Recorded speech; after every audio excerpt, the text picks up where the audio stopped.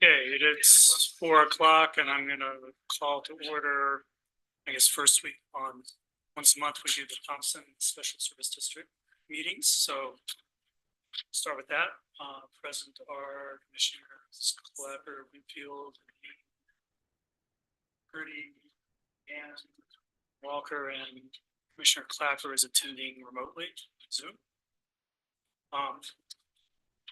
So the first order of business is approving minutes.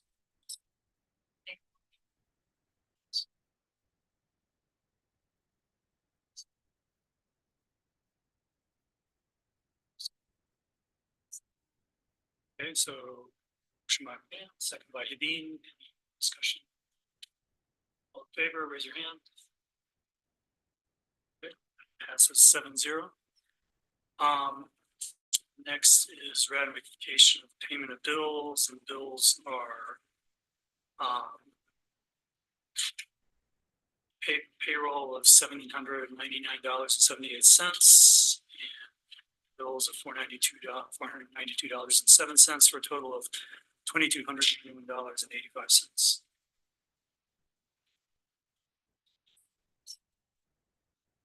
Okay, seconds. All in favor? Aye. Okay. And now I think see Mark come online, so we're ready for the chief's report. Hello, thank you. So I'll just start off with incidents. We've been kind of busy lately. There's late May, I had to investigate a smoke complaint. Someone was burning in Thompson. We had some people concerned about that. We had a couple vehicle brush fires that were either false alarms or canceled to out on the interstate. And then late on the night of June 4th, we had a really horrific this vehicle accident that turned into a vehicle fire that turned into a brush fire. Unfortunately, there was a fatality with that involved, but we were able to put all the fires out. On June 9th, we had another brush fire. It was right on the I-70 on ramp right there in Thompson, about 10 o'clock at night, and it was threatening the 7-Eleven and some structures there, but myself and the other firefighter were able to get there quickly and put it out before it did any damage there. On the 13th, we had another brush fire started by apparently the railroad just behind the visitor center, north of Highway 6 and 50, and that actually ended up being 21 acres. The BLM, the state, Mohawk Valley Fire, Thompson, and a BLM helicopter responded to that. So it wasn't really threatening much, but it was growing pretty quickly. So as far as equipment goes, I got the annual safety inspection done on our engine 21, which is our brush truck, one of our brush trucks. And then I've been working with the BLM, with that BLM helicopter, because the fire danger is so high out there, especially threatening Thompson, that I have a 3,000 gallon, it's called a pumpkin, basically a huge portable water tank. And I'm going to set that up behind the fire station full of water. So if we do get another fire threatening Thompson, BLM Heli-TAC has agreed to come with their bucket, and they'll be able to dip right out of that instead of having to go farther distance to get some water. So that'll be really good for us, kind of pre-stage that. The only other thing I have is my one firefighter did complete all his necessary training to become a qualified basic wildland firefighter. So that's huge for me, just to have that training for him, and also makes us more compliant with some of the state regulations. So, and if we do go off district or away from Thompson, we'll be able to get paid for fires. So that's a good thing. And that's all I have. Okay, thanks for the report. That brings us to the end of our agenda. So I'll adjourn this meeting of the Thompson Springs Fire District. Regular agenda. Again, present is 7 commissioners. As I said before, we also have County Clerk Gabriel Wojtek, Administrator Mallory Nassau. The county attorney is in court, but will be here as soon as he can.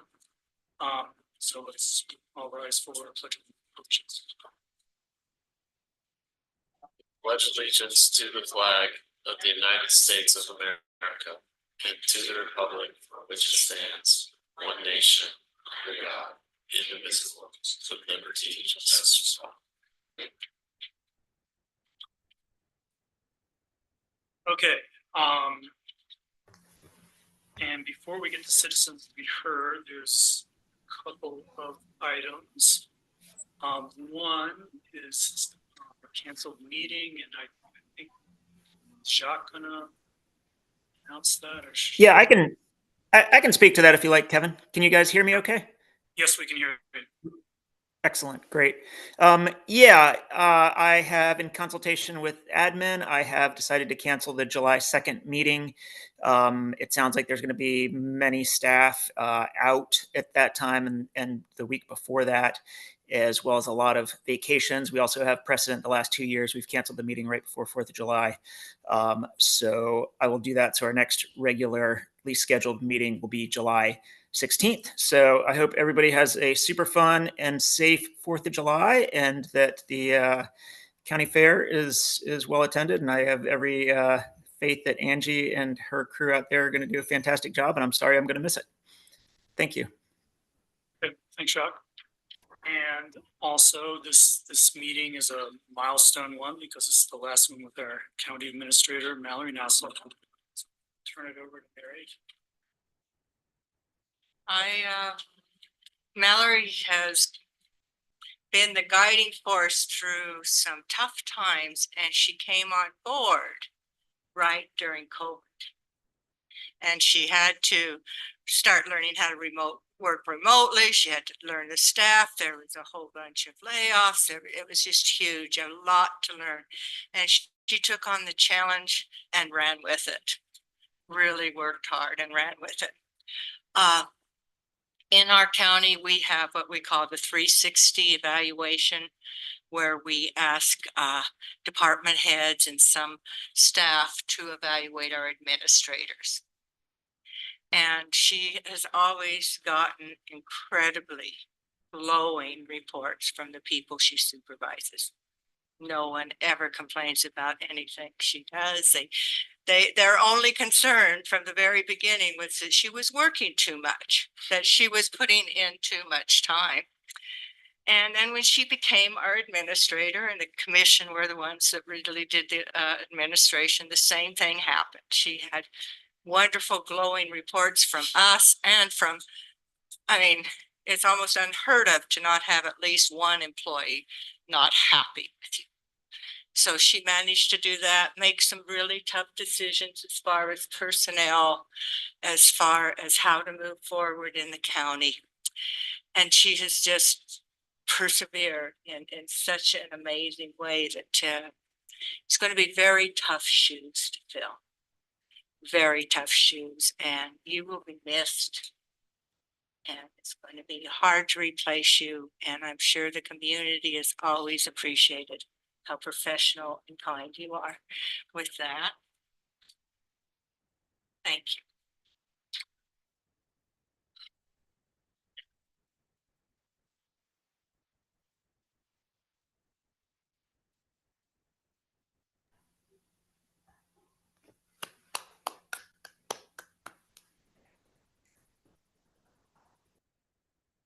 If I can say something, one, I have small shoes, so they might be tough to fit. They're small. Okay, thanks. Next on our agenda is citizens to be heard. So if someone wants to speak on any topic. Yeah, and it's, be limited to 3 minutes per speaker, and there'll be a second opportunity at 6 o'clock.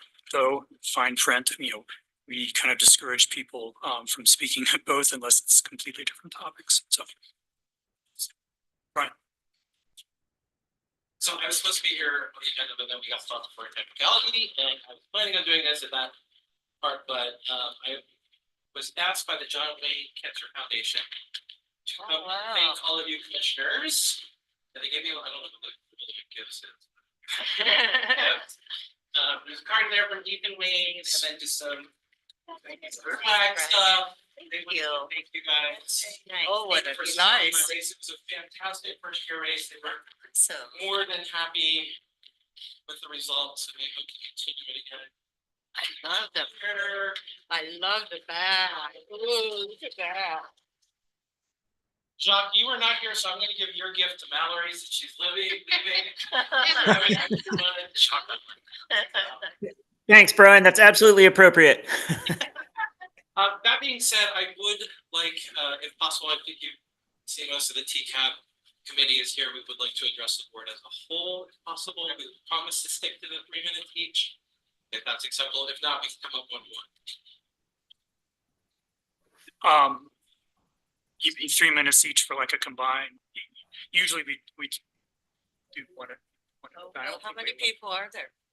There's gonna be 3 of us, so 3 of 9 minutes. 9 minutes. So there's 3 sets of people. Certain liberals call it. I mean, sometimes people have asked to donate their time. We generally say no, but I guess if all 3 of you are up here, that's a little bit different. Yeah, so now 3 of them. Well, that mic doesn't work well. That's the only problem. It's working now? You can hear it on YouTube. It doesn't project to the room. It's actually made to project to YouTube to make sure that you hear it. We can do one by one, it's fine. What would you prefer? It's just easier to all 3 of us sit up here. Okay. Yeah.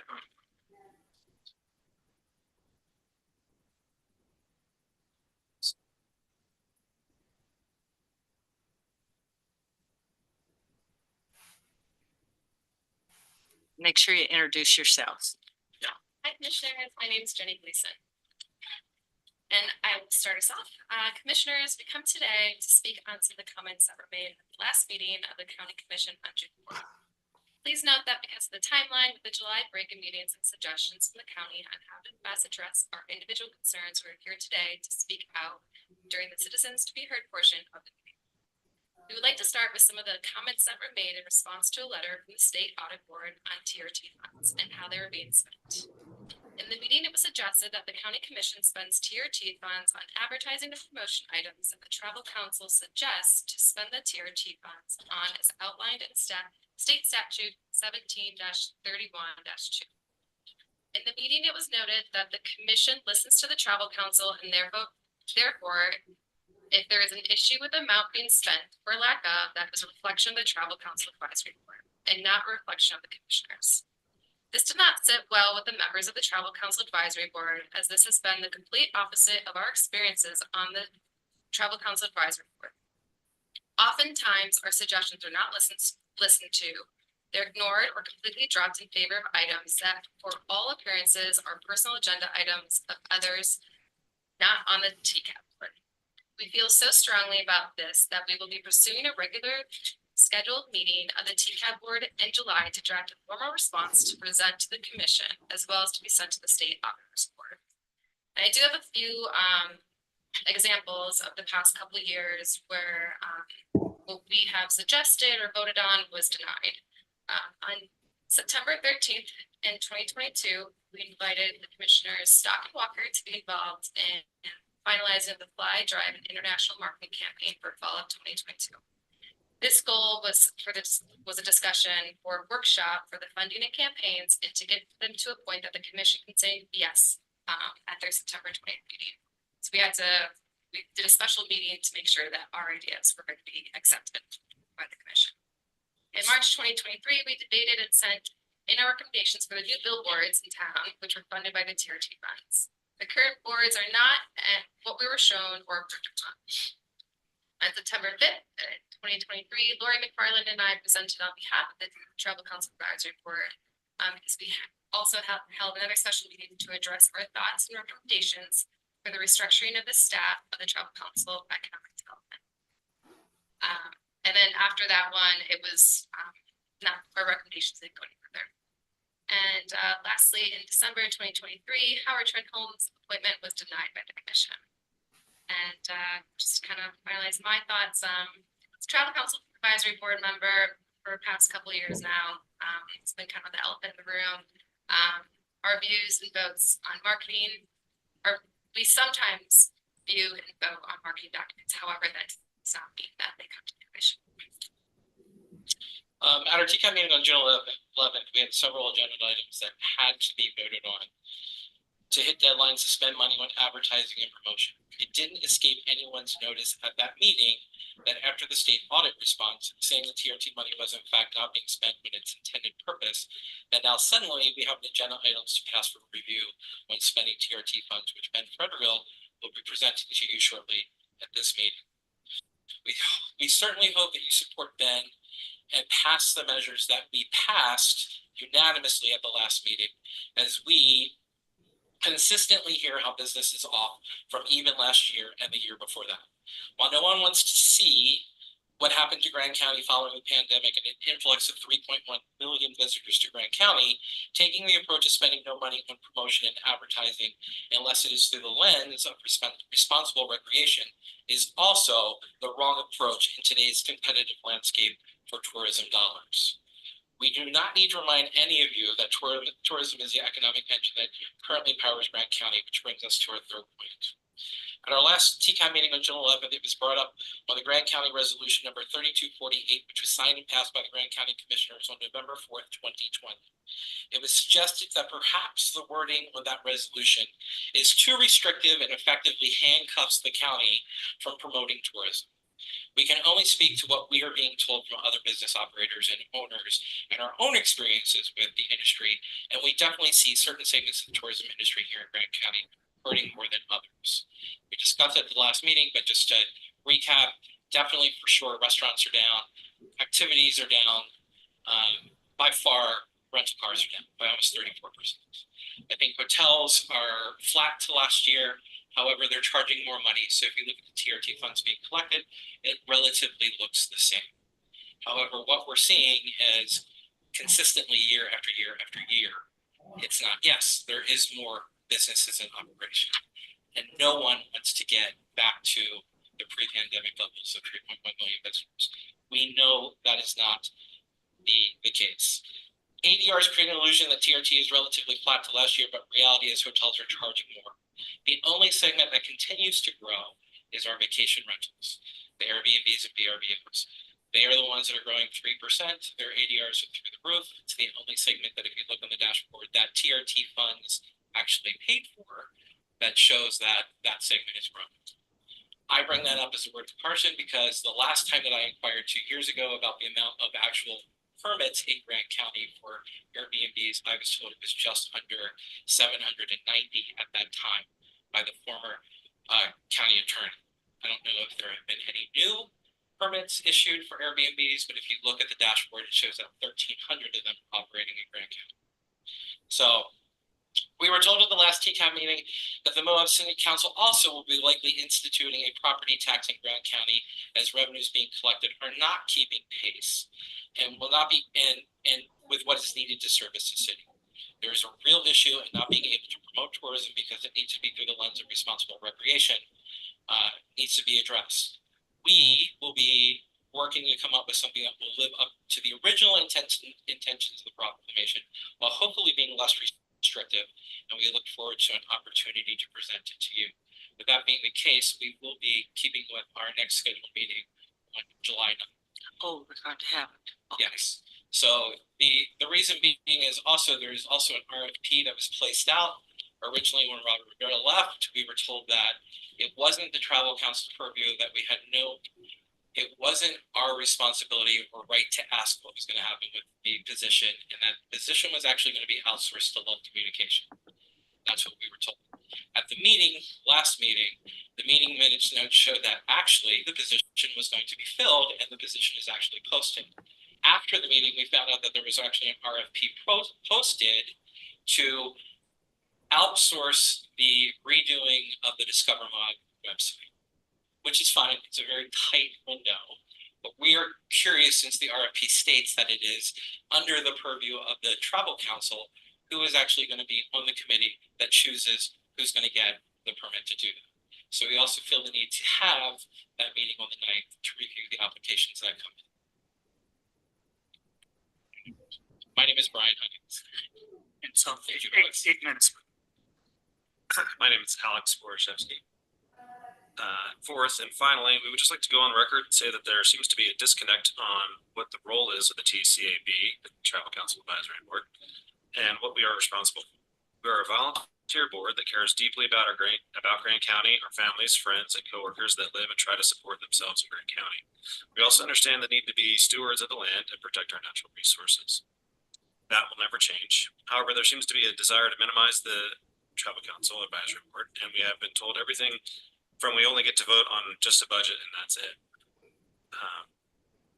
We're the ones in the trenches, and we understand the diverse needs of the community and need to find the middle ground so that we can enjoy and have a quality of life while also being able to support them ourselves and raise our families. Swing is becoming contentious, and we want to encourage everyone that we need to work together to solve the issues of Grant County and that we are not the enemy.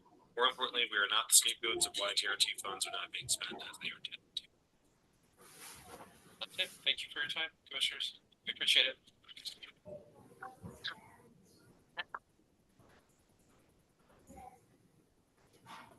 Anyone else?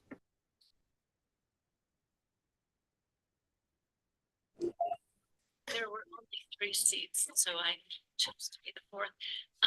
My name is Lori McFarland. I'm also a member of the Travel Council Advisory Board. I pulled up the Utah State Legislature definition for the Travel Council Advisory Board.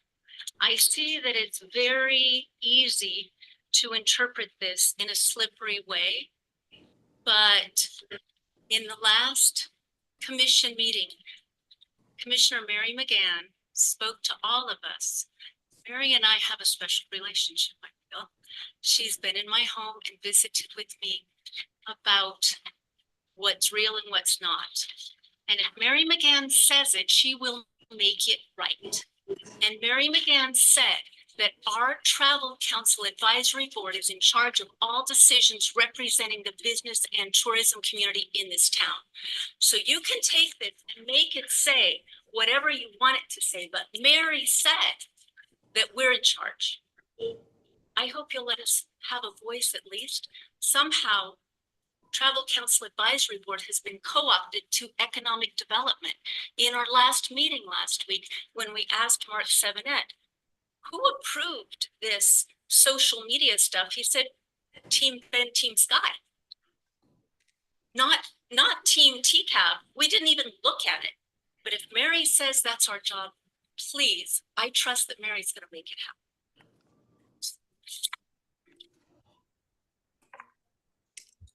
Anyone else? You don't mind?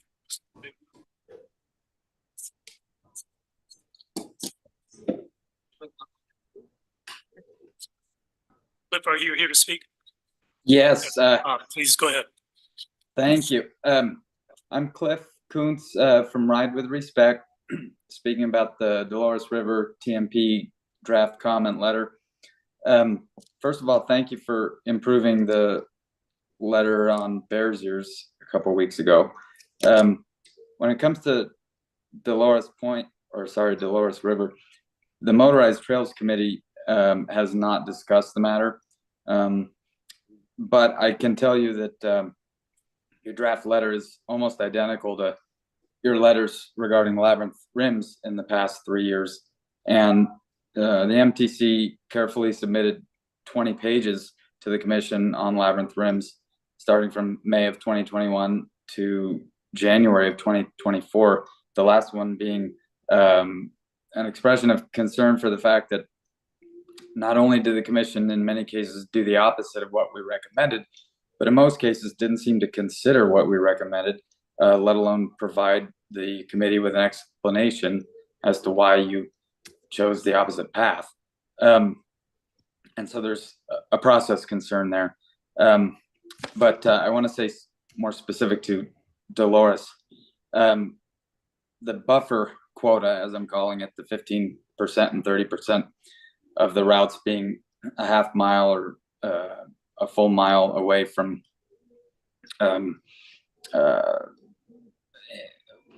I think it's 15% of the area being at least a half mile away from a route and 30% a mile. It's for one thing, it sounds great, sounds reasonable. But if you just look at like SUA's wilderness bill, it wouldn't even require those particular percentages in most planning areas. And so you're actually talking about hundreds of miles of closure. And with that metric, you're doing it rather crudely because like Labyrinth Rims, Dolores Point has 1,000-foot drops. It goes up even higher in elevation. So you're dealing with a lot of vegetative screening. And so you don't necessarily need those things, especially in an area that tends to have less use than Labyrinth Rims.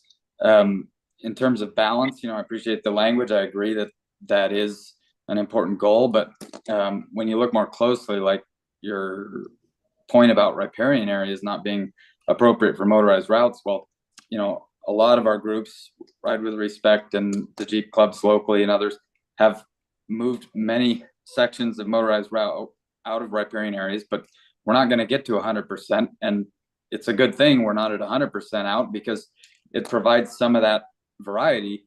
And I mean, in a lot of cases, you just need to cross a riparian area, or if you go along it for a mile, there might be 9 other miles with no motorized route in that corridor.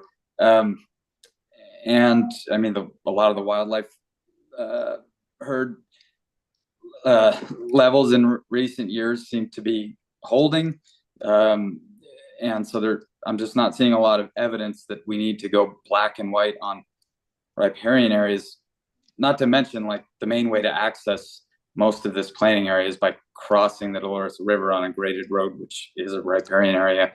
And also even from the Colorado side, if you're in the south end of it, you're going to want to go through Granite Creek. It's a great route recreationally, but it's also important for connectivity. Moving on, it's important to recognize like the current TMP, it's not an accident. It's not thoughtless. Half the routes were closed, actually more. If you look at a place like Dolores Point, it's just chock full of seismic lines. So I'm not counting everything that was ever bladed, but other routes that actually went places and had some use, were closed. And it wasn't flip of a coin. It was because of these same concerns, the resources you've addressed: wildlife, cultural, non-motorized recreation. And so, our groups have spent a lot of time getting compliance getting people to stop using that half of the routes that were closed in 2008. And we have even amended the travel plan. And each time we do that, it tends to be a net loss of access. But, it just makes sense. So we support it, and that could continue. There's always a chance to close more. And you're welcome to express the opinion that more should be closed, perhaps during this round of planning. But, don't frame it like this is our first crack at it. And in fact, a lot of work has already been done. And it's been 5 minutes, if you could wrap it up. Okay, I will. And I apologize for that. But, in summary, recognize the past work, the fact that we have a TMP, drop the buffer quotas and the black and white language about the riparian areas, request modest changes that should really be open in either direction. Some subtractions may be warranted here, but I know of a couple of additions on the top of Dolores Point where it's actually designated open on the Colorado side of the border. And one of them in particular makes a great loop. And so to me, that's balance. And, I didn't ask anyone else to inundate the citizens to be heard, but I hope you'll recognize I am speaking for quite a few people, and I hope you'll consider it very closely. Thank you. Okay, anyone else? Okay, not seeing anything in the chamber. No one else online. Okay, next agenda item is commission member disclosures. Does anyone have a conflict they need to disclose related to anything on the agenda today? See anything? Okay, so now we're for the general commission reports and future considerations. particularly eager to start, or should I just? Pick me. Okay, So, okay, so with that, go back to the agenda. Met with the Cemetery District Board. The most exciting thing out of that meeting is we have, we're moving forward with the purchase of 2 new columbariums. Those are the above ground kind of towers that you can store ashes in perpetuity for. There's one out there now. It's been very popular. It's actually basically sold out. And so we're getting another 2 out there at Sunset Memorial. The Sand Flats Stewardship Committee met to hike a proposed new trail in the Sand Flats area. It would be a up trail to serve Falcon Flow. There's been a lot of two-way traffic that's kind of causing some conflict there. And so another expansion to the Raptor route, same side of the Sand Flats Road as where Falcon Flow is now, just another single track to climb there. Met with the Health District. There was the Canyonlands Healthcare, and it was a good meeting. There was a lot of business taken care of. I think one of the most interesting things out of that was EMS had asked for a loan to kind of cover some of their operating expenses in the short term. And I think it was just a good model of these different organizations that split the sales tax coming together to kind of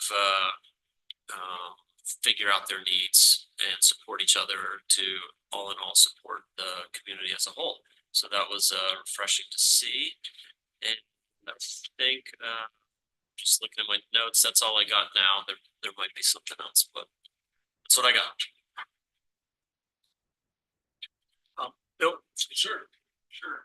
Hopefully those user conflicts were all motorized. No, with the bike stuff, no, it's just people climbing slowly while somebody else is ripping fast. It's the trails are so popular, their use has been higher than anticipated. So Let's see here. I attended the Dolores River TMP that the BLM put on at the Grand Center. It was modestly attended, I would say.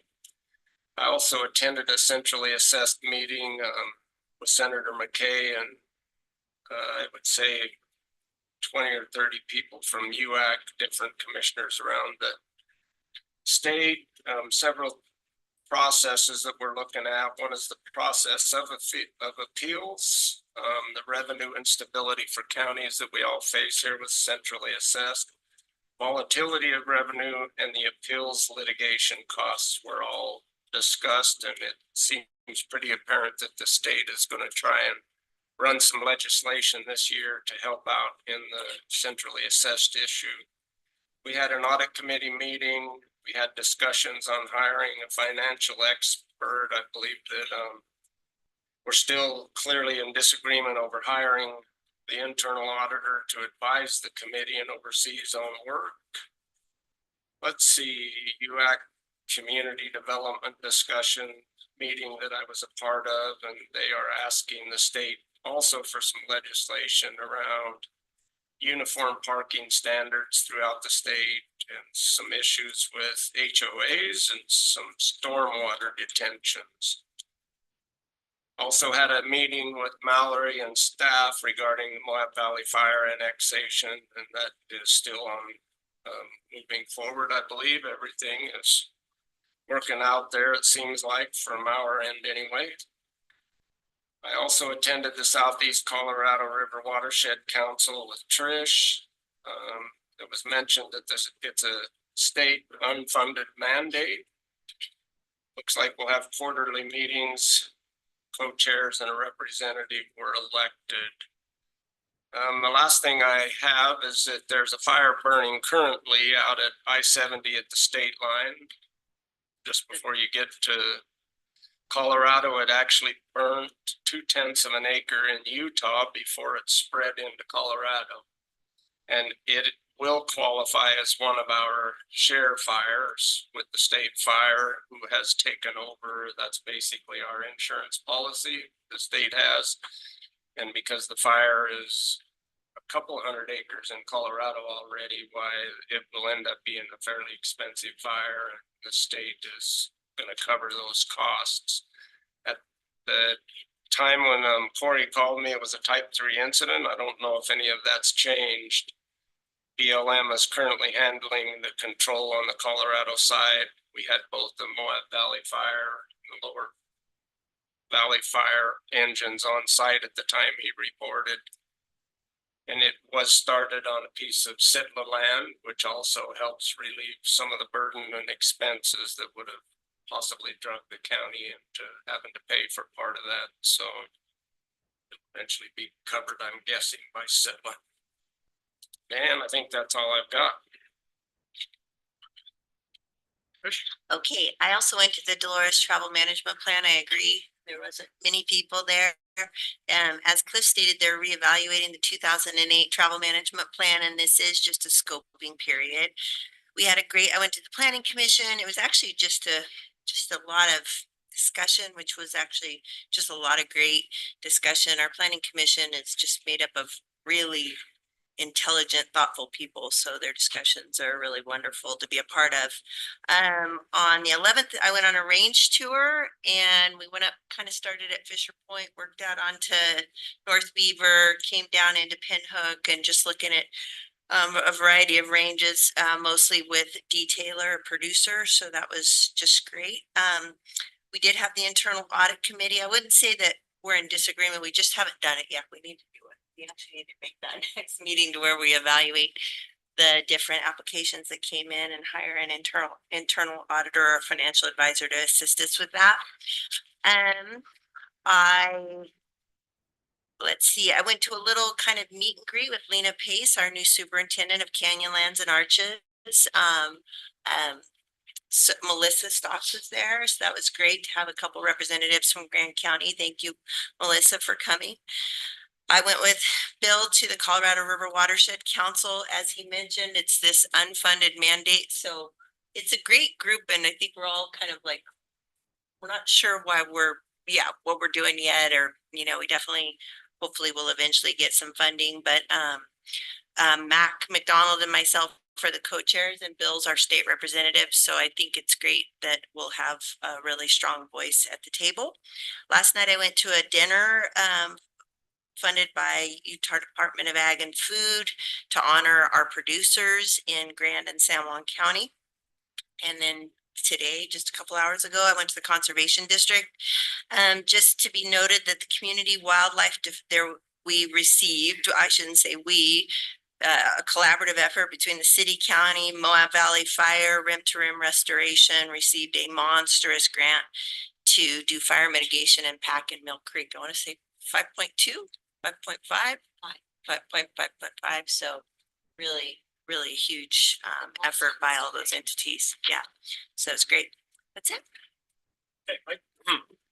Attended the Grand County Transportation Special Service District meeting. That was pretty simple. Just update on projects that they're working on.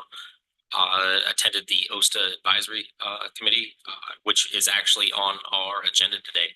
Most of the big topic items, so I'll leave it to that.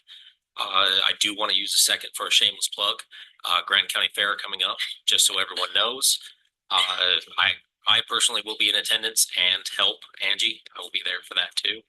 But please, the invite goes out to everyone here. Please attend the Grand County Fair, as it has become quite the event in its short time running.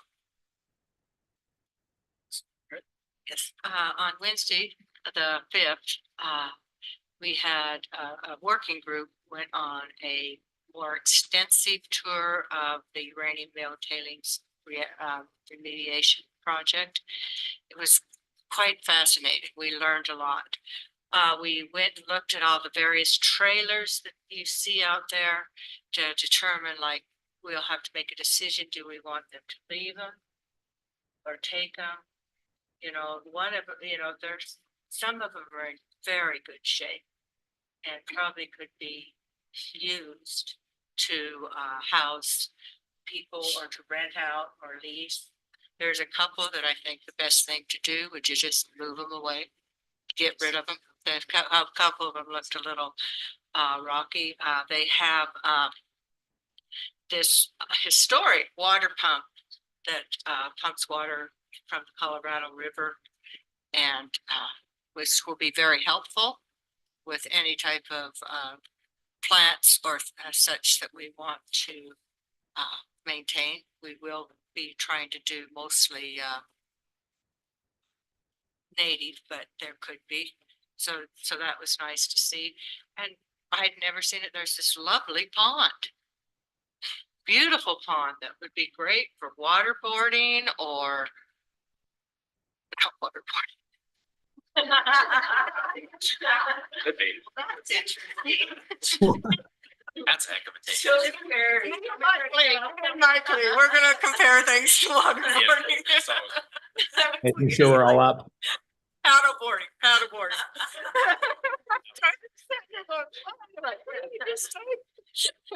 But it could be a really nice, like we mentioned before, one thing we weren't comfortable with, wanted to add to future sites, I'm sorry, I'm not talking, was something, a water feature. And so now, you know, that looked really good. I talked to them about how soon we could get the area where the train is, because that really wasn't part of the project. It was built in order to move the stuff, so it wasn't part of the contaminated project. And found out that probably the person we'll have to contact you know, Union Pacific. It's owned by Union Pacific and the BLM. The BLM leased the land to the DOE for the project. But what will happen to it afterwards, I know there's a lot of interest in turning it into getting a rail from Salt Lake City to here. Rocky Mountaineer contacted me to talk about that rail too. But interesting enough, when they said when they come, they're not interested in stopping and having their passengers let off where the UMTRA project is. They want to go all the way towards Intrepid Potash so that they can bring the people back up that beautiful.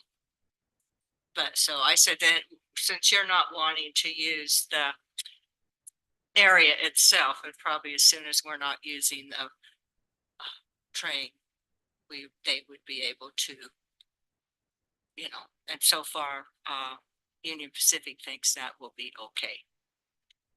So it was a really exciting. We are working on a tour in the fall after we get back. I know Romney's office and Lee's office and John Curtis's office all want to go observe the park in Grand Junction that it used to be a tailings pile.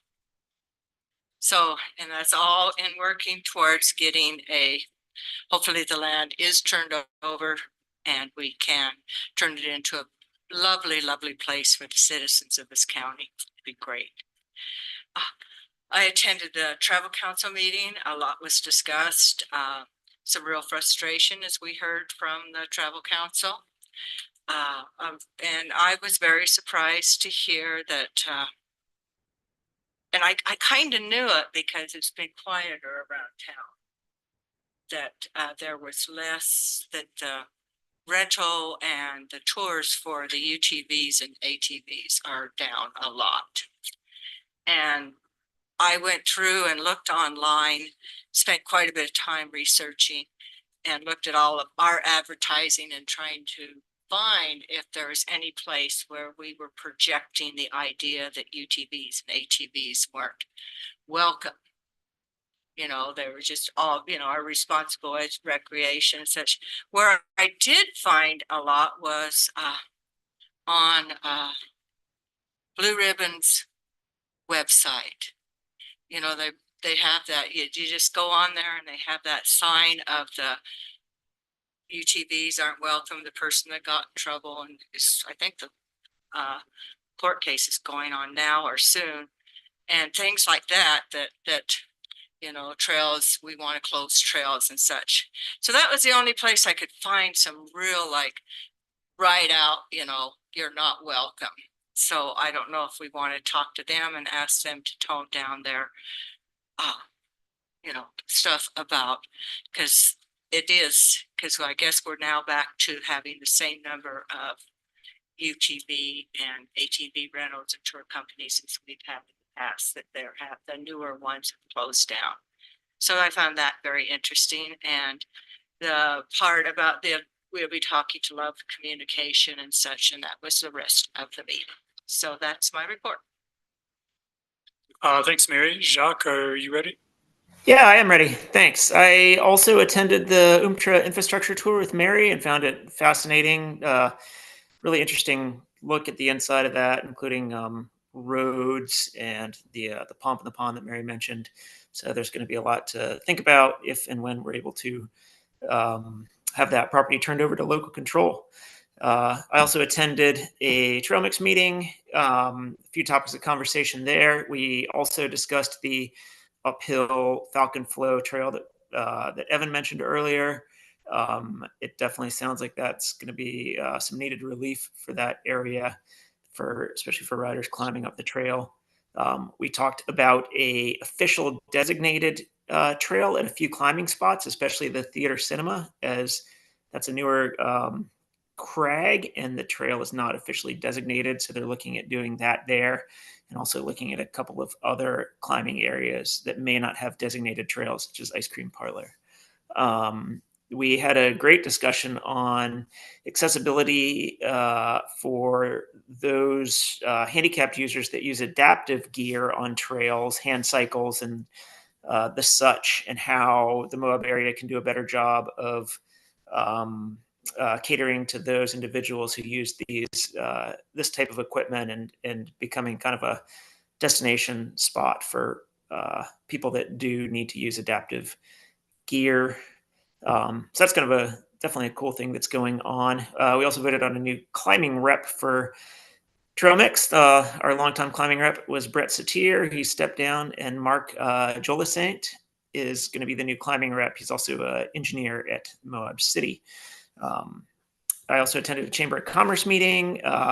Results from the charity golf tournament, which they had, they think probably their best golf tournament ever as far as the amount of money brought in for scholarships and for the chamber, which is awesome. They hosted a candidate meet and greet today, so we talked about that. And they had representatives for governor as well as District 69 there. They're excited about being able to host that.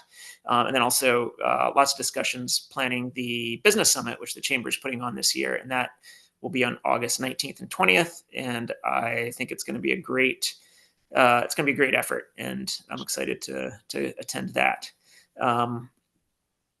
I also attended the TSSD meeting that night.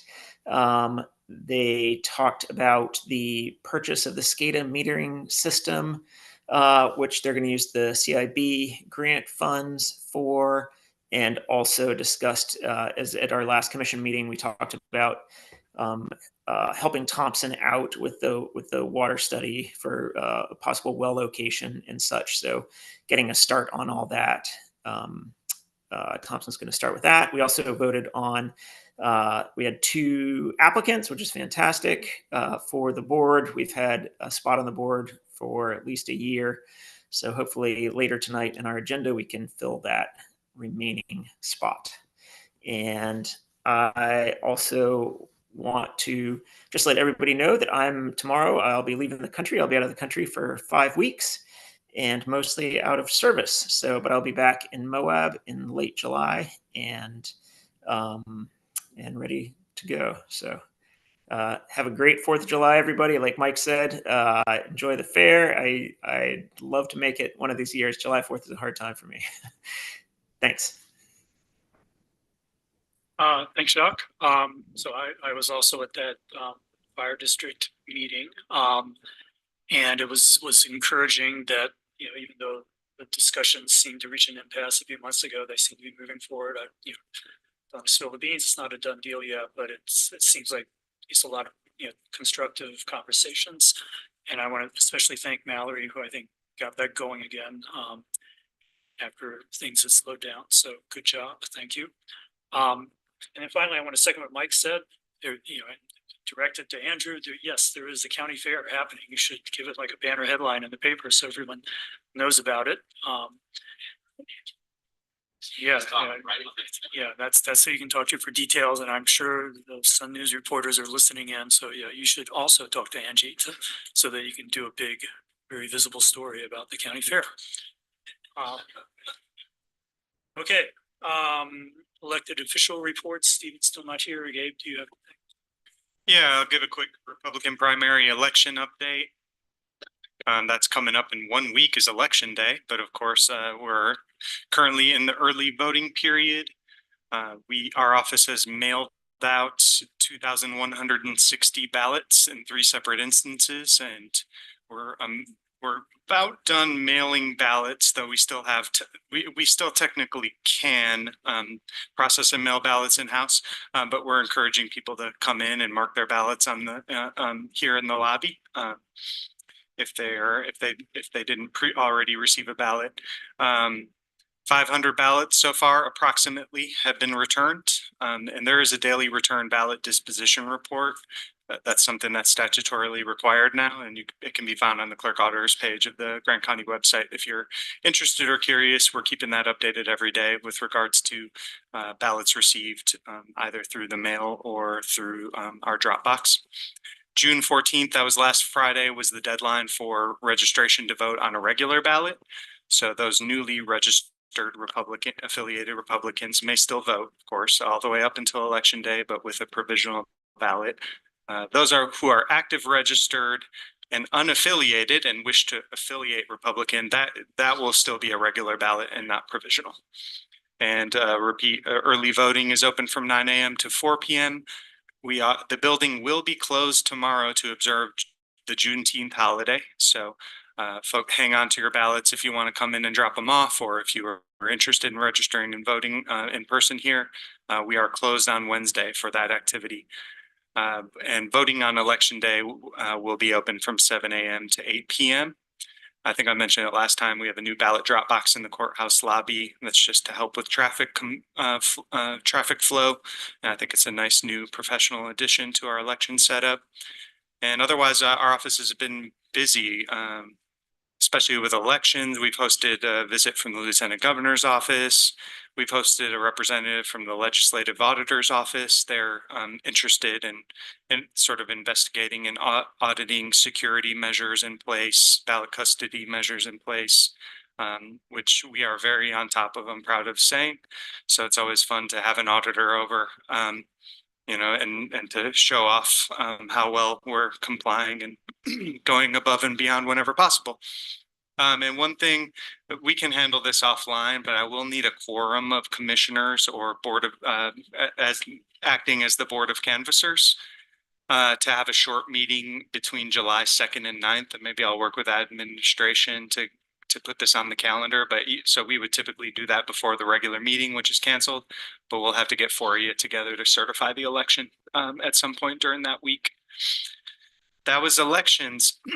One other announcement that I wanted to make is I'm very excited to announce that I've hired a new county finance director under the clerk auditor's office.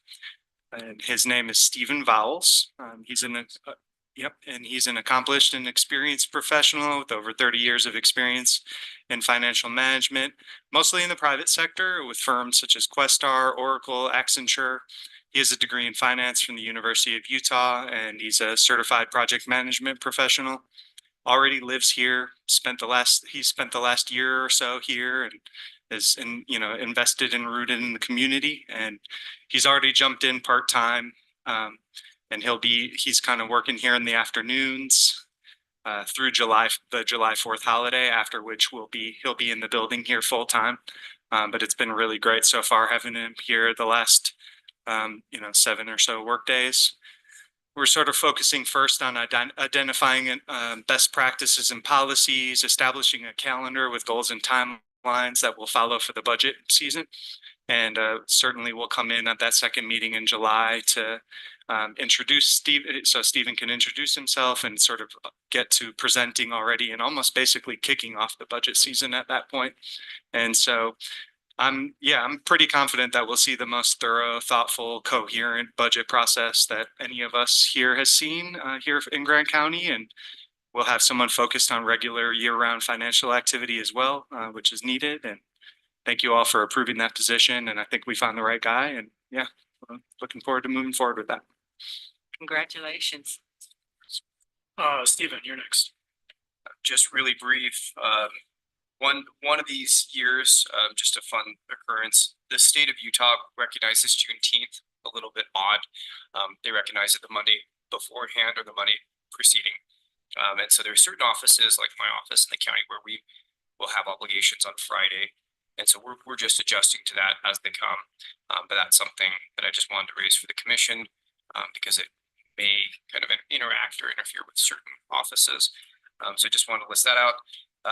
Last week met with Trish. I'm sorry, I wasn't able to listen in just a bit ago because I just got out of work. I didn't mention it, so it's great. Oh, perfect. So we met to talk about code compliance. There's been a continuing conversation that Commissioner Hadid and I have been having about whether we do and how we do code compliance, and if that's something the commission would like to discuss, ramping up education or ramping up enforcement or certain things like that. It's an important, necessary topic, but also at times an unpopular topic. But I think we're entering into the time period where it would be great to get some education.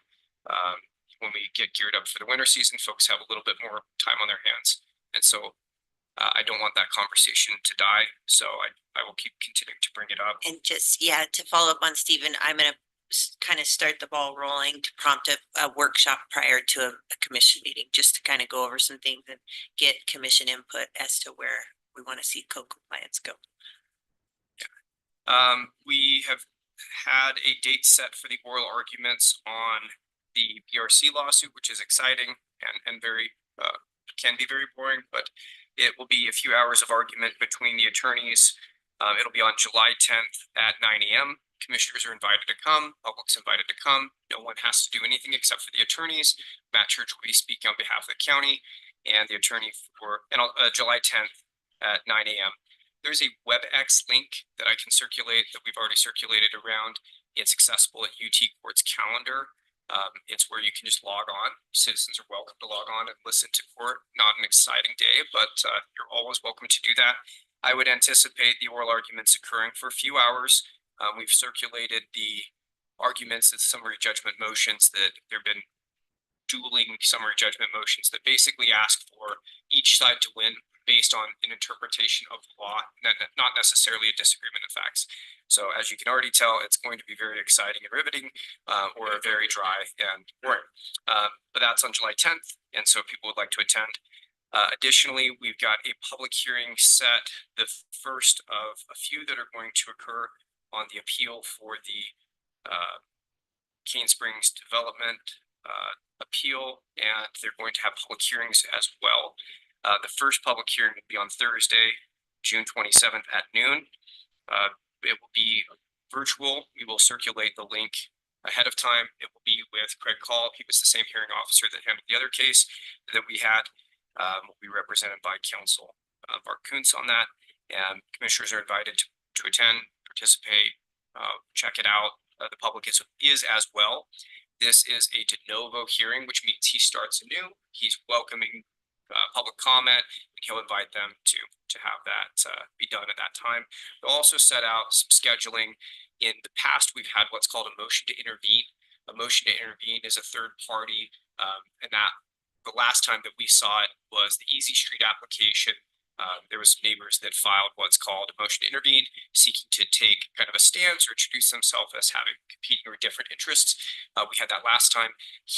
The hearing officer acknowledged that existed and wanted to give the public an opportunity to be heard on this issue as well because it's an important issue. So lots of notices and hearings. June 27th at noon, and it's going to be the first public hearing, and that's for the Cane Springs Development CUP appeal. Say first, are there going to be others or? Yeah, they're like This is preliminary or Yeah. does it get to the meat of the issue? he probably will not get to the meat of the issue at that time. But I would, if this is something it's interesting to you. We've kind of set out some of the ground rules and we've kind of had some back and forth. If commissioners are interested in going into the meat of it, please reach out. Bart and I can set up a time to sit down with you, answer questions. And there are some other additional questions that we've raised and we've been discussing, and we've tasked Bart with looking into doing some additional legal research on, without saying too much, the applicability of law, constitutionality, and some other issues that are revolving those items. So please do not be shy, reach out. We're happy to chat with you. That's everything that I have. Good. Steve, and one quick follow-up. Were you suggesting that maybe the county should consider changing our Juneteenth observance to match the state? It's hard. It seems a little odd to not have it on the day that it actually is, but I know for certain offices, there's obligations for us to match what the federal offices are doing and then for others to match what the state's doing. Like, for example, I've got court hearings on the 19th. That's fine. I can show up. I can have my office be there. What I did for my office, I gave them a choice of Monday or Wednesday, what day they wanted off. But certain offices, and I know the clerk auditor's office may have state requirements or things that trigger on those days. Maybe other offices may have those kind of odd nuances where the feds and the state don't match up on the same day. Okay, well, do you have any suggestions for what the county can do to make it Yeah, easier? I was just Pass noting it them on. for, I think maybe each individual office that runs into issues are just going to adjust. That's what my office had to do because the courts are closed down on Monday. Okay, Commission Administrator report. Mallory. I guess the only thing I would share is what you guys, 3 of you have spoken to with the fire department, but Quinn and I did meet with them yesterday, and they're going to be presenting some rough terms to the fire commission tonight. So then I think it will just be reconvening and making sure everybody's on the same page, and then pulling legal in. There will be some timelines coming up very quickly if they want to annex by the end of the year, which is important with our agreements so that they can get that property tax base assessment increase. Thanks. And do you have anything? No, except for stop. Start again.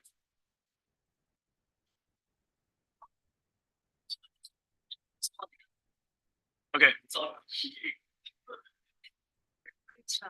Okay, so that brings us to our regular general business items. And the first one is the 2025 Utah Office of Tourism Cooperative Grant application with Ben and Sky.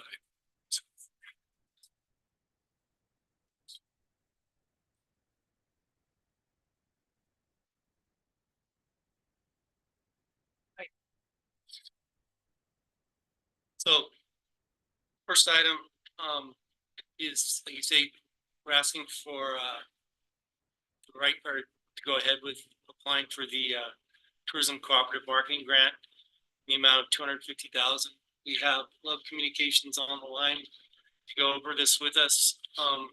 As you know from past, this has a challenge in that it's a very short window. The application process opens end of May. Deadline is June 28th. Our team started very proactively in April working on this. Started with a visit, inviting Love down. We had the whole team, Kate, Finley. We took the Love team out to Cane Creek, showed them where a lot of people recreate. They were able to see both motorized and non-motorized recreation happening at the same time. The Birthing Rock, then tour of restaurants, meals at the food truck park, 98 Center, the garage, getting kind of the Moab experience to say, if we're going to market, you've got to know what's down here. One point just on this, everything that's been done on this has been done by myself and both assistant directors, Tourism Council Assistant Director Melissa Stocks, Sky, myself. We put a lot of man hours in this. Everybody on that team has been involved in the approval process at every point. However, I want to point out that that doesn't need to happen. Myself as the director and the DMO, I have the right to make those decisions myself. I know that's what's expected, working with the commission and bringing the agenda items forward. And I know I'm the one throat to choke if the decisions are wrong, and I'm not going to pass that down to anyone on my staff. So I appreciate the advice I get from the TCAB, but I am the throat to choke. And so the decisions, the buck can stop with me. So with that being said, just like to open it up to questions. We have Love on the line to present. Go through it very detailed and talk about it, but it up. So I guess it is Love planning on making a presentation or? Sure. Sorry, maybe that should. Yeah, that's just that. Love team. I'll introduce Mark Stevenette, our contractor. Well, you're on mute, Mark. Well, it was a good roll. It was 48 hours without a mute issue, but it's a pleasure to see you all and really appreciate the opportunity. I'll just do a quick introduction of my team members and I'll share my screen here. But my name's Mark Stevenette with Love Communications, Managing Director here. And then with me are my colleagues, Vanessa Gutierrez, Digital Media Manager, Takara Davis, Media Manager, and then Aaron Evans, VP and Group Account Director. And if I can, I'll just go ahead and share my screen here and the presentation.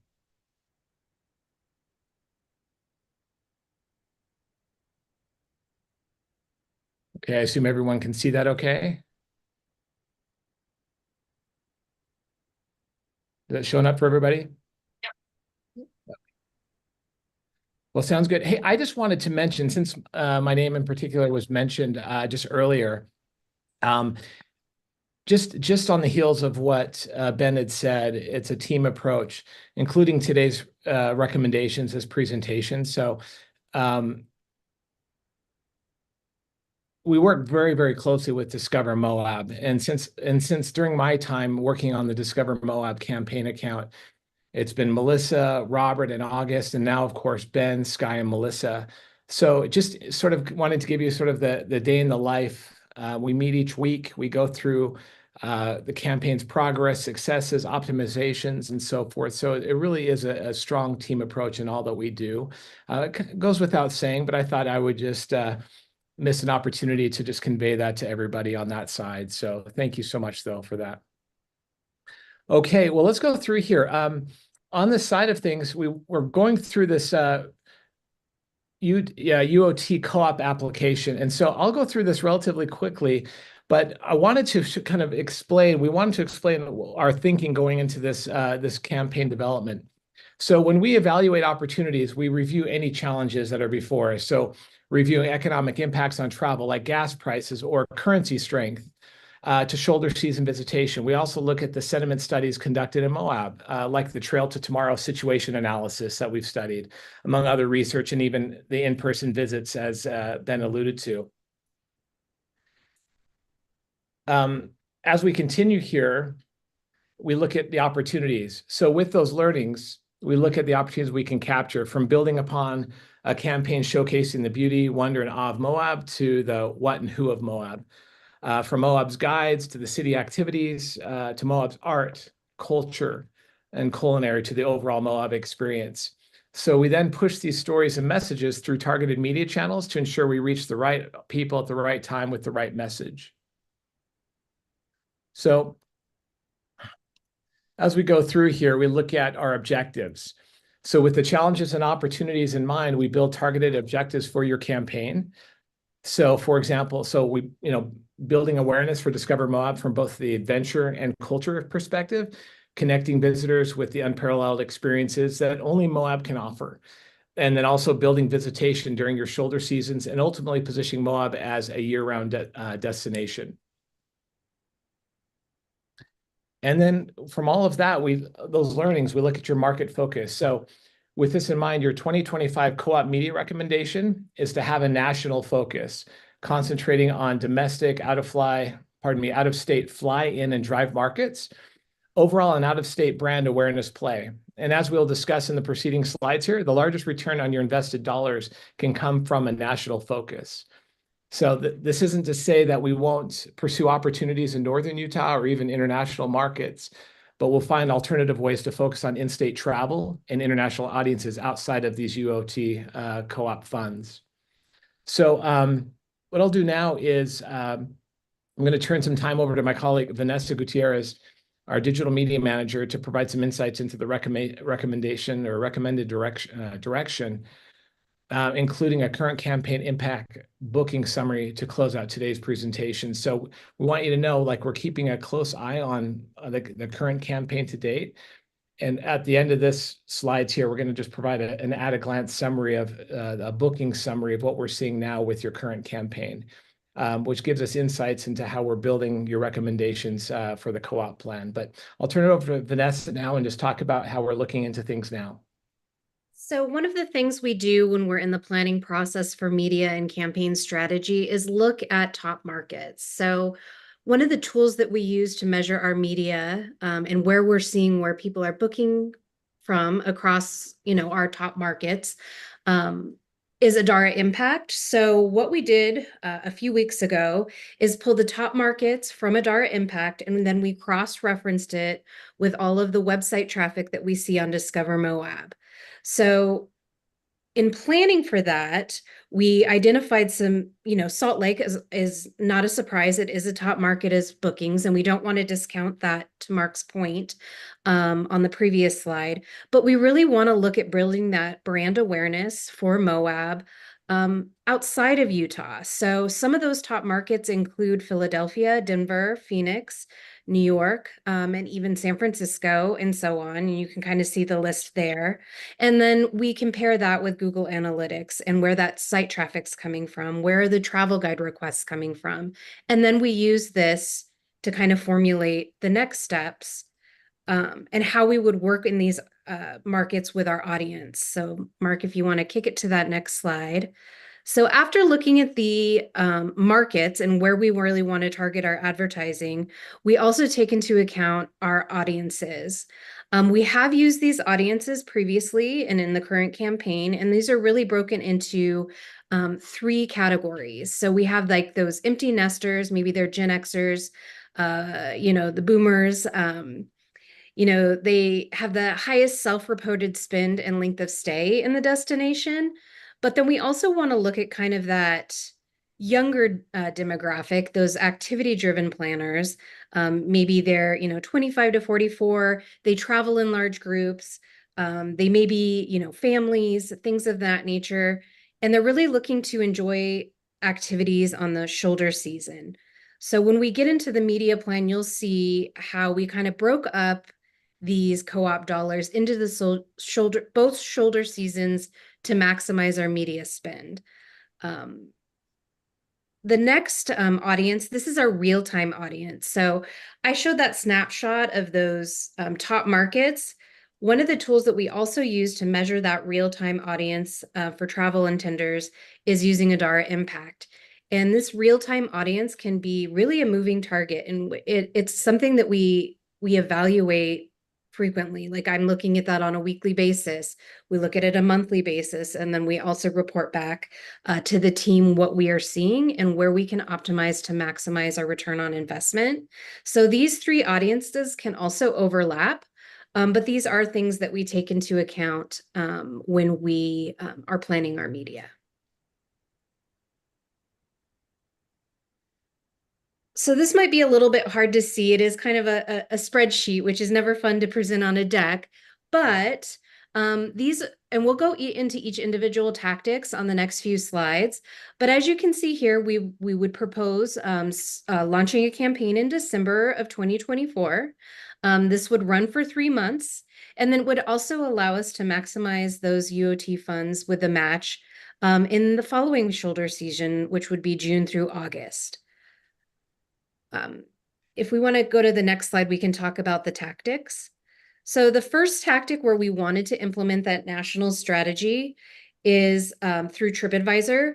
We know working with travel endemic partners provides an audience that is very dialed in.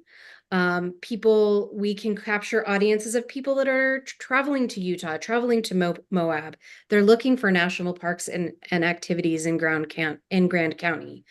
So we wanted to apply that national strategy with TripAdvisor through display banner ads, and then they also have boost ad units that can appear when somebody is searching for Utah specific travel content on TripAdvisor. This will afford us the opportunity to also, with removing international targeting, allow us to really kind of stretch that budget across both shoulder seasons and identify new markets in real time using Adara Impact. The next thing is really also the national strategy. We want to implement Priceline, and we would implement Priceline using display banner ads tactics that would be served on Priceline. Also kind of following that same timing as TripAdvisor and the same budget. And what we can do is really kind of test these against each other for future use in strategy. So if we're seeing Priceline is performing strong return on investment this year, in comparison to TripAdvisor, we can be nimble and use these data from both of these travel endemic media partners as we plan for the future and current campaign as it's live.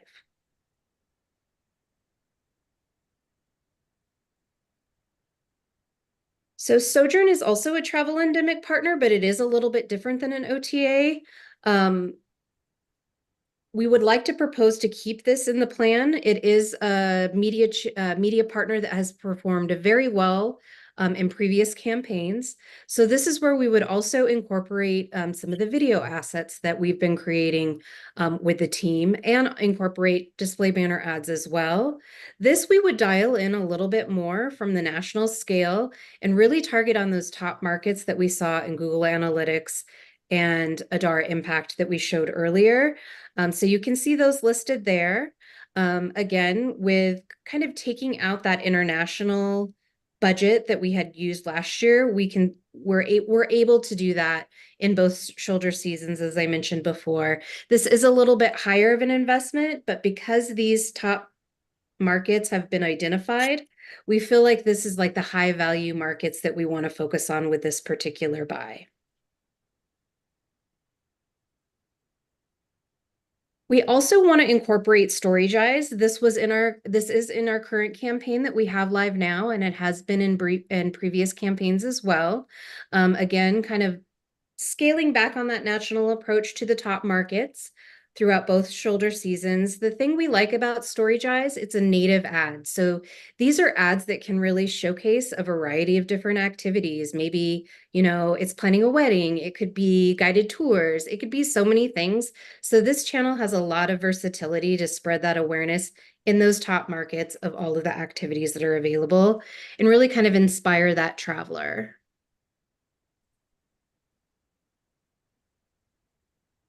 So this is another a media channel that's more of a content focus. It's more of a video focus, and we'll be going into it in a lot more detail on the next few slides. We want to partner with outside.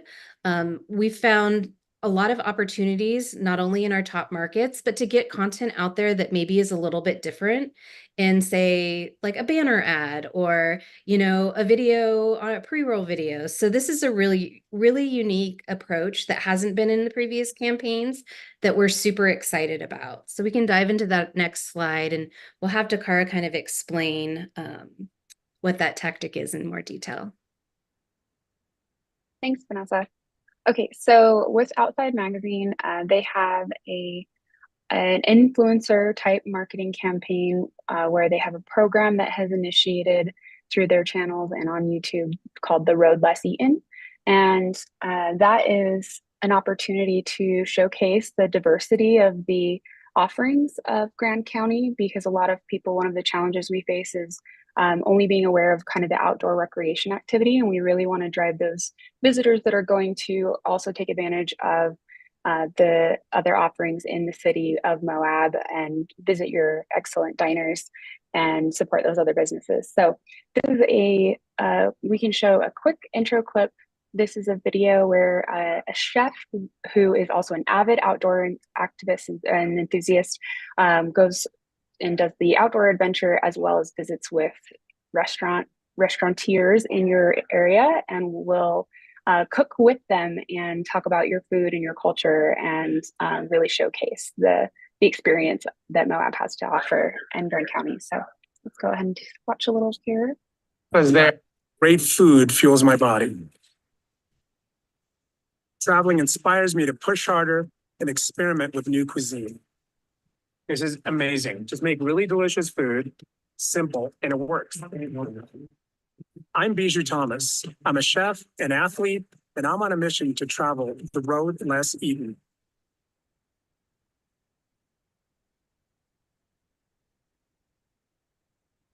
So we thought that was an exciting differentiator with a unique marketing approach that would put new content out that would also be owned by the Discover Moab team. So that would create additional assets to use going forward and initiate a partnership with Outside, which has a really engaged audience and a lot of additional opportunities that we could explore going forward to continue to build up frequency and awareness with their audience.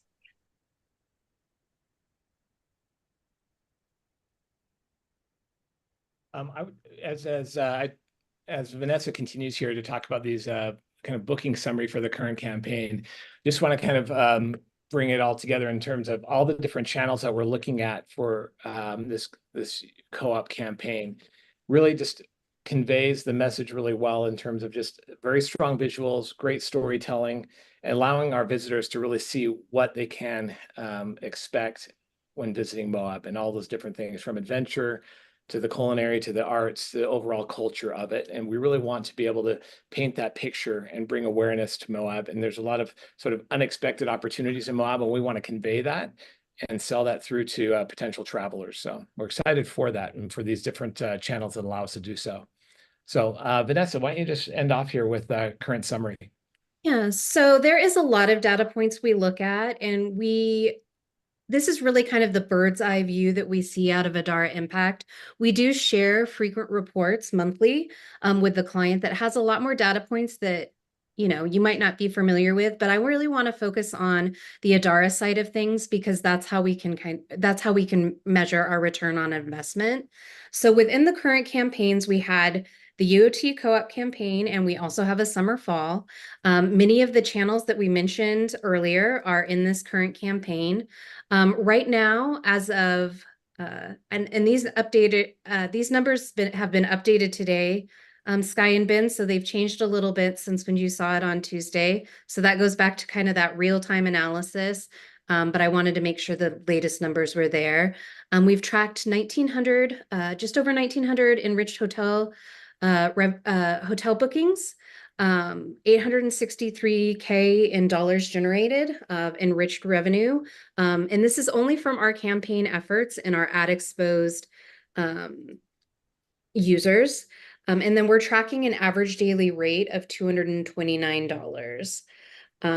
Some of the things to note, we did have an international buy with TripAdvisor, which we've kind of discussed as a team and really felt like international wasn't showing the most ROAS that we'd like to see in this current campaign. And that's why we recommended pursuing it in other tactics with maybe some other types of campaigns outside of the co-op. We do have the international campaign in 4 different countries, I believe, 5 different countries. But we're really not seeing a lot of bookings coming in with the exception of Canada. We do have 41 bookings in Canada, pulling in 16K in enriched revenue. Again, this is all using Adara Impact Media Measurement. Okay, well, great, everybody. So just, again, just if you have any questions on anything and these recommendations and so forth, fire away, so. Okay, thanks. Any questions or discussion? anything additional Leonard Sky wants to say? I could just say, on those numbers, I think the confidence interval is pretty good because as we've been watching that average number that they're giving, that 229, when we've had these meetings, it stratified the data at different levels of what's coming in from the Expedias and the Adara and the different ones. It usually matches right to what we're seeing in our destination report. So it's giving me some traction that maybe we're getting some better business metrics where we can go start picking apart the markets and seeing that, maybe we turn the knob on an Expedia or we turn, a knob on another OTA. One of the things that they pointed out is we made the active choice to make this all domestic. So instead of lightly spreading some of this budget into international and not doing something well, we said, let's try and do domestic very well. We'll use other platforms through our shop to go after the international. So things like what we're going to talk about next, what we did with National Geographic, opportunities with things like Travel Zoo. We can negotiate pretty good international pieces that we can move a lot faster and pivot, because we are trying to address the fact that we have shoulder seasons, and we want to be able to say,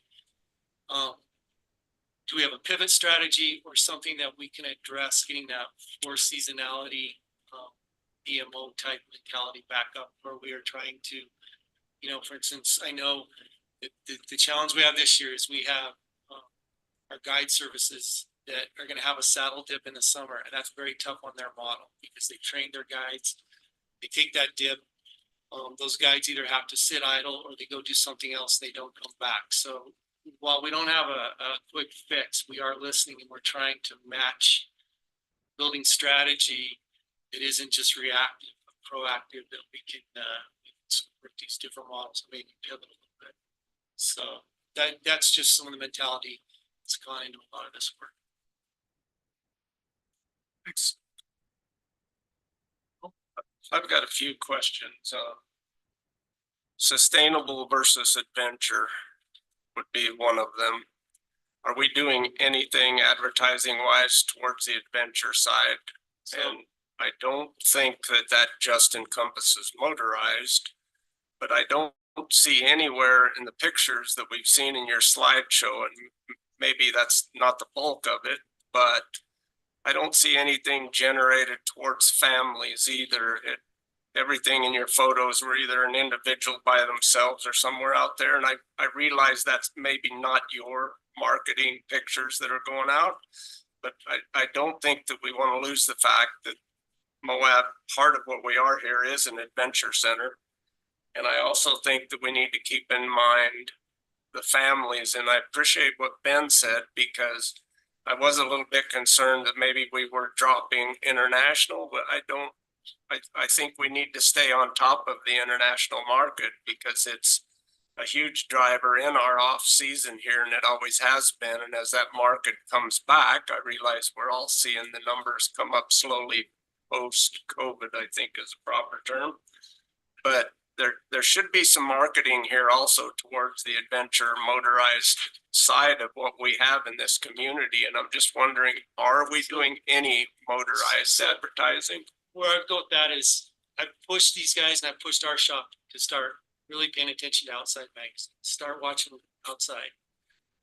It streams into my house. I will tell you, if you watch Outside Magazine, you will see Moab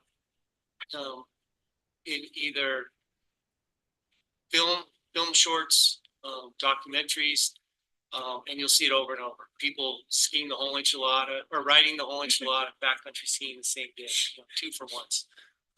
Not waterboarding, but paddleboarding. So in that sense, I've pushed, and I really appreciate that Love has met with Outside. I met with them personally, was at the Outside Festival. I think we have a huge opportunity to start going after that adventure piece, as well as taking that, what is maybe perceived as a user conflict, turning that around. I think the story actually goes the other way. I think we have some ideas that we can either present through Love or we'll present directly. But I think definitely on the adventure side, we want to address that. I think what we're trying to do is also, as a DMO, get away from what sometimes we call the beer and bologna crowd, which is just coming here to adventure. That all the meals are coming in a Yeti cooler from either the Costco in Denver or Spanish Fork. All the fuel's being purchased in Grand Junction or on the way back. And what we want to do when you talk about sustainable is we've got to start understanding that domestic traveler, that maybe that older traveler that will come on the train, the more sustainable, the European that is coming that, you've got the different models. You've got the tour operator model, where they're on the fast run.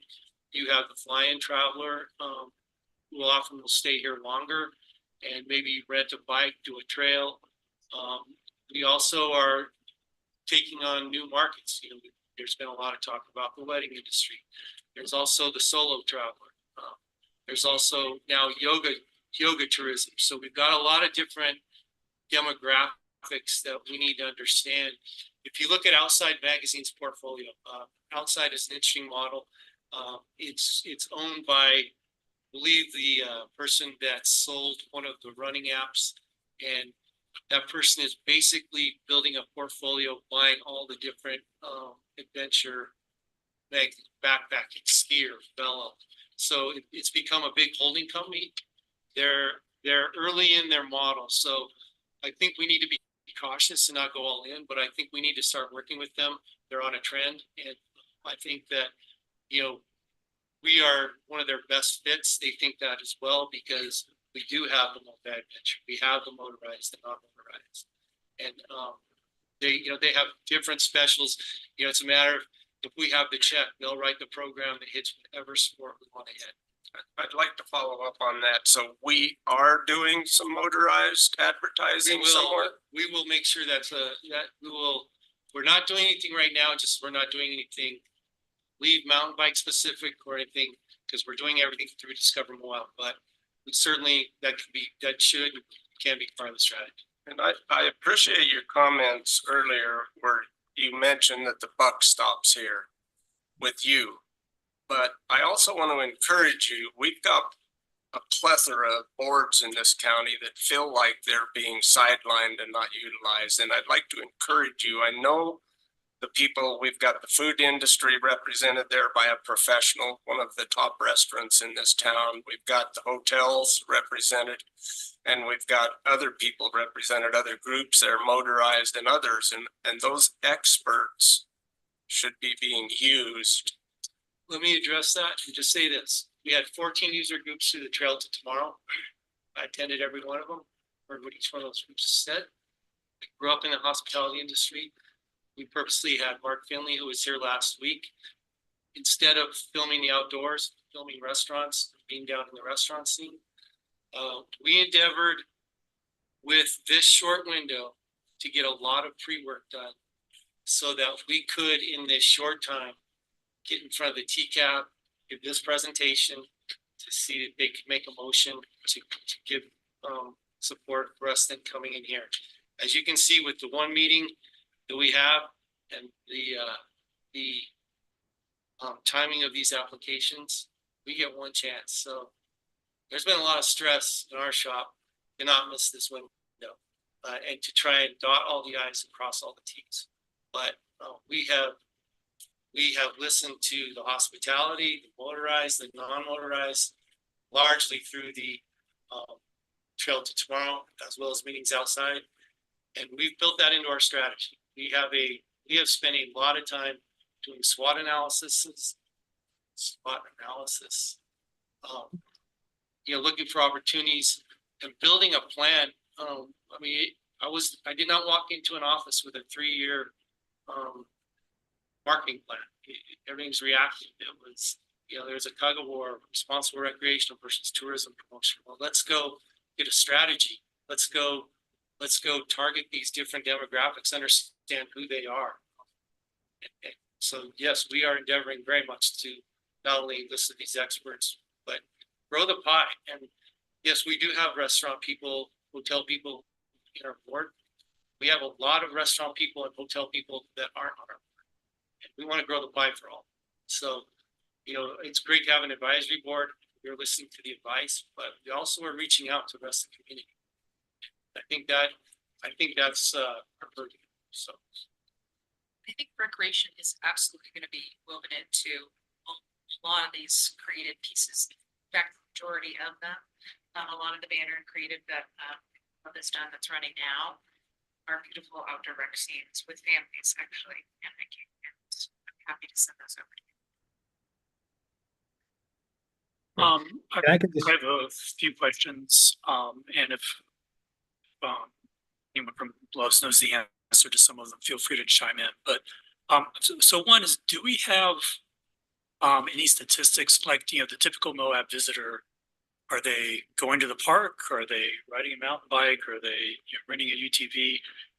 I'm just wondering if, I know we've seen in part of some of the studies that Love has done in the past about the, you know, the universe of potential Moab visitors and the people who want to, you know, visit a park or go for a hike, vastly outnumber people who want to have an adventure. And I think partly in response to that, we've tended to aim our advertising toward that larger pool of people. Do we have anything about the people who are actually visiting here? So this is interesting because I think this is a interesting topic of who is the average visitor or the typical visitor. We have through our other board and people on that board, we've tried to dissect the demographic. So with the adventurer, we have what we call the sightseer and then the hard adventurer. The sightseer is the person that is coming to see a park that made people come one time, bucket list. Then you have the hard adventurer who brings equipment and comes over many times maybe to do different routes, right? And then there's a big circle called the overlapper.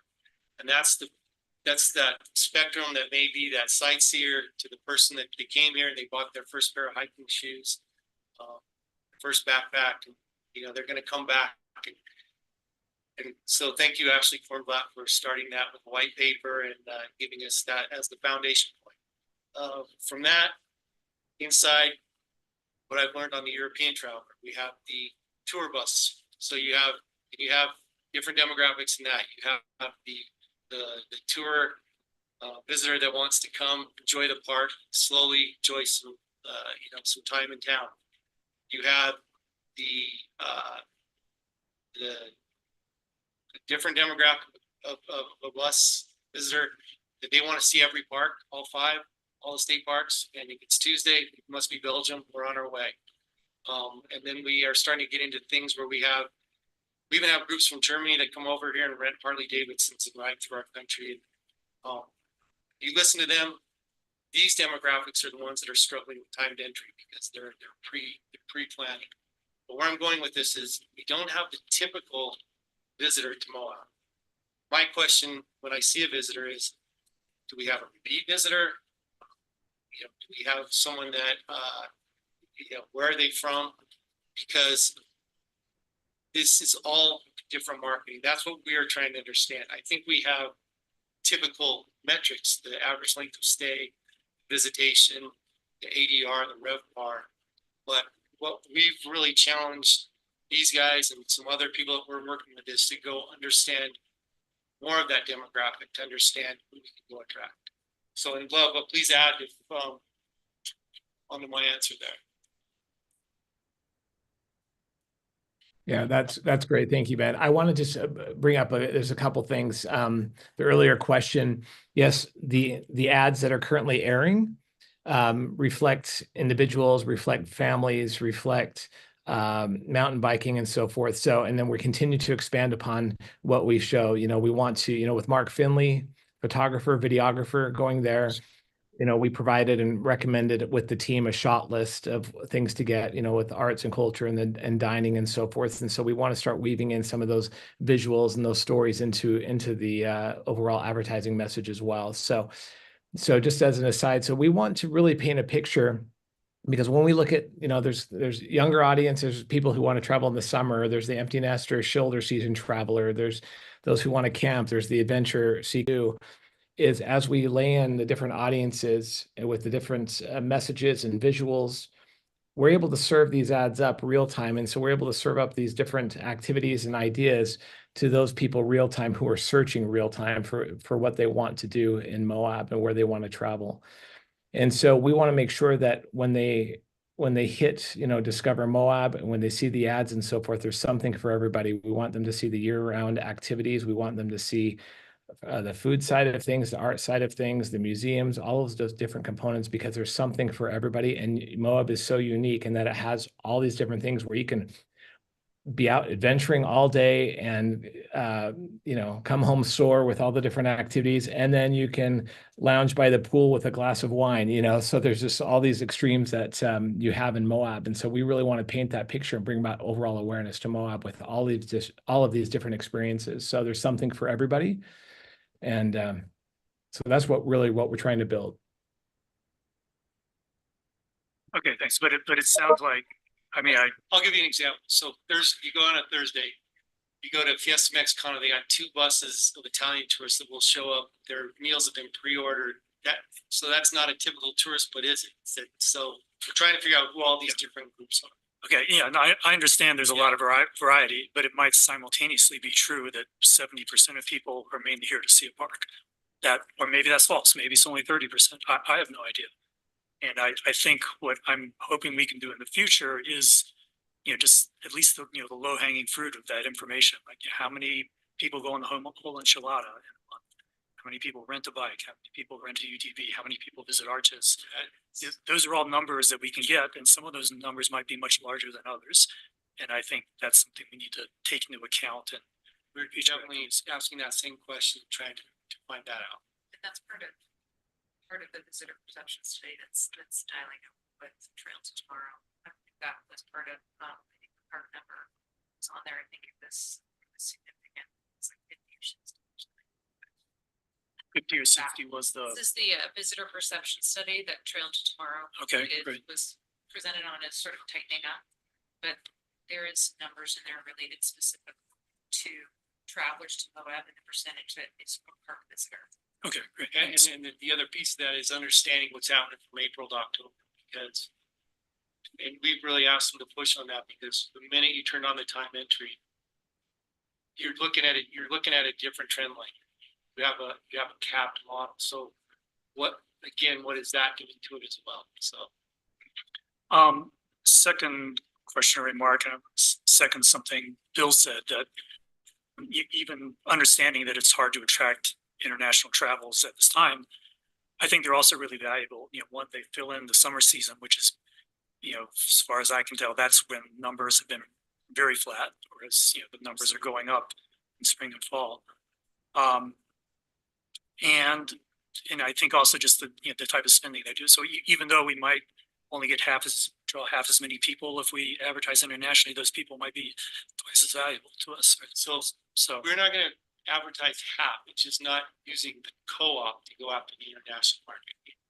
Where the way to go, the strategy right now is to go to the ITBs, the IPWs, meet the actual tour operators, do things like understanding we have a UK dip, buying the UK National Geographic traveler that we put in to the commission last month, and then understanding we'll work with Herman Global to start. We'll come back with an international campaign. The opt-in that we'll talk about in a few minutes is part of that platform. Where, just to be clear, we're not deleting international. We're just saying for the co-op that we want the co-op to focus on the domestic, we'll do the international separate. Yeah, no, point well taken. This isn't the full spectrum of the messaging we're doing.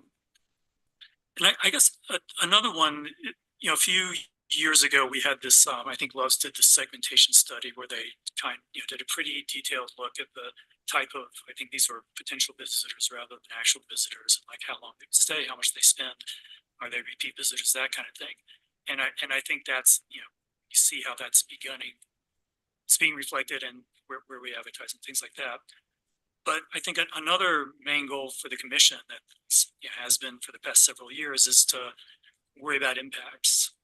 And I'm just not, it seems like we maybe should do more research or better understand the different types of impacts that visitors have. Like I'm guessing if, there was like a really big spring break market out there, and, people come and party late at night, we wouldn't want that, even though it might mean more dollars, because, it just lowers the quality of life in town.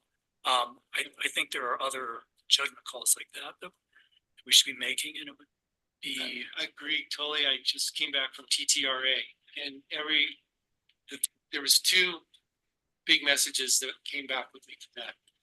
First one is all these markets are saying, if you build a nice place to live, it will be the nice place to visit, and that's where they see the visitors. Everything is being measured on impact studies. The benchmark that everyone's using right now, good and bad, which is really interesting, is the Taylor Swift concert tour. And we're talking about TPRA had major markets. What they were discussing a lot was the accuracy of the impacts and what you see estimated as the true impacts. And these are DMO offices that have like 20 analysts in big cities that are really trying to pick this apart, because this is algorithm competition now. But one of the interesting things that they pointed out on the Taylor Swift model is that these cities get hit hard, but they're overstated in a lot of the impact. Where they miss a lot are things like bridal shops. Apparently, Taylor Swift has a concert into town. All the bridal shops sell all their wedding dresses because it's a thing to wear a wedding dress to a Taylor Swift concert. Now, I say that it's interesting, but it's a learning, because what it's saying is, the unintended, that other degree of research, it's out there, and we have the opportunity to go start understanding that for our market. So, totally agree with the impact study. Yeah. And the research that you're referring to, I actually have it in front of me on my screen here in 2021. And we've actually been talking as a team about a follow-up survey. So hear that loud and clear. We really think that's a solid idea. We've got a lot of research, a lot of data, but I think it's been since 2021 since we did that last audience research project study. And we definitely want to do that again here in the coming months. But in my mind, they're kind of understanding potential visitors or actual visitors. That's great. You did some in 2021, but I think a very different sort of study is just basically deciding which kind of visitors have higher impacts. Or are they noisy? Do they, does the backcountry get destroyed? That kind of thing, which I think is, a whole different, field of expertise to do that kind of story. But I think it's something we need to understand when we decide where and how we're advertising.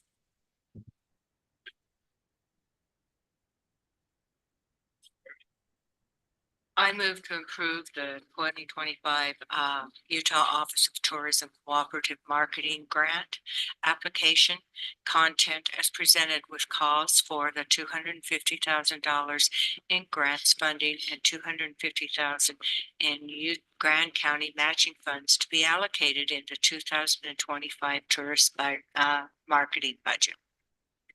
Second that. You were simultaneous hands, but Trish spoke, so she went. Listen for next one. Any further discussion? Sorry, I didn't weigh in yet. I was so knowing that this is a competitive grant process, if we don't get the full $500,000, is there a plan for what to scale back first? And kind of piggybacking on that, is that 100,000 you had mentioned that the content that would be created for outside would be owned by us? Would that 100,000 cover the filming of that, or would that be something that we'd be looking to create?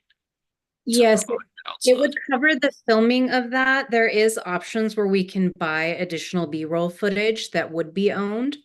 But that episode of The Road Less Eaten, they're about 30-minute episodes. They live on outside proprietary networks, and they can also be distributed through Moab's channels as well, whether it's be social and things like that. I would say the filming of that is included in the price, as well as the promotion that goes around it. I think if we were going to not get that full grant funding from UOT, we would probably end up cutting one of the OTAs. Either Priceline or Priceline or TripAdvisor. And I would probably lean to cut Priceline over TripAdvisor just because we know we have that history of performance with TripAdvisor.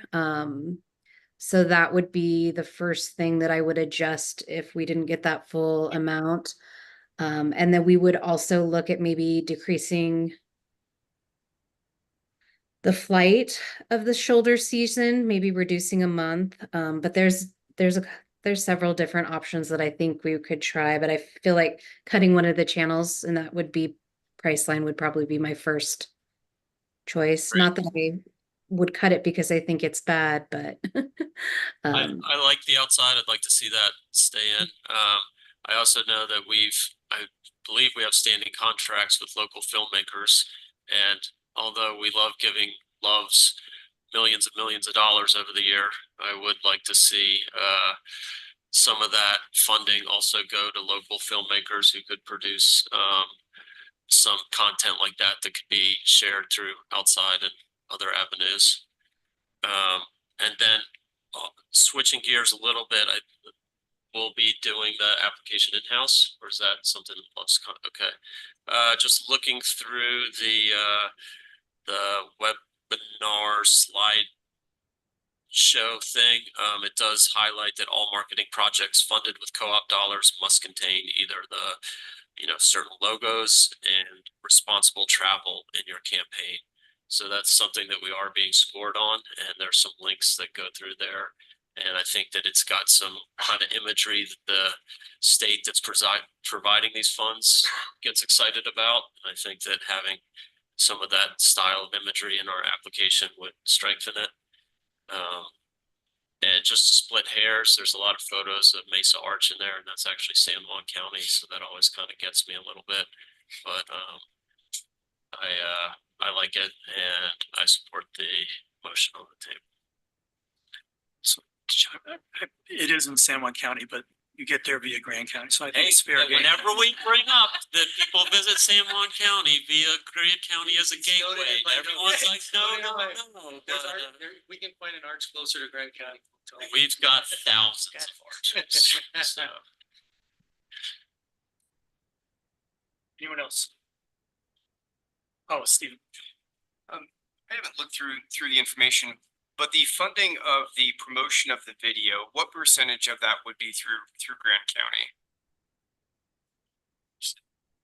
Is it fully the funding for creating the video that would be featured on the Road Less Eaton? Is that going to be funded by Grand County dollars?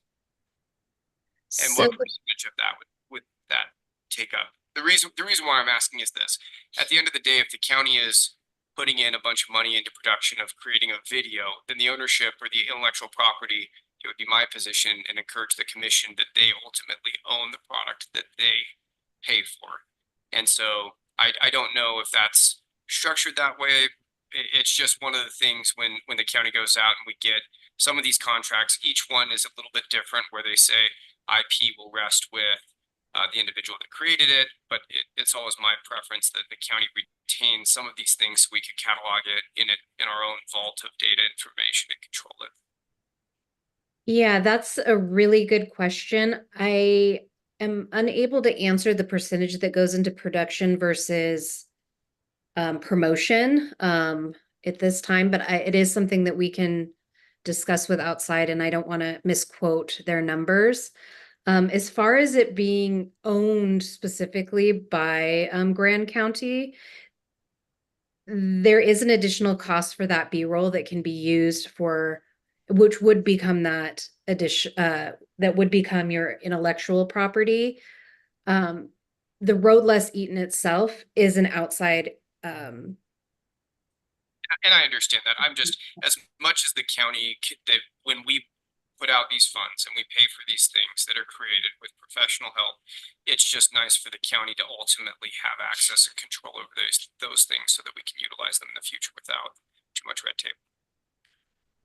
So as a way to summarize that, if it turns out that the county is paying for most or all of the production, then we would expect that we would have the IP rights. On the other hand, if we're not paying for very much of the production, then the fact that we have to pay a little bit extra to get the IP rights seems reasonable. Right, and it may not be something that the county wants to pay additional. If they said, hey, it's another $60,000 to own this 5-minute clip, we might not want that. But it's just nice to have this stuff, ours, to be able to, dust it off and say, hey, look, here's this thing we bought once upon a time and it's still relevant. So, because ours just doesn't seem to change it doesn't change very much over millions of years. So. Yeah. It would be nice for this to have, 'cause you could have, your partners could be using it through their organic channels, their social channels. And then of course you guys could use it as well. So you could see, and then of course on your website, there's a lot of different channels where you could use it. So we'll continue to, circle back on the cost of those. I think, do we have that cost, that extra B-roll, what that would be? I believe they said it was like 35 to 40K if I remember correctly, but I can confirm that amount. And all of the specific details around what that intellectual property would allow, as far as like distribution and things of that nature. Right. Just reiterating some points. I know it's going to be perception as I would go for motorized tourism, which I do love, but I cannot reiterate the point enough. What Bill said on even what small clips, pictures, etc. that we've seen today on the program, families are the #1 spenders around here. I mean, I can attest, my kids are costly. And if I take them somewhere, I spend ridiculous amounts of money on them. So the images on the presentation today were simply captures from our photo library that we've used in stock photography that's been approved. But the actual assets and what the campaign that is live certainly show families among individuals. Okay. We've got a good spread. This is just purely for nice banner ads on the bottom. So no, I have that just in Utah's right now. Campaigning hard on Utah was the #1 state to live in. Utah is the #1 state to raise a family in. I mean, they're blasting it out right now. It's not a bad thing to tie into that. So, yeah, absolutely. People like to visit here, then they want to live here, then they want to work here, and then endless cycle. Yeah, and invest. Good. Great. Okay, shall we vote? Yes. Yes. Okay. All in favor, so the motion. David, all in favor? Aye. And I see Jacques' hand, so that passes unanimously. Okay. Almost 6 o'clock, but let's try to get through. International. Yeah, so agenda item 2. Okay, so we're ready for this one? Yeah, and I let's, if possible, go quickly through the others. This one's quick. Okay, so this is the Utah Office of Tourism opt-in co-op to leverage their international partners for either trade or consumer relationship and piggyback. I've worked with Rachel Bremer, Director of Global Markets, to go through all the different options and select what we think is the best ones, for the most ROI in reporting and traction, as well as balancing. There's some lift on our side to create a good market presentation to be included in all these different opt-ins. This one, this represents 65% increase in spend from 2023, an increase of 4 markets: Australia, Canada, France, and India. And this again plays into that platform of specifically targeting international market with the leverage of working with Utah Office of Tourism through their opt-in program, which also allows us, if we want to, attend and be part of their sales missions. So I move to approve the co-op marketing opt-in forms with Utah Office of Tourism for Australia, Canada, France, India, Germany, Austria, Switzerland, and the United Kingdom for a fiscal impact of $24,000 through $300. And when you left out Belgium and the Netherlands, is that Oh, That was on purpose. traditional? Intentional? they were added in the background and not in the recommended motion. Oh, I Notice see. different font. Good And point. they are also not listed in the summary of who Okay. gets how much. So That's please included in that enlighten price. me, That how is much? included in that price. Okay, so okay, your motion's great. We don't need to. Second by Pretty. Further discussion. I'm sorry to say to make it short and ask a question, but I think it's worth reminding. So this is some, correct me if I'm wrong, this is some advertising that the State Tourism Office is already doing, and we just pay a little bit extra to have them mentioned. We're featured and we can present articles and we can give quite enough presence. Thanks. Further discussion. Okay, all in favor?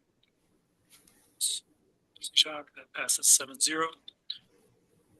Agenda item 3 is also. All right, third agenda item is the project with ABC4. So this project is to promote our film tourism 75th year, piggyback on the 100-year with the state. This has been a long time in the works. Back in February, maybe late January, Beacon Metzner introduced me to Jill Jessen from ABC4. We started talking about one project. We kind of pivoted and say, hey, here might be an opportunity. Let's go do some kind of video package that highlights the people that built the film industry here. You have people like Brian Martinez, who's still in the room, who's worked as a river safety guy, who had some heroic stories on a movie set. We have people like Vega, who built a tower out at Dead Horse Point, where you couldn't use any underground rigging. So we have people that, Larry Campbell. We have a history of people that have done amazing things to build this film history here and support it and build the industry. We have an Apache hotel that people probably don't know about. That there's a John Wayne suite there back to the John Ford days. So this was an opportunity to go build little segments and tell this story, combine it with a driving map to say, hey, come to Grant County, stay in our town, take a drive, peek over, you'll see Professor Valley, you'll see Red Cliffs, you'll drive all the way down to Monument Valley. More specific, you can hike into where, hire a guide, go to where 127 hours happen. It fits with a new travel term called set jetting. It's a very prominent thing to go to where your favorite movie was filmed and try and take a picture that matches, or you'll see tons of pictures of people recreating Forrest Gump running down the highway in front of Monument Valley. Through a lot of back and forth, we were able to work a really neat deal with ABC4 where pretty much getting a $60,000 value for half the price. We're getting 10 segments that will be shown on Good Morning Utah, which will then be developed into 2 30-minute features that they can go show on their network. The thing about this is, if we do it right, it's not time stamped. It can go for perpetuity. 75th year can go into the 76th year, can go into the 90th year, but it gives us some content that we can then, through ABC, I could come back to the commission and ask for, maybe a punch to move it to a different market, but this gives us the platform that we can build off of right out the bat. And I think it's got pretty good reach and touch. So. Okay, thanks. Trish? Ready? I move to approve the media campaign contract with ABC4 News Utah for $30,000 to provide in-banner video on ABC4.com commercials, GTU on broadcast commercials on streaming platforms, and 2 30-minute specials. That was a second by Bill, right? Yes. Okay. Motion by Truist, second by Bill. Further discussion? One question. You did say use in perpetuity. We can use this. Well, I mean, we can package it and have it it'll be an ether, and we'll have it access to move it. Okay. It may, may involve going back to the network in certain situations, especially with the 230-minute to make sure it stays in the ABC family, but. Okay. Yeah.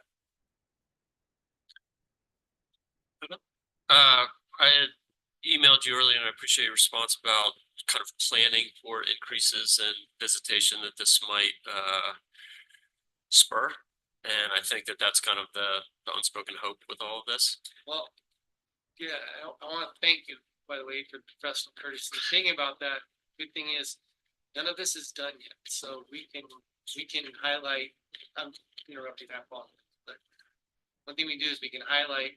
I've thought about this all day. The film industry, the fact we have a film commissioner that, one thing they do is they go out and they make sure the land gets put back together and it's protected. And also make this part of one of the segments about responsible tourism. I think those are all great. I think those segments would play in well. I think I know that people have already asked me, about visiting some of the sites of some of the famous movies, and it's often part of my tours when I'm like, remember when the Rasta scene in Arches with Brad Pitt and he's in the trunk of the car? That was right here, and so I think the Discover Moab has a kind of generic kind of listing of where a lot of the locations were. I think just like how in our visitor guides, we have guides to rock art, where it's like drive out Clean Springs at this mile, you'll see this, and at this mile, you'll see that. And we have guides to driving 313 and viewpoints and things like that. That I think when people come here hungry after seeing all this promotion that we're doing, that it'd be really nice to say, hey, here are the spots to go. And then even having some, kind of internal conversations about some of the things that might not be the best to recommend. The Lone Ranger scene where they're just trampling crypto running through Professor Valley, like maybe we don't want to recreate all those scenes, but here's the oil pad where they stage from, and kind of identifying some of those places on the ground and trying to curate that experience. So I think that it would generate a lot of interest, especially as we talk about all this money we just spent on international promotion. A lot of people like to come and see those movies, and so I just hope that we have something to offer when people show up looking for it. I commit that we'll not only come and talk to you about that. You know that there's some people in Professor Valley that probably really appreciate it. Do or don't? They do. Oh yeah. I think anyway. It's I think that there's definitely places that we would love to share with the world, and some places that we want to save for the next film opportunity and not trash it in the meantime. Further discussion? Okay, call for vote, all in favor? That passes unanimously. Thank you. Thanks. And just one last thing, on behalf of the EDD, and she's not sitting here, but just like to say, we really appreciated working with Mallory Nassau. Thank her for all she's done for us. And wish her the best of luck on her next shot.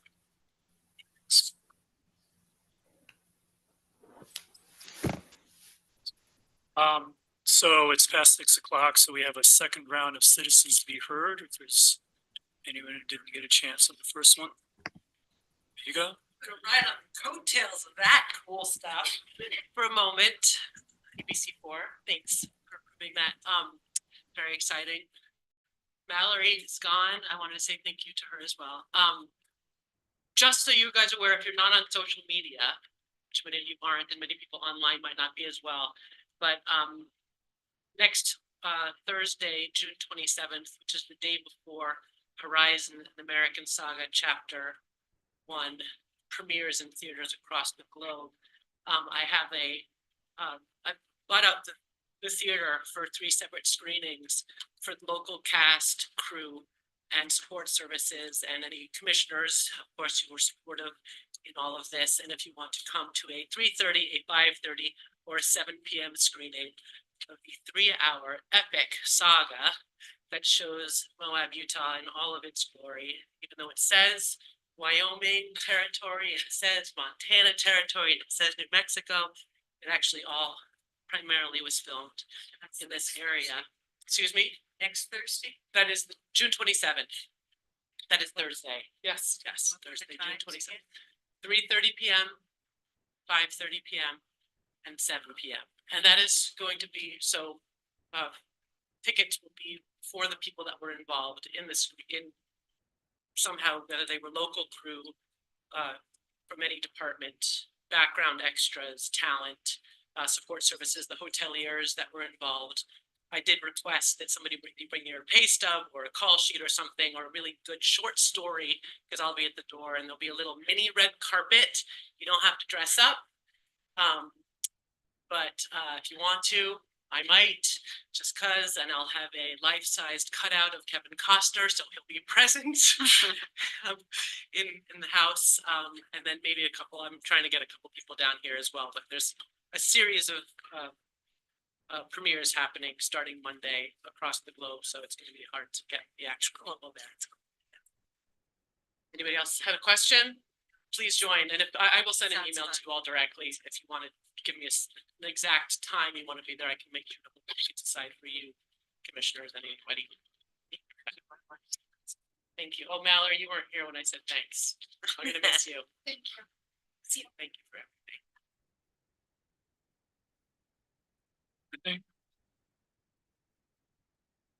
Piggybacking on Vegas, social media stuff. So, Brittany, could you say your name for the, yeah, I'm Brittany Melton. okay. Anyway, I just wanted to talk a little bit about social media.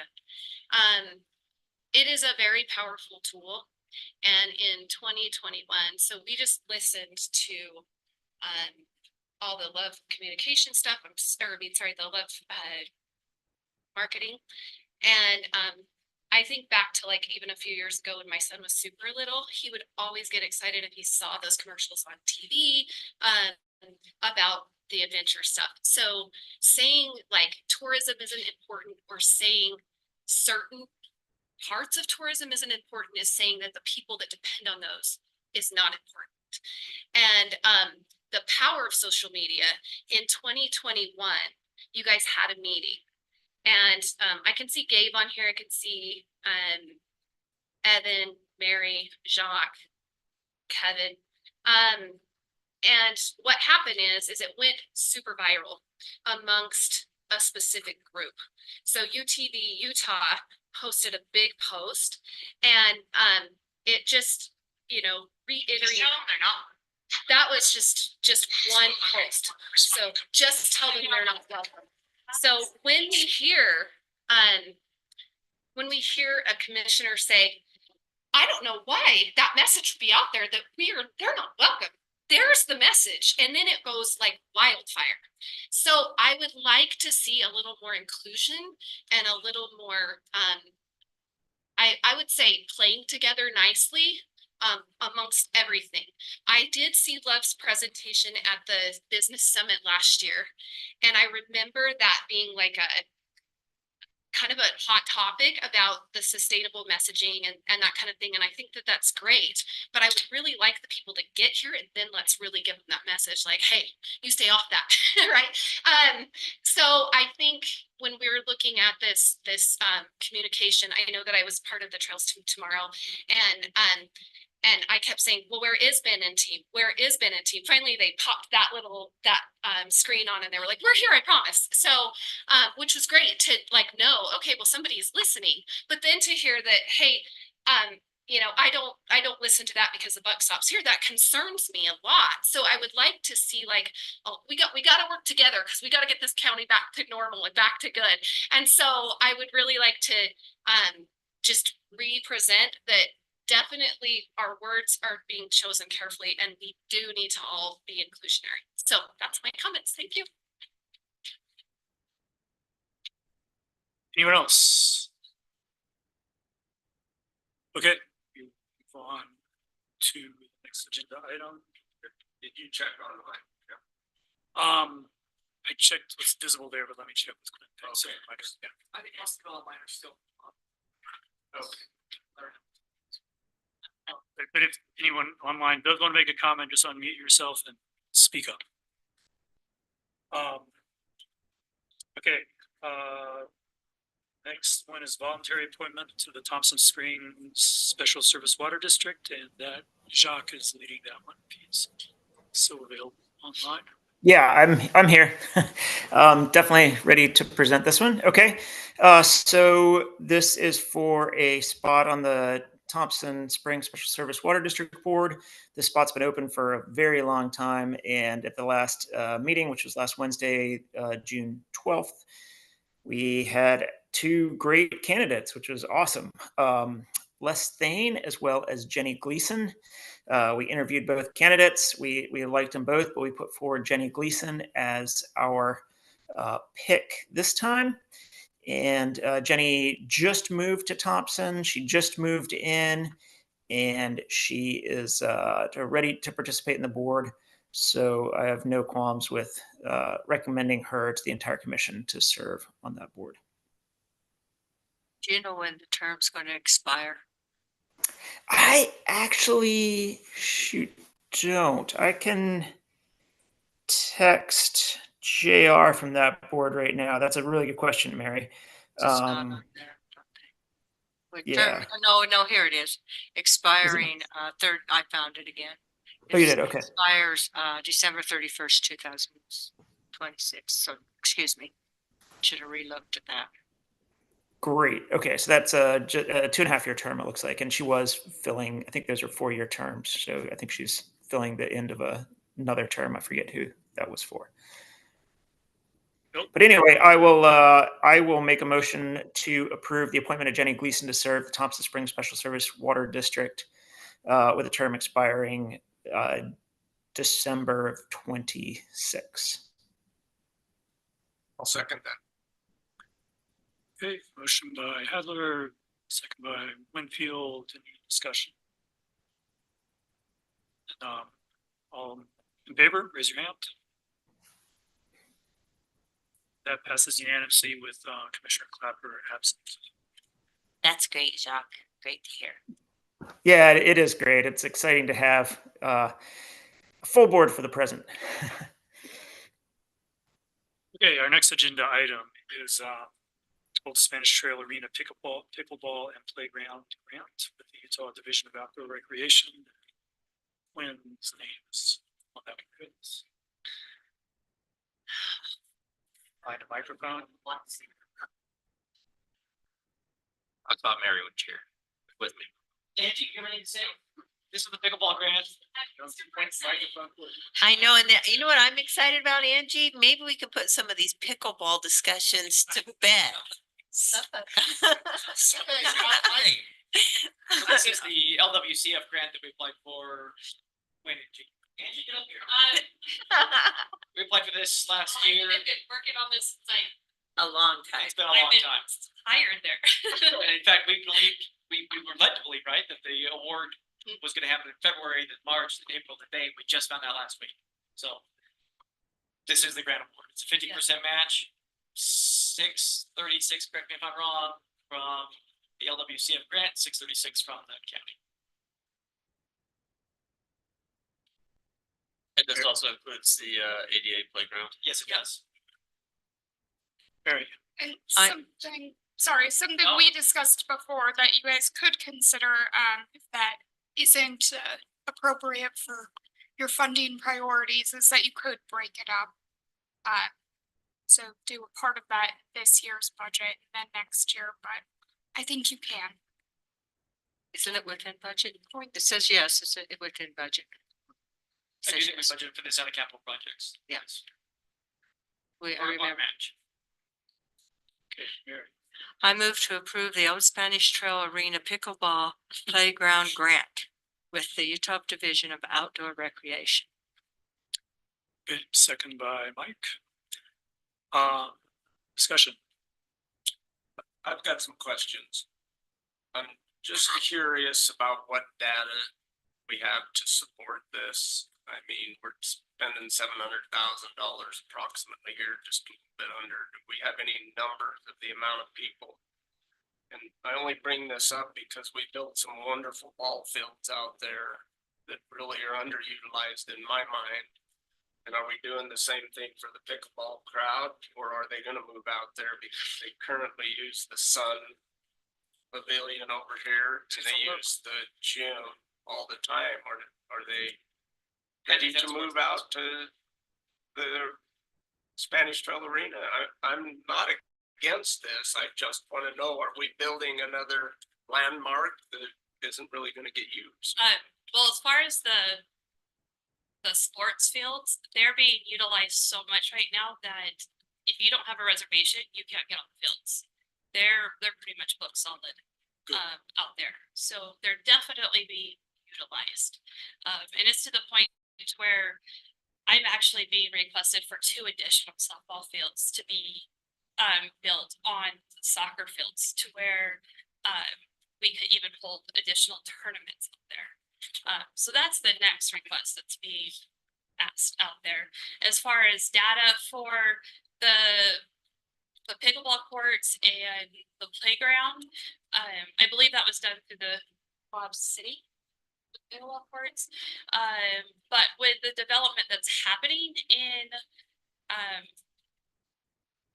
Moab itself and everything moving out, it's the demand is definitely there for the playground and the pickleball courts. And I don't think there's a week, let alone a day, that goes by that someone's not coming out there asking for pickleball.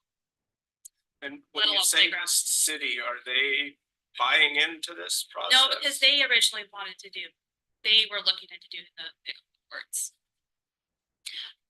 So I think they had a funding stream proposed for pickleball courts at Old City Park. That got eliminated. And the discussion at the time was the Osta would be a better location for them. Yep. But I think one unintended consequence of that is now we're paying for it rather than the city paying for it. Trish. Yeah, I live in Spanish Valley, so I drive by Osta every day, multiple times a day. The place is full. And I will tell you, for years and years and years and years, it was not. We were watering grass that sat there fallow, basically. So thank you, Angie, for continuing to build programming. There's people out there all the time. It's amazing. She's receptive to the idea of continuing to build infrastructure. It'll get used. I have no doubt. I'm not a pickleballer, but I'll take you on, Mary. I'm down. So it'll be awesome. I know how hard you worked on this, and thank you. Mike. I'm gonna piggyback off what Trish said. Osta itself, was heavily underused. In our ability to grant, somewhat autonomy to Osta and holding be it softball events, be it future volleyball tournament coming up real soon with the fair. Not that I know about that one. Did you get that? Yeah. Osta is getting used night and day more. If it was a situation, if you build it, they will come. And I cannot emphasize, I do not play, but pickleball demand in town is far and above any facility that we currently have or is currently used. I didn't know it was such a thing, but. I appreciate the numbers. I mean, that's what we need to hear, what I need to hear at least, if we're spending a fairly sizable chunk of money here. And it's been, Angie, it was on when Steve was, it's been on the list of future considerations for a number of years, because you've been on the job how many years now? I'm going on 6 years. Yeah, so it was on the plan to build those courts 8 years ago. And they saw the need coming. Yeah. And up and coming, another request that's coming in is to have through the night softball tournaments, which I know Monticello and Landing do. So that just came in was to see if we could get that approved. Is that just like 1:30 inning game? What's that? Is that just 1:30 inning game?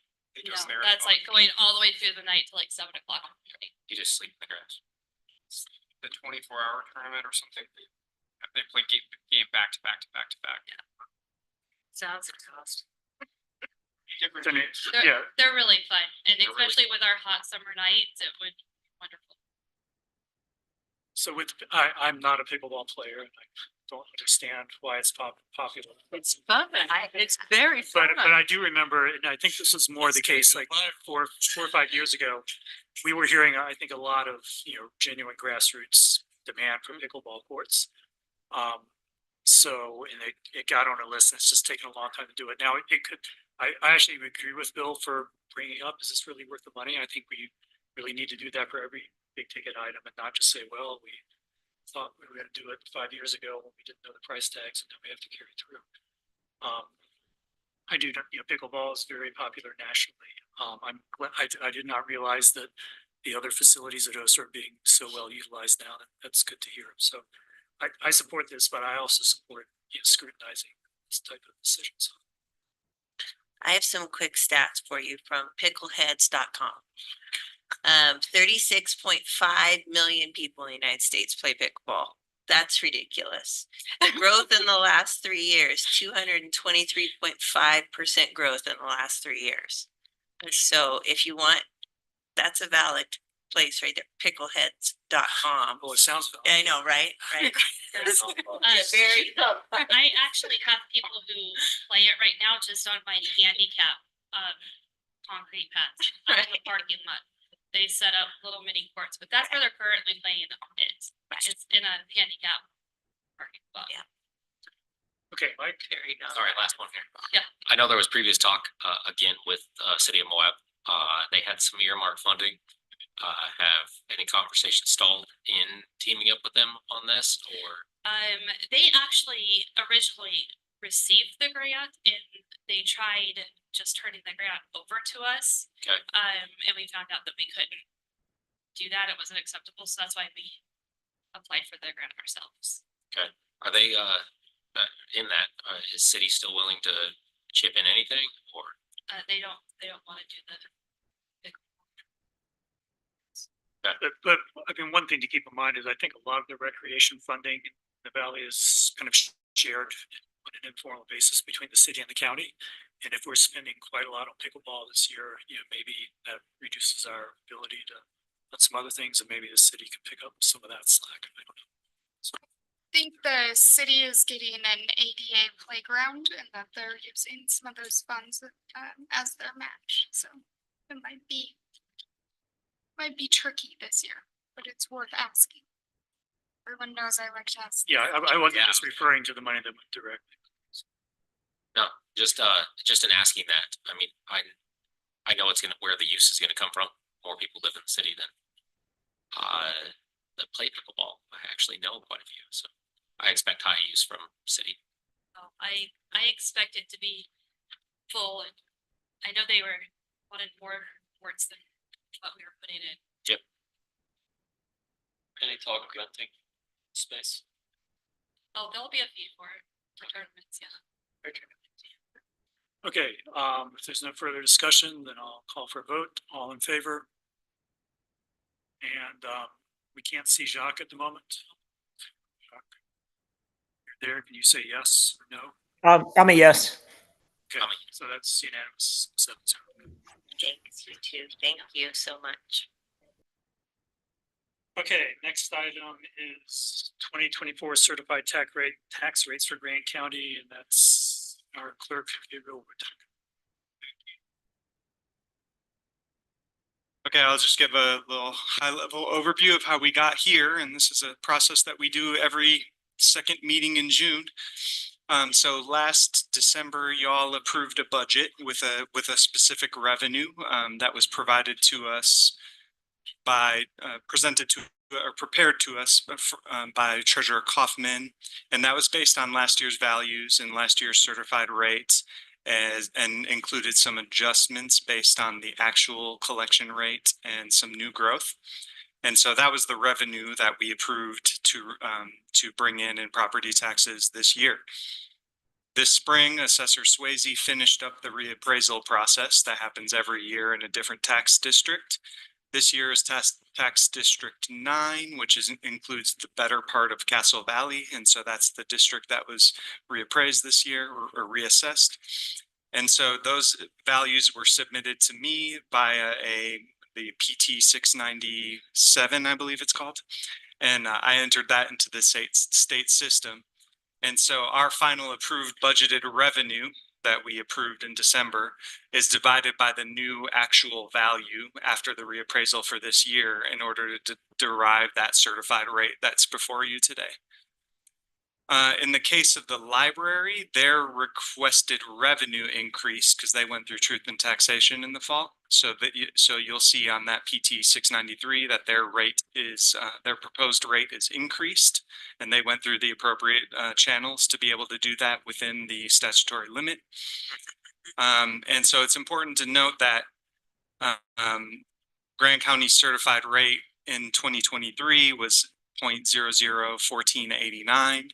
And what we're looking at right now is a certified rate of 0.001382. So that means that values increased as they do every year based on a reappraisal of a certain tax district. But that doesn't mean our revenue goes up with it. That means that the rate goes down for everyone else who didn't get reappraised in the county. And so it's important to continue to message to folks that we aren't raising taxes, just that every year there's a process whereby values or values of property increase. And so it's important to note that. And so that rate has been ticking down in this fashion ever since the last time Grand County went through truth and taxation.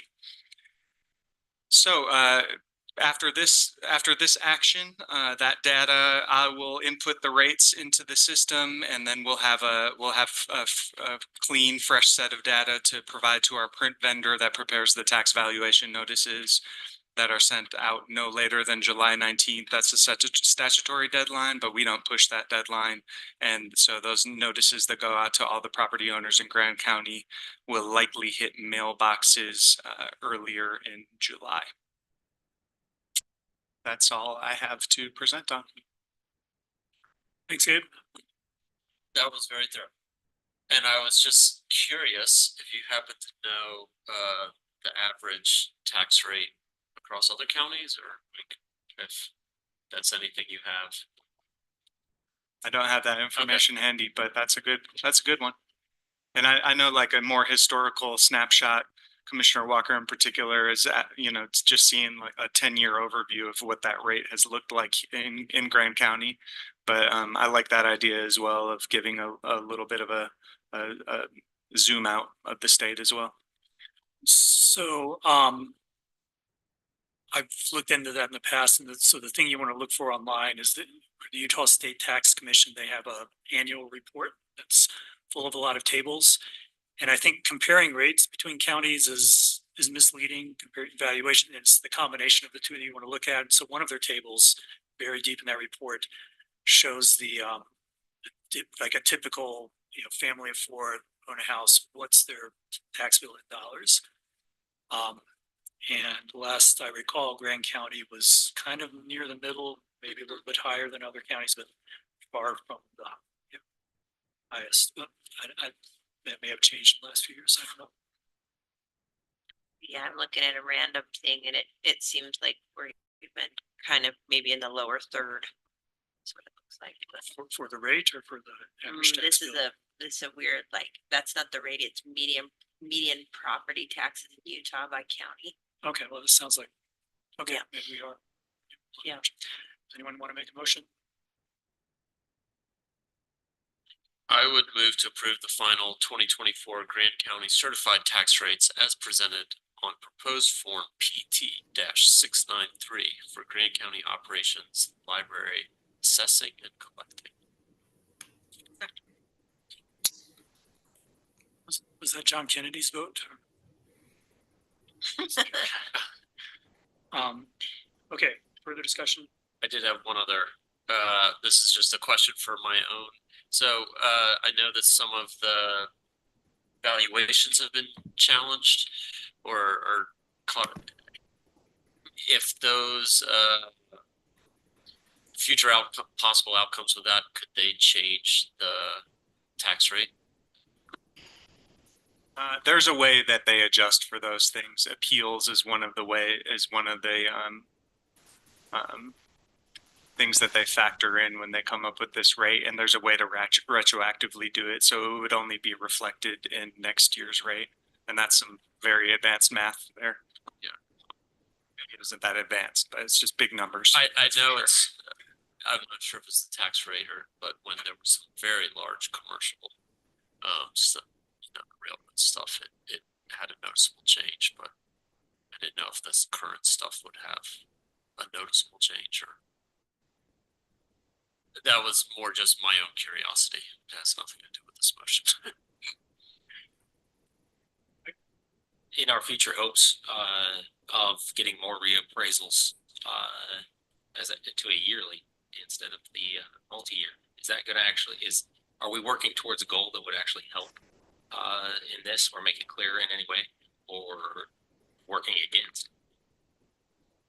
I would encourage you to talk to Assessor Swayze about that topic. Thank you.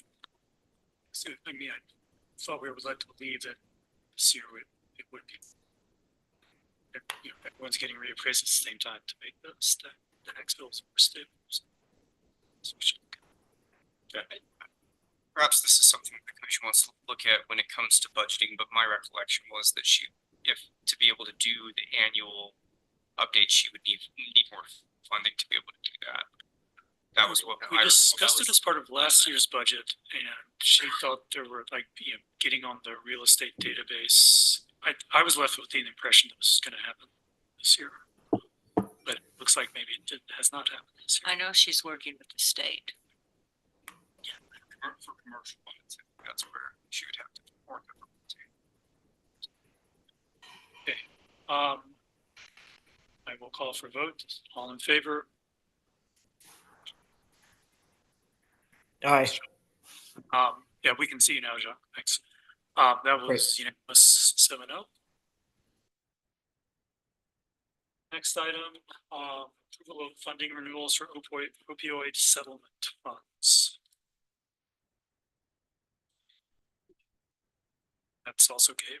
All right, I'll try to package another short little presentation here. So I believe it was in 2022, we signed on to the One Utah Memorandum of Understanding. And that was a settlement that we signed on to along with all the other counties in the state, whereby pharmaceutical companies are ordered to pay a settlement for their part in facilitating a devastating opioid epidemic across the entire country, including in our own community. And so of the settlement funds received that go to specifically to the state of Utah via that MOU, the state takes a bite, lawyers take a bite, and we get a little crumb that we can use in some way creatively or, hopefully innovatively. Thankfully, the MOU provides a decent amount of latitude and sort of how it can be used to generally address the opioid crisis. Of course, we want to go through an official process whereby we receive requests, require reporting, and evaluate the use of those funds. But I think that we're pretty well ahead of the curve. I've been seeing national news. I don't know about the state, but I've been seeing a lot of national news, just a lot of general concern among communities about where these settlement funds are going, if they're being even used at all.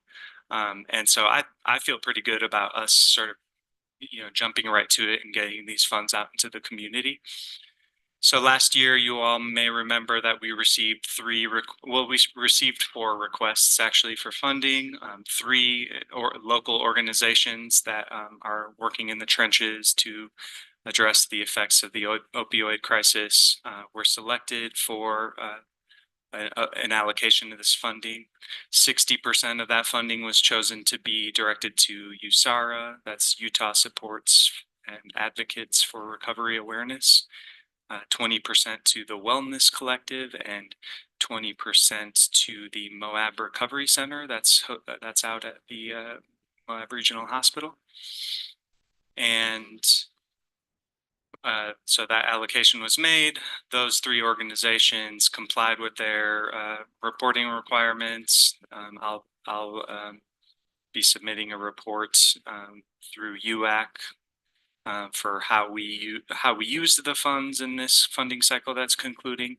I already submitted a report end of May regarding how we plan to use the funding, which basically it was a letter stating that we're going to do what we're doing here right now.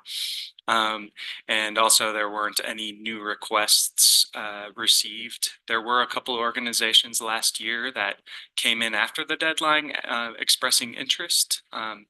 And I reached out to those organizations specifically asking for a request if they wished to jump into the fray, and I didn't receive a request from them.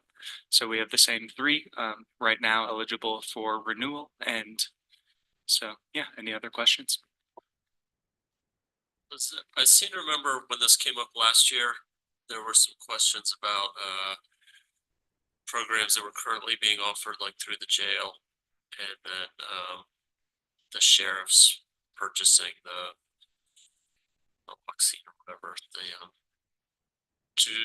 When you reach out to these other organizations, was there any reach out to Shan or? No, there wasn't. My part. I think there was conversations with Shan. It was a smaller amount of money, and it kind of seemed like a bit of a headache for him to go through and do all the paperwork. And at the point, I mean, we have recovery court, so you can utilize the funds for the tracker or some other organizations in the recovery court. But I think the conversations that I had with him was that he didn't seem to want it and would rather have it go to the other nonprofit vendors in the community. And both USARA and the Recovery Center go into the jails and work in the jails. So I think, you know, instead of Shan trying to come up with his own program, I think those entities are already in there working with inmates. So And they do wonderful things. I mean, the individual in the communities, or the individuals that run those organizations and those organizations, they do really good things. And so I wouldn't necessarily, I mean, I should choose whatever it would like, but taking it away from these programs that probably wouldn't exist but for donations, it's kind of harder for me to advocate against them, even though, you know, we could utilize it in many of the things that the county attorneys, the sheriff's office, or the jail does. And yeah, in that spirit too, with regarding organizations that operate in the jail and supporting them, and just all these organizations and efforts working in concert. And I would say that same ethos applies to the three organizations that are, you know, seeking renewal at this time. That they collaborate and work together a lot. I'm going to make a motion. I move to approve the allocation of opioid settlement funds with the following allocation percentages, state percentages pertaining to each entity, and renew existing funding agreements for each recipient entity. And on that, I also just want to thank you, Gabe. It was something, you took the bull by the horns when this kind of first started coming out a couple years ago, and really moved that ball forward. Thank you. Wait, there was a blank in the motion. Oh, do you want me to throw in the percentages? Would you like to renew the existing allocation percentages? I'm sorry. I didn't catch that. Oh, I'm sorry. I didn't catch that. State that again. Before you get too far along, I might be interested in discussing adjusting the splits. Okay. So Gabe, you were saying it's currently 60 to USARA, and then 20 to the other two that are currently receiving it. And was Four Corners, were they one of the ones that had reached, and they weren't interested this time either? I didn't end up getting a request by the deadline that I had given them. I think that all three of these organizations are worthy and are providing great work around here. I think that the Recovery Center has a lot of evidence-based kind of support that goes out there, and I could be interested in increasing some of the percentage that the Recovery Center is receiving. I think that when we're looking at what the contribution to the Wellness Center went to reimburse, I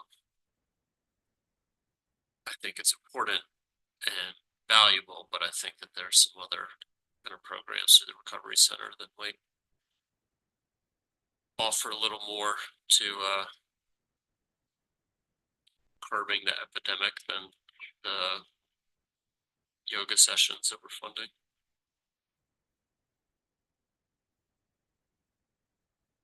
What do you think? Uh, What were you thinking of as a alternative? Honestly, I thought that the sheriff and the jail might be more interested in funding some of those, so I was gonna recommend like a steering committee or advisory group, but I also I can understand that they have other funding avenues available to them that groups like the Wellness Collective might not. And so if we were just looking at these three existing ones that received them last year, I think USARA is often obviously very important to include. I think that, you know, those who have experienced addiction and are living in recovery should have a big voice in the conversation. And so I don't know if I'd want to reduce that much. Maybe I don't know. Maybe am I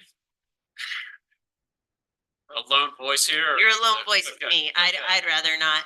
You know, I think these entities, especially the smaller ones, it's probably a fairly large chunk of their budget. And so that, you know, I hate to really throw a monkey wrench into that at this point.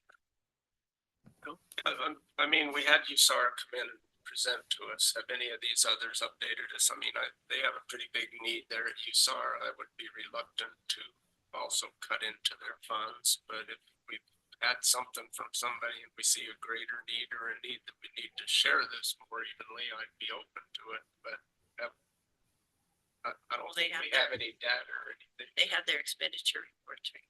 Right, but we haven't been presented with a greater need out of anybody else, have we? Or I mean, I'm just going off what we've seen from USARA, and it clearly made an impact on all of us when they came in here. You know, and what's springing to mind is, you know, at you all's request, I could, you know, perhaps for the next cycle, get some presentations in by all the organizations in anticipation of this meeting, not at this meeting.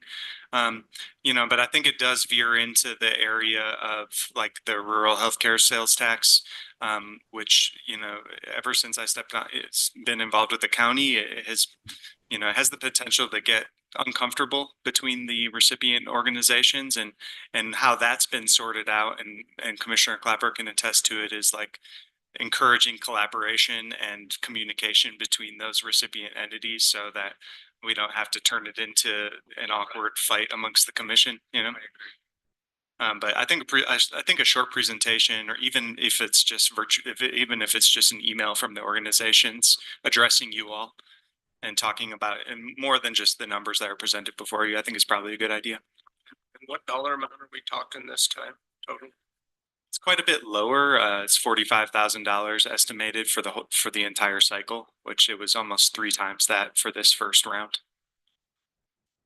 So everyone, even if we keep the same percentages, everyone's getting like a 60% cut compared to what they got last time from us.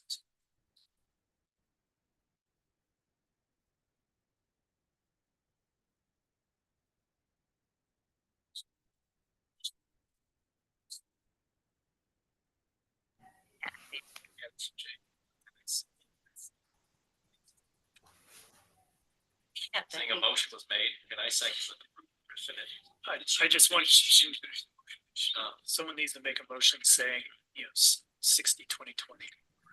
Okay, so that, let's continue with the existing percentages. Are you okay with that? I think that's clear. Is that okay? Okay, great. Could we add some rider that when this comes up next year, there's a meeting including the recipients where they can arm wrestle over it and present something to us.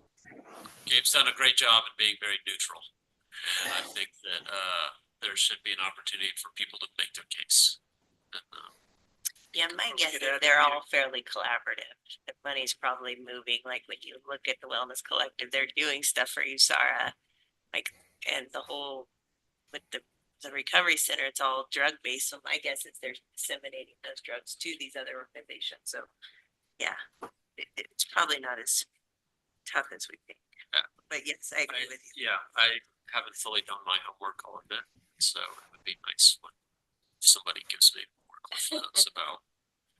And you know, I think what's relative to the discussion or relevant to this discussion, and sorry to continue to drag it along, but there, you know, there does exist sort of worlds in these treatments and in this sort of treatment community that are more oriented towards evidence-based approaches and more alternative approaches. They're both valuable. I believe they both conform. I strongly believe they both conform with the requirements of the MOU. So I don't think we're running afoul of anything, but those are two different approaches that don't always necessarily agree. And you all could decide to, you know, sort of put more weight behind one or the other is maybe a good way to. I agree 100%. I wasn't trying to say that the more alternative things are not valuable. But it's my sense that a majority of us want, aren't just gonna be on auto. Next year, we want to take a fresh look and consider changing the percentages. I kind of felt like I said that last year myself. It was like, what about the jail? And what about? Well, but I mean, no, there was no fourth or fifth entities competing, right? Okay, so that part was easy. Okay, I will call for a vote. All in favor? And opposed? Just for the record shows. Okay, so that's not a unanimous. Passes 6-1 with Clapper against. Okay, next item is Indigent Defense Commission Grant Award. Mallory. Yes, so this is a grant that we've been participating in for a few years. This year's award would be for 56,000, just over that, which is half of the price, half of the a 1-year contract price for the managing public defender position.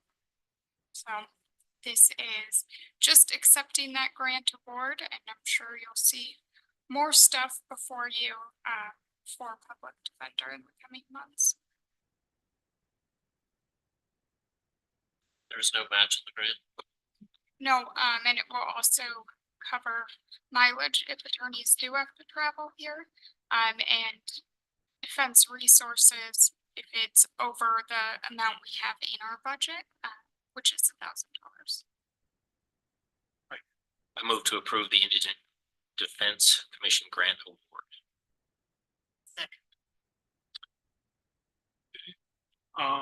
Further discussion? If not, all in favor? Opposed? Yes. Yeah, I think I saw Jacques vote yes. So that passes 6-0 with absence. Okay, next is scoping letter for Forest River Travel Management Plan. So that one. So this, travel management plans, the BLM. Spent a few years going through Labyrinth. Dolores is up next. Scope, there are 2 main periods to offer public comment. We're in the early one, scoping, so we don't have a lot of information about, they haven't written the plan yet. This is just general comments. There'll be another round of comment when they come up with alternatives. The letter here is really just we took the Lewy River Labyrinth and removed some of the things like discussion of Green River specific to Labyrinth. Maybe now is a good, I think Cliff raised some detailed points about the letter, so maybe I'll just go ahead and respond to those. I think with looking for the sentence that has riparian, this wasn't intended to criticize just driving across the street. It's, trails through riparian areas, that's like, you're staying like right on top of the riparian area. If that's not clear, you verify it. The other one are these buffer percentages, so we debate these kind of travel management plans in Grant County for decades, I think, and it's usually the debate is not very enlightening. Some people say we want more roads, and other people say we want less roads. It's not, it's kind of hard to figure out. And I think we all say in the abstract that we want a balance. We don't want the maximum number of roads. We don't want the minimum. It's either we want to find whatever that magic place in the middle is that sort of fairly allocates. And so this thing with buffers is an attempt to try to move the debate forward by being more quantitative about that. So if someone tells us, there's this many miles of road and this many acres of land, it isn't immediately apparent whether that's like a really dense network or a really sparse one. So I think what is a more relevant thing is, are there areas in this landscape, that are far from roads, that are, are there places you might want to drive to you can't see? Are there opportunities to, get out of earshot of roads? Enough of those. So that's the buffer percentages. It's not certainly not a perfect measure. I think Cliff brought up, that topography makes a difference. It certainly does. But to take topography into account is it's not the sort of GIS exercise we easily do.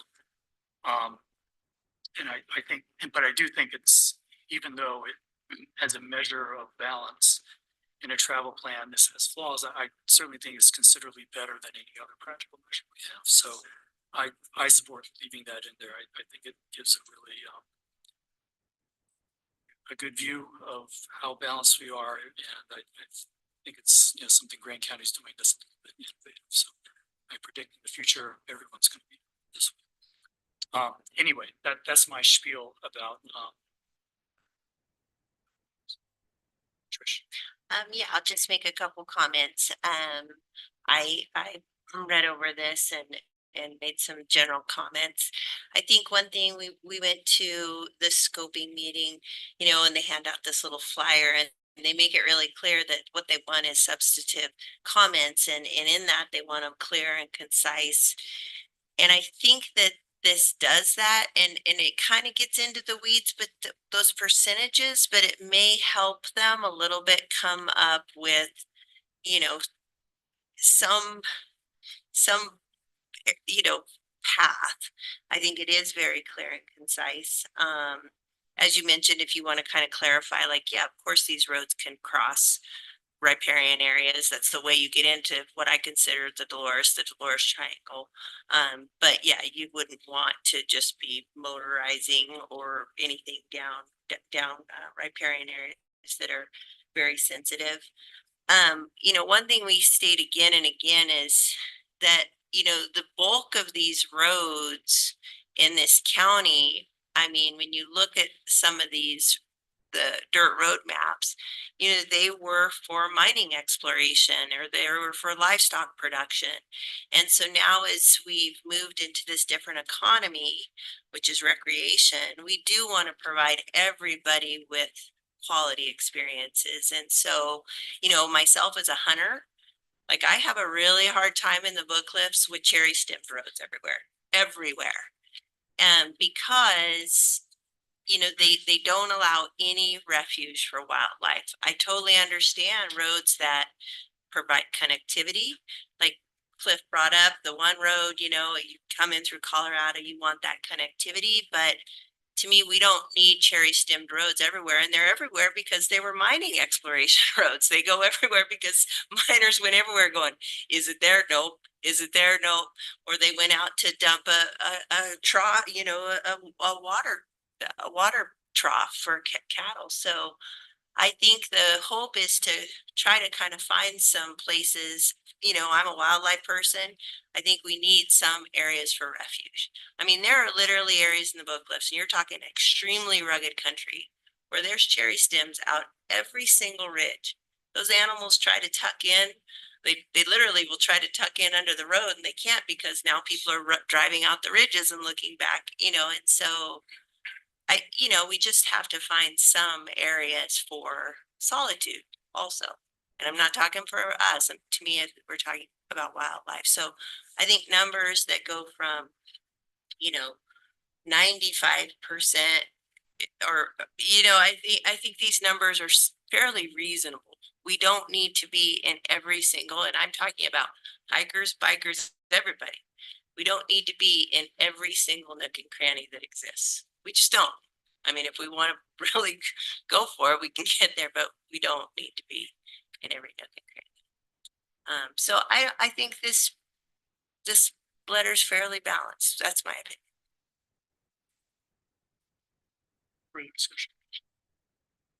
I've got some thoughts. I don't believe this letter is balanced to start with. It does mention motorized recreation in one spot in here, but it's really not balanced. This letter is totally aimed at closing and making closures, and I'd kind of like to go through it paragraph by paragraph, but to start with, this magic place in the middle that you speak of, Kevin, that was decided in 2008. They literally closed half of the roads in 2008. So the magic middle was determined a long time ago. So now when we come back and we say, well, we want to get to the middle, but we don't want a road going here, we don't want one there. Those already happened years ago, and I was here when they did happen. They closed massive amounts of roads, and so a lot of this, I mean, if you can go down to the fourth one, let's start with that one. We call it a historical accident. We're calling World War II a historical accident because those roads came about because the federal government pushed for uranium exploration. Now, did we build too many roads? A lot of them were closed. I can show you all kinds of roads that are closed all over. Gemini bridges, they closed all kinds of them down in 2008. And then we come back and we close more of them under a guise here. So I struggle with this. When you say user conflicts, that equals closure. You're asking somebody to put some closure in. I live and grew up and maintained my life in this travel plan. I'm always out in it, more than any other member on this commission, I would bet. I'm always there. I camp in it regularly, and there are no user conflicts up there. And the Dolores River, we talk about, we want to make sure that the rafters don't see somebody, so we want to close the roads back away from the rim. The Dolores River is travelable by raft, 3 weeks of the year? So we want to close these big buffer zones. When the rafting season on the Dolores is so short that you really have to scramble to get your raft in the water somewhere to enjoy it, unless it was like last year when we had a tremendous flood year and everybody was enjoying the Dolores River last year, and none of them were complaining about motorized hampering their rafting. They were just glad there was water in the river. So I struggle with the whole verbiage all the way through this thing. And to start with, why don't we, if we want to put these letters out, put them out and do a living document like so many others are, and work these letters through to where we're all working on it? Or how do you want to give participation from somebody when you're trying to close roads that I've been going on since I was a baby? And some of these roads qualify that you're pushing for closure on, that I have been on. So I struggle with this, and there's no way that I can support it. I don't agree with your riparian views. There are so many riparians that have been closed, and I think that it's commendable that they have, but we can't close them all. We close every place that there's water in the desert, and there are many of them. The Canyonlands was originally started, I can't even remember which arch they used to drive up the riparian area to, but that's why Canyonlands came about. You're no longer allowed to get in there now, and it's a 40-mile hike. How many of us are going to do that? It's very minimal, and you're taking away from people who don't have the option if they wanted to do a 40-mile hike. And so I really think that this needs table and that we ought to work on this together if we want buy-in.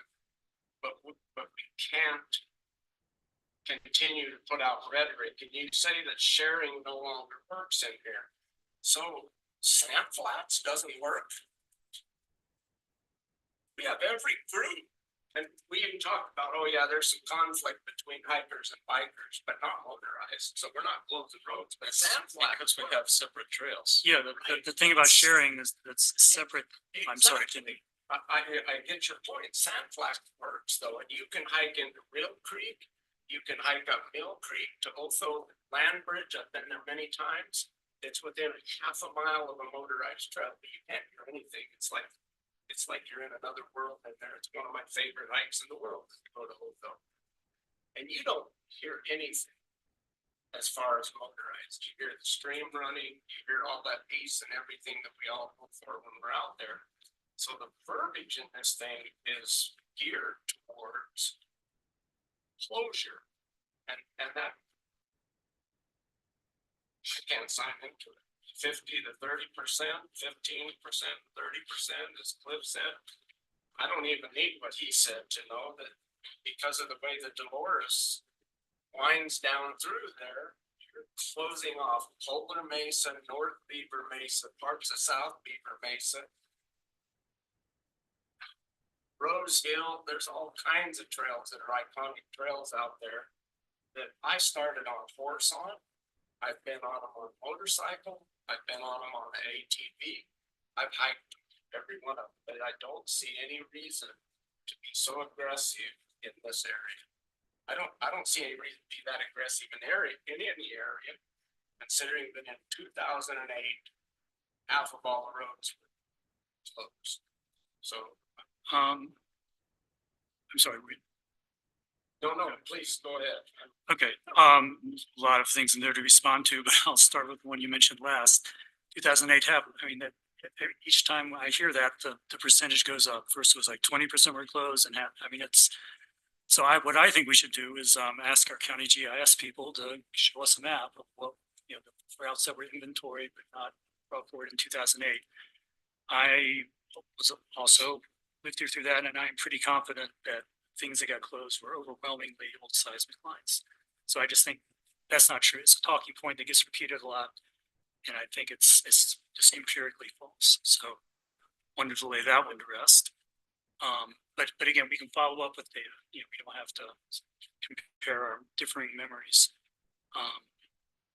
And I don't know how. Does anyone object to the county GIS guy producing such a map? Very single commissioners. Yeah. I would like to address one other thing in here. Go ahead, when you're done, Tim. Oh, okay, so let's back up. I guess I was puzzled. I know on the for Labyrinth, you know, the drafting on the Green River, which is quite popular, did feature in a comment letter. I think that was all taken out. I was just looking through the letter. I don't see where we're saying that. I mean, I think it mentions rafting as one of the uses. There's something else that I'm missing. When you put your buffer zones in, you're taking away from one user group. The buffer zone is intended only for rafters, because people that are on the river, you want that buffer zone so they don't have to hear motorized. That was a talking point that was brought up in Labyrinth, but it's certainly not the intent of the letter to bring up Dolores rafting here. So, and I don't think it's in there. Is I'm mistaken. Buffer is in there as well. Right, yeah, no, the buffer is in there, but it's, you know, other uses not. A lot of different uses, not just rafting, not specifically or mainly rafting. One thing this letter doesn't do is call for any particular routes to be open or closed. It's a general comment, sort of your general direction for the BLM. You know, we might want to consider that once we see their actual plans, but I guess the main thing is, and again, I'm trying to take the view from 30,000 feet, listening to discussions like this going back decades in Grant County, and you know, we sort of hope that it isn't the same every single year for 20 years in a row. We hope that we listen to each other, make progress. That's part of what the letter is trying to do. I think Trish brought this up well. The road network that resulted from, putting in troughs, looking for uranium isn't necessarily ideal for, this more recreation intensive spectrum that we have now. And so I don't find it very persuasive to say, never close a road or never close one that's getting used much at all, because whatever situation we have now is somehow perfect. Now, that might be the case if, like you said, they actually looked really carefully in 2008 and they closed, but that didn't happen. And I think if we do this GIS exercise, we will see that did not happen in 2008. Even if it did happen in 2008, it might need updating because the impact of a road depends a lot on the amount of traffic. I think that's the point the letter's trying to make. If like no one's going out there at all, and that's going to be true for the foreseeable future, then we can all use exactly the same roads because we're not going to bump into each other. That's, I think, as Moab in the 1990s. Some of my favorite places to go hiking or running were Jeep trails because there weren't a lot of Jeeps out there. There weren't a lot of runners, less of everything. And so it worked. But I think as things become more crowded, you need more segregation of different uses. And that's so I'll stop there. I can make a proposal. You got it. Bill said he had something more he wanted to say as well. You should go first. Your hand's been up. Okay, I have a really hard time in any 1 foot of road or trail closure, both user groups there. I would like to see that a GIS study on it. I can only see that benefiting just more data. I could only see that being a benefit. But in our previous letters on different travel plans, even the opening thoughts that we were okay with some trail closures if given data, or trail or road, if we were okay with that, resulted in literal hundreds of miles of closure. And the public outcry came after such closures. I mean, the larger public outcry came after such closures. Why? I just can't see why we aren't. I know we're in the early phase, but why are we not putting up a strong defense system in the sense of we don't want closures. We would like another study to look at it. We would be open to working together to looking at Cherry Stem Road. They exist and they are everywhere up there and they are not used. But outright closure is just is against what, or at least outright thoughts that closures are going to happen.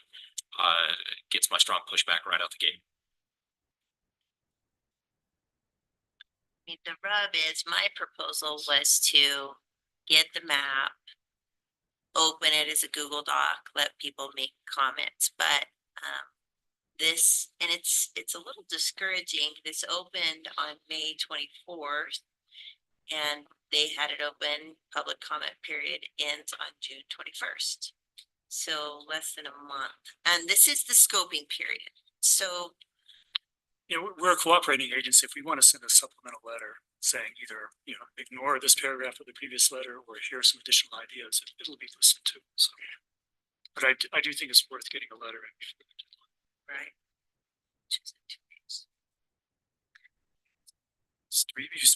I mean, it sounds like, correct me if I'm wrong, Mike, you're just saying you don't like the idea of closing roads, period.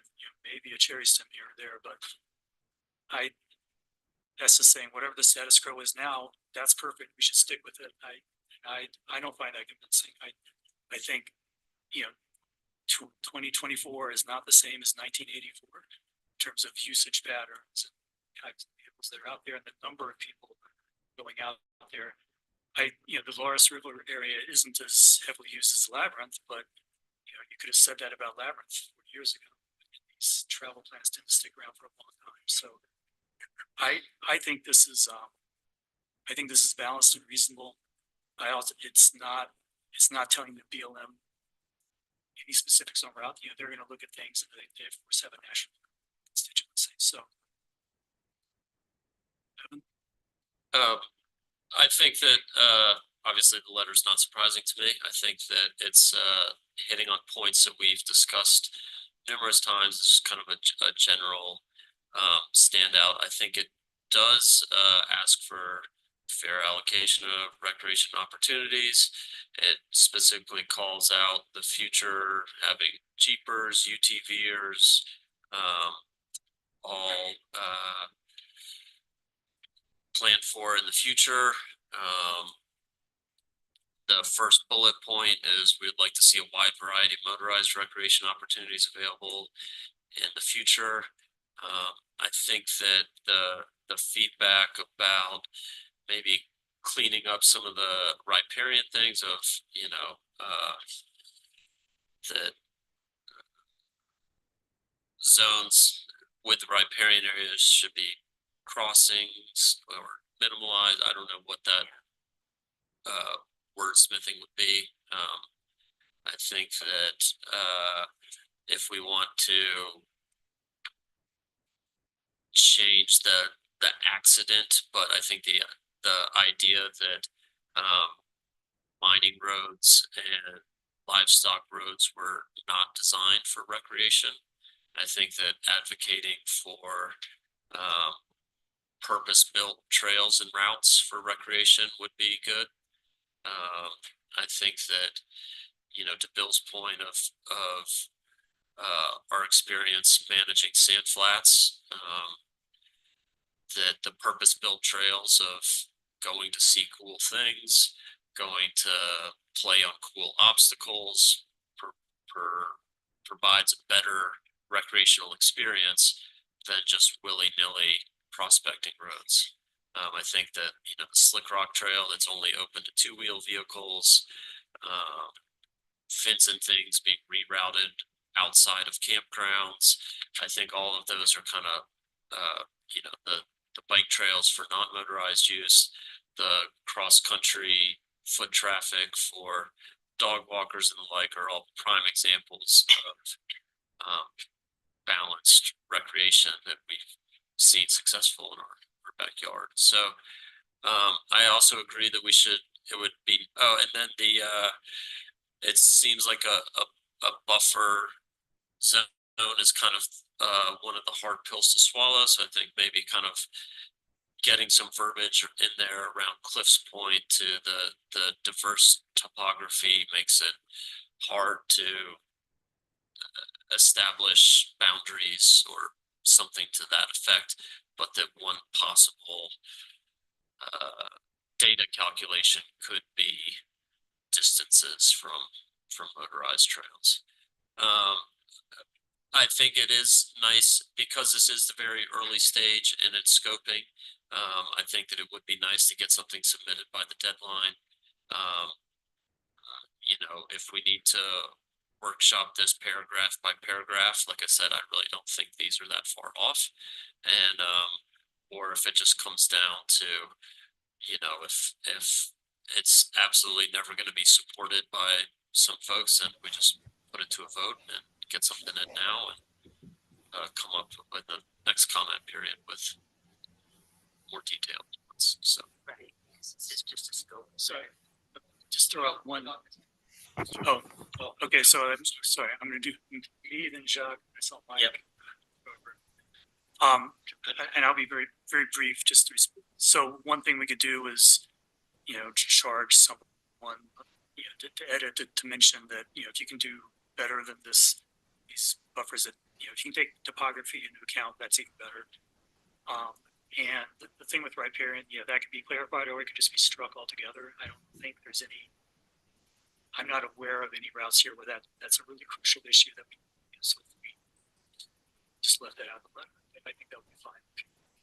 So, it's possible. So, Jacques is next. Thank you, Kevin. Can you guys hear me okay? My microphone's a little. Yeah, great. Okay, it's a scoping letter. I think I'm generally approve of the gist of it, knowing that it is a scoping letter. Once I haven't done due diligence and gotten out on the land, which I like to do, and I think when the BLM does come up with those alternatives in the future, I will absolutely be going out there and spending some time and checking it out.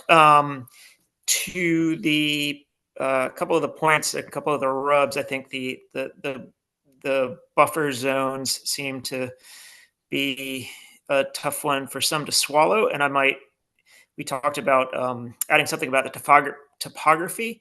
I'm not sure if 15 and 30%, they seem maybe a little bit unachievable. So maybe just saying we hope the new travel plan will result in a greater percentage of the area, more than a mile and a half a mile, as opposed to pointing out specific percentages, might be a good edit. And otherwise, yeah, just cleaning up a little bit before sending, but I do think it's super important to send a letter before the closing time. Thanks. You're up. You or me? Oh, no, I said my brief thing. Okay. Go ahead. No, just to speak on, seeing the percentages, puts out just gives the idea to, user conflict, or perceived user conflict, or that we are stating that we see user conflict. That's where the percentages, really rub up against me. I understand some of the roads are unused out there. But again, I wouldn't want to take away one person's or 100 people's access to that area where they camped as a kid, or even into adulthood. It's the thought that we're writing a letter that has a recommendation that we see a user conflict. We'd like that percentage more than just we'd like a travel management plan that work with all groups, with all users. I know the comment period is open for 2 more days. I understand the need because our opinion actually weighs more, being a partner. Our opinion does matter more in that sense than even my written opinion before as Mike McCurdy, not Commissioner McCurdy. But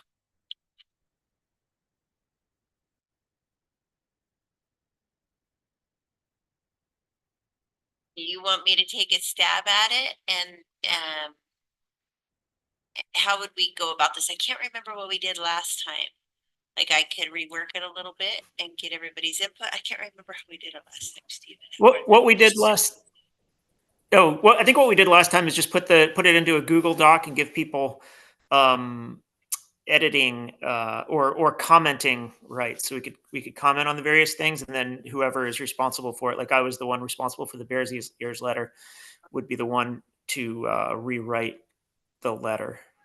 So it would be a tight turnaround, like if I gave people,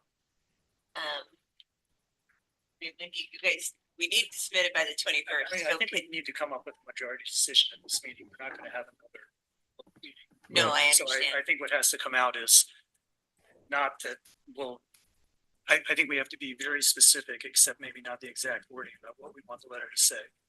And if it's like striking the riparian thing or mentioning that we're not talking about crossing, that kind of thing, I don't think we want to, we can't meet and vote again on the letter. We have to just Yeah, I understand. agree on something. So what I would propose is that we tweak the letter to either make a clarification on the riparian thing or strike it all together and figure out a way to clarify it.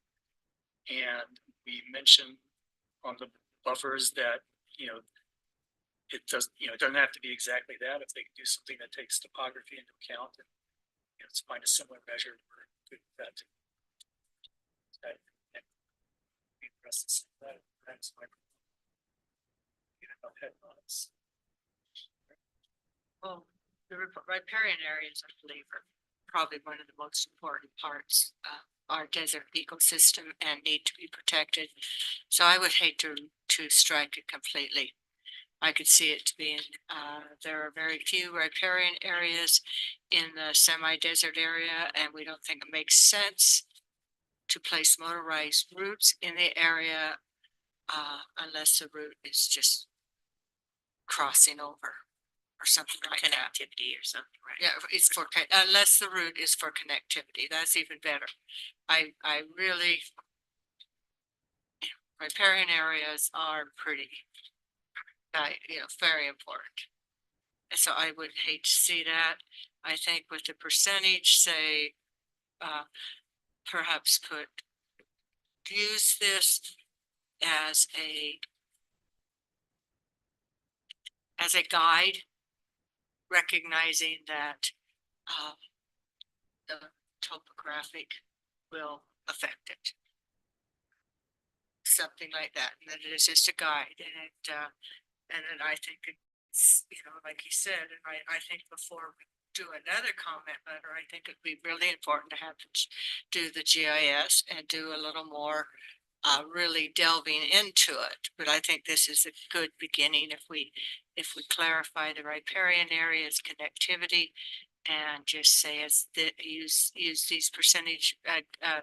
these percentages are a guideline or suggestion, recognizing that topography may affect. I think a simple change like that would I would be very comfortable with. But I do think we should get it out. And it is the first letter. And we could just make sure that more people are involved earlier on in the process rather than we tend to rely on Kevin to keep these dates. And Bill and I went to the travel management plan presentation, and to be honest, it's just my opinion.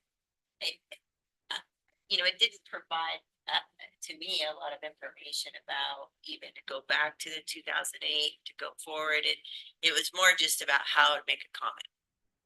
And so you kind of had to move around and ask specific questions. I kind of was just floating around to hear what people were saying, but I was a little discouraged by that, but hoping to gain more just background knowledge. But So shall I attempt to make a motion on as Mary said?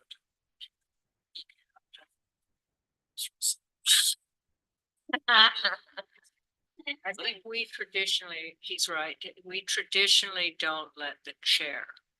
But when you look in Robert's rules, that is not specifically stated that a chair cannot make a motion. We could, The county is normally exercised. we have exercised that. Okay. If you state a potential motion. Okay, I'll state, and then I would entertain Then a motion we could say that as, says. That's normally what most, yeah. Let's make sure. I would entertain a motion that says that we send the letter with the following modifications, which say I'll make, but other people get a chance to look at it and comment. It's fine. And one of them is to clarify that we have nothing against keep trails going, across our riparian area. connectivity. But I think the thing that what that comment was originally intended for is when it just sort of stays in the Greek bottom. So that can be clarified. And then the other to be clarified is that this proposed buffer percentages that could be improved, if they want to take topography into account. It's a nice guideline. So does that sound okay? Someone would say so. Just, could I add a little more? Sure. Could we change historical accident to historical use? Yeah. With the location of mineral exploration, livestock production. Okay, so get rid of the word accident. And just put uses. And then, in that same paragraph, the planning process is an opportunity for BLM to implement maybe purpose, something that works better for present use patterns with the checkbox. yeah, or not so much use, but the purpose built trails and routes. I think that, kind of like. That's for me, the rationale of a travel plan would be like, hey, if we're going out there recreate, going to Jeep. Yeah, I want to see the river, I want to see the cliff edge, I want to see this, I want to go cool places, but I don't need just a grid pattern out there. Yeah, it's what BLM has already said that they're not considering new trails as part of this. They've already taken that off the table. So if by purpose building, you mean like build something new, that makes more sense. They're not going to be receptive to that, but it could say something like, refine this so it works better for present use. captures that idea. We kill the word accidents. That Yeah. say. So moved. Motion by Commissioner Clark. Sorry, did we task someone with those edits? I mentioned myself, He said but with a chance for other people to look at. he it. would give it to everybody before he sent it out. I second. Further discussion. A couple of points. You mentioned here as numbers increase, again, I probably spend more time in this area than any of us do, but the numbers aren't on the increase in this area. And if they are, then again, where's the data to back that up? The other one is the wildlife and the planning area that we need here to try and protect the wildlife. When I was living up on the ranch on the backside of the LaSalle's, the elk population on the LaSalle's was somewhere below 50 in the beginning years. And they have so overpopulated now, as have other species as well. There isn't a huge conflict. We constantly use wildlife. I know you're a hunter, Trish, but I was hunting before you were born. We constantly use wildlife as in these letters, and we've discussed the sheep are right down beside the road, but yet they're always used as a reason to not allow any other growth or any movement, and we use wildlife, but it's not backed up by good solid numbers. We need numbers if we're going to put this stuff in these letters, and we need to work on these letters in advance. That's what this really boils down to. Is we have to have a long discussion here. We all want to get our points of views out, whether we agree or disagree, when we could have solved some of this lengthy meeting time by doing this in a little different method. So I'm fine with moving to a vote. We'll just vote. Okay. Vote. All in favor? Jacques, I can't see you. It says it's connecting to audio.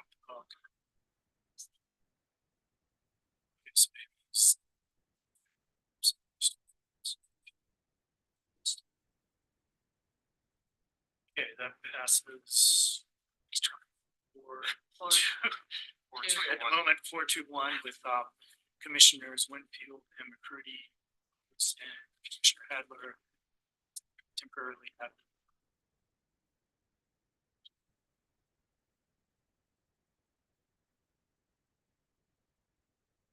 Okay. Next item is response letter from the state auditor's office. I think. Okay, please, jump in if I say anything wrong, but I'm just going to try to summarize quickly. We had a long discussion in the previous meeting that we had this draft audit report, and we write a letter giving our response to it.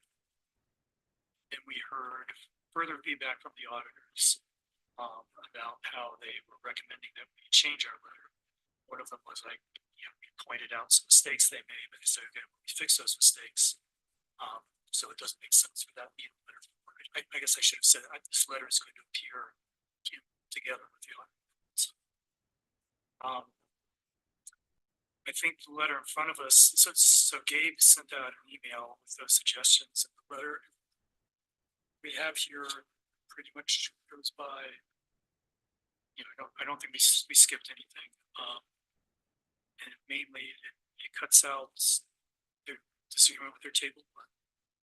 It clarifies that a few cases which I think we intended to say that in the future we're going to follow GAP principles. Now it says it makes sense.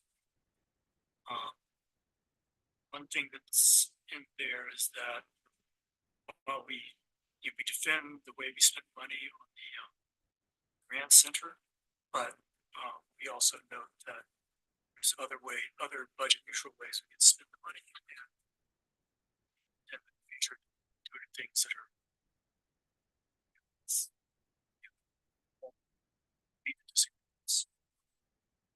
so that's kind of a rough summary. So right, overall, it just makes the letter a little bit more.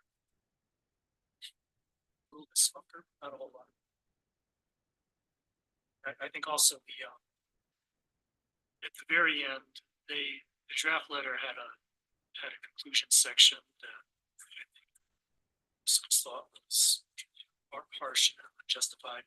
I don't know if that's going to change the final letter or not, but in case it does, I sort of combined the last two sections of the original letter. Again, it's kind of saying very clearly that I think there's plenty of evidence that we've been trying hard to follow this, but people get conflicting advice about what those are. We have to decide whose advice is incredible. That's not said explicitly, but it makes the point that we're trying to follow this. So that's kind of Russ the changes. So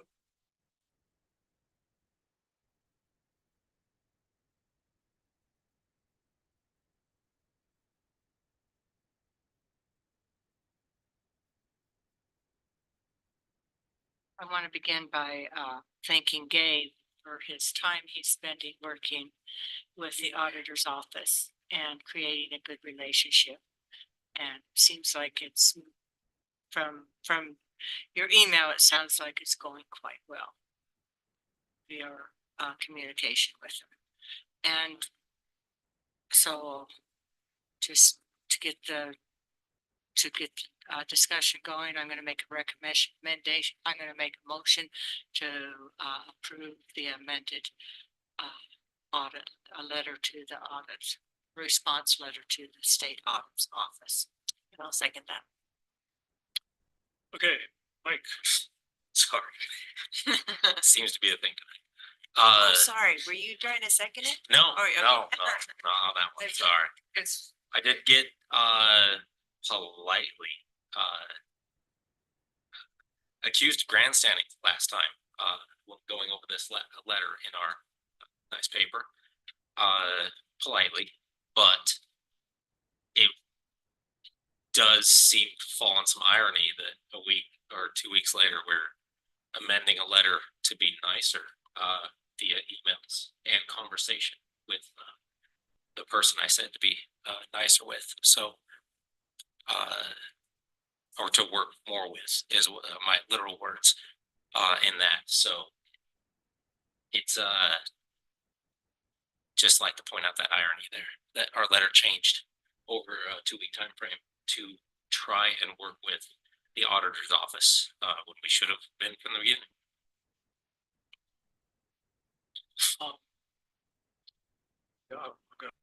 Bill's next. I think we were working with, Gabe's, I think, spent a ton of time at the auditor's office. That's been true. And, very early in the process, I called Seth Olson for some other reason, but that's what I was doing. It was a discussion then. So I've been working with him all the time. I think the main reason the letter changed is there's two different purposes. Where on the one hand, we're trying to say to these guys, hey, here's where you think your draft isn't right. But on the other hand, this is like our public response. It's going to be the final document. Those two things, they're similar, but they, there's some things that are appropriate for one and not the other. So I think the main thing that's changed is there were just some things in the first version of the letter, which were just intended for the auditor's office saying, hey, we want you to think about this. And then there's some changes for the second letter, which is, this is going out. That's part of the official packet. Like, say things differently. So I don't think it's backtracking. I think it's clarifying in some cases, and also just adjusting it for being context. I think Bill had his hand up. Sorry, so I do have some things that I want to get on the record here, but first I'd like some clarification because you said that this isn't the final letter, that you were going to be combining some more. No. This will be the final, our final response. We don't get another chance. No more changing this document. We voted on a document and sent it up there. Yeah.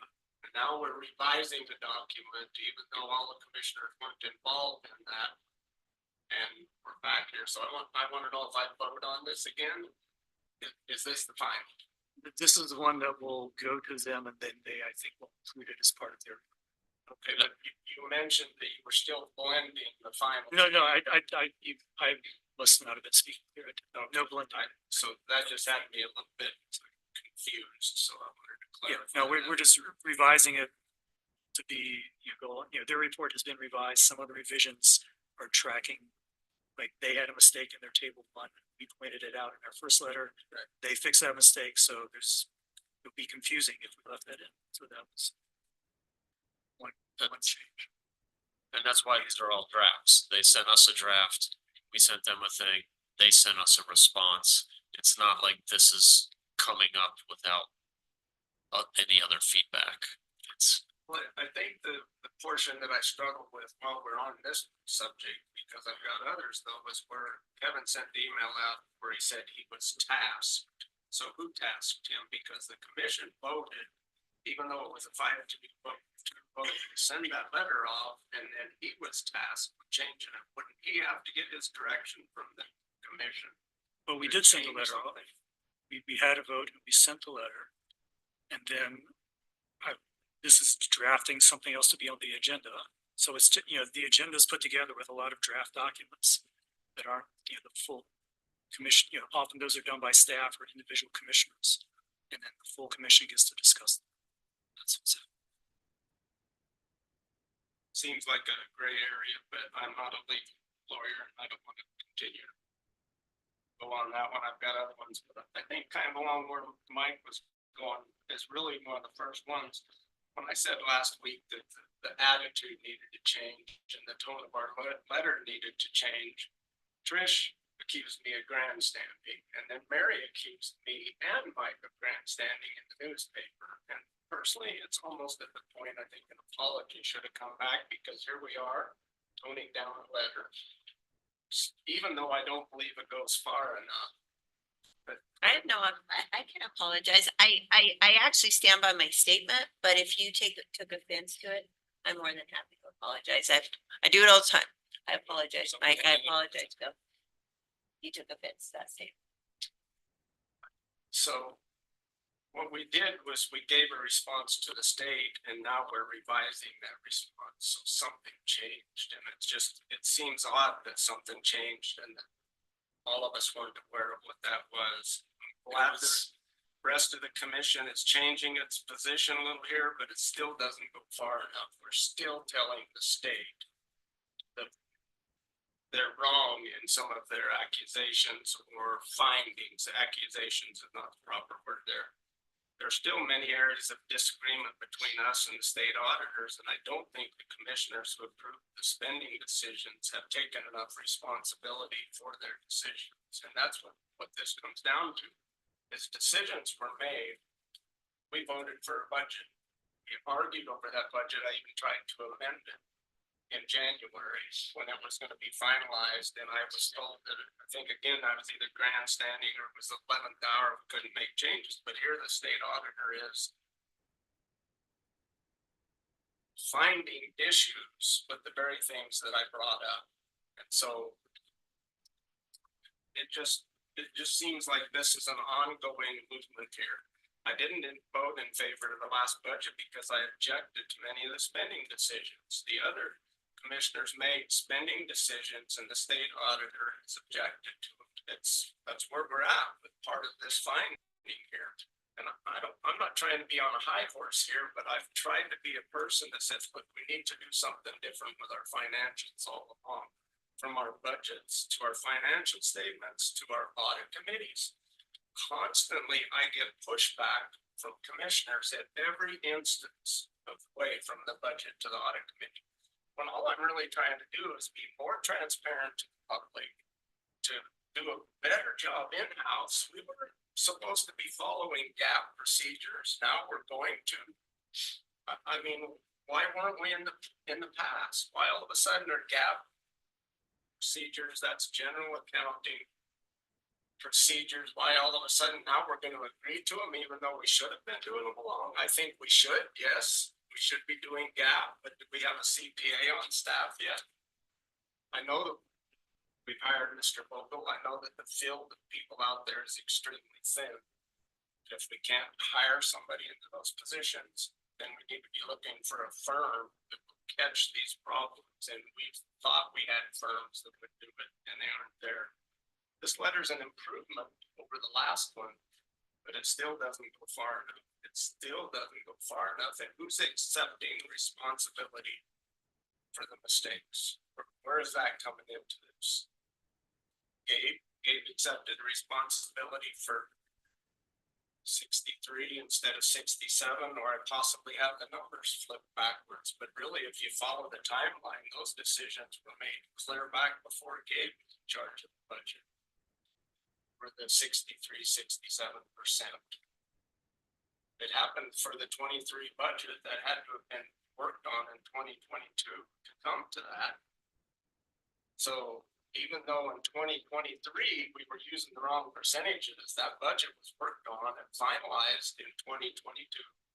So again, we need to have some responsibility. We need to be looking to the state to clean this up, not to continue to be rebuttal against what they're doing. That's just my position. I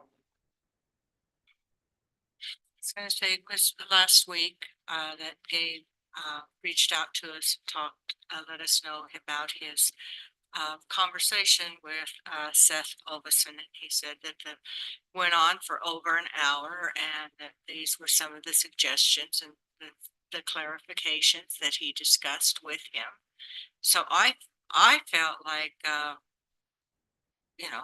was at, a retreat when I got this email, but I read through it. I thought, wow, okay, now we know some ways we need to fix the letter or improve the letter or change it a bit. And as far as, responsibility, I mean, we approved the budget, we are responsible, but it's also a very complicated, we had a lot of us looking at it and none of us caught it. So I guess we could brutally say, oh, we all missed it.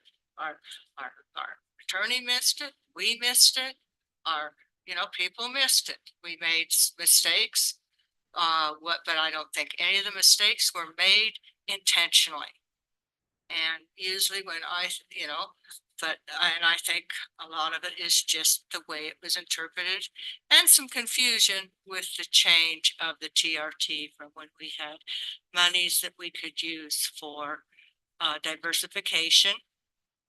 And then it changed at an odd time. And I think there was some confusion and overlap there that caused, so I'm comfortable with the letter. I think that it's part of the process. It's just to say, well, these are your findings and this is why we did it, and present them with the reasoning behind it. And I don't find it inappropriate or wrong.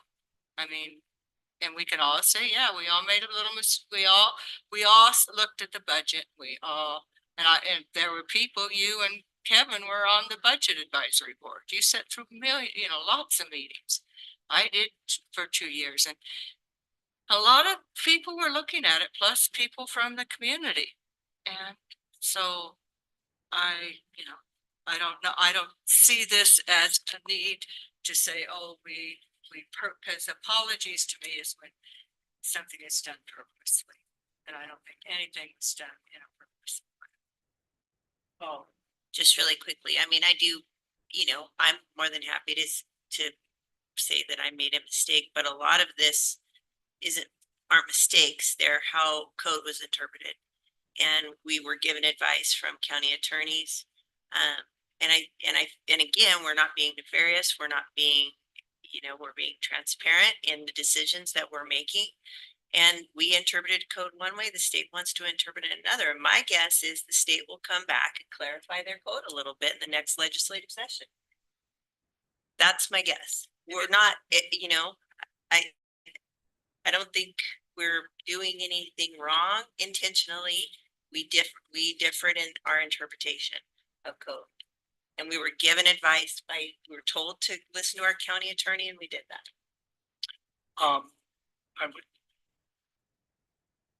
Bill brought up, I forget which finding number it is, but it's about the geo-transition from economic development money and the gap principles. On that one, very first thing we did is we asked the state auditor's office, how can we do this properly? What do we need to do? And their answer was consult your county attorney. So clearly we are trying our best. And then we consulted the county, and we also consulted our accountants, and we came up with a way to try to get all the numbers happening before July, because we thought that'd be easily figured. And now this gets really technical, but for reasons that I don't fully understand, they don't like the way we did it. They had said, yes, we had the authority to spend that money that way, but you should have done your books differently. And I think part of it is, just more robust tracking within the system. But Seth Overson talked he talked for like 20 minutes straight. I still don't think I fully understand. It's deep in the weeds of accounting. But I think that is a great example, because Grand County, we asked the state auditor's office, what should we do here? How can we be in legal compliance so that we won't get questioned? And then when they wouldn't give us an answer, we asked other experts like the county attorney and our accountant, and we came up with a plan. And so to me, it does not feel very good to then get nitpicked. No, you did it wrong. And somehow this is examples of bad faith or something. It's the opposite. It's examples of us trying in good faith to get things right. And I hope that's what comes through on this. The audit report is a mixed bag. Some things are definitely mistakes. 63 versus 67. That was a mistake. It wasn't an intentional mistake, but it was a mistake. We owned that, and we can fix it by transferring funds. I think some of these are, there's a few other oversights we made, relatively small. Some of it, and as Trish said, it's different code interpretations, and I stand by our code. They did not, if they'd given us a legal analysis saying, here's all these attorneys, and you reason this way, and we think that's bad because blah, blah, blah, then I might say, okay, well, their argument's better than ours. I guess we made a mistake. But they didn't do that. They just said, we don't agree. They didn't give any justification. So I think it's perfectly reasonable for us to say, we're standing by the way we interpreted things. On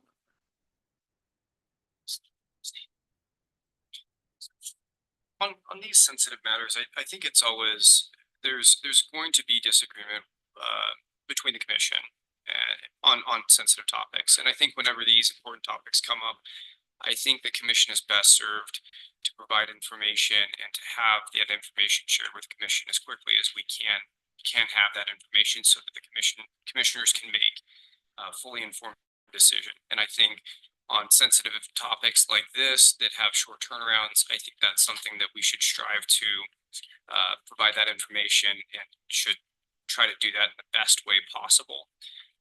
Sometimes it's very difficult, but that's the thing that I would encourage, going forward when we have an item like this. That's obviously, the last meeting was contentious. I think it really helps airing those things out. Possibly now that we have the ability to put things in email chains, when I presented that information last time, that could be a discussion where we can have in-house, and I think that would be potentially helpful. So just pointing out that, perhaps in the future that could be a place to address some of these things. I will state that before that last meeting, that Google Doc was open and people were asked to make comments. So that was at play. And if people don't want to take the time to get on there and make comments so that we can modify that letter appropriately, that's up to them. I mean, there's a point where it's like, go to work, do your work. If you don't want to do your work, then to wait until the meeting.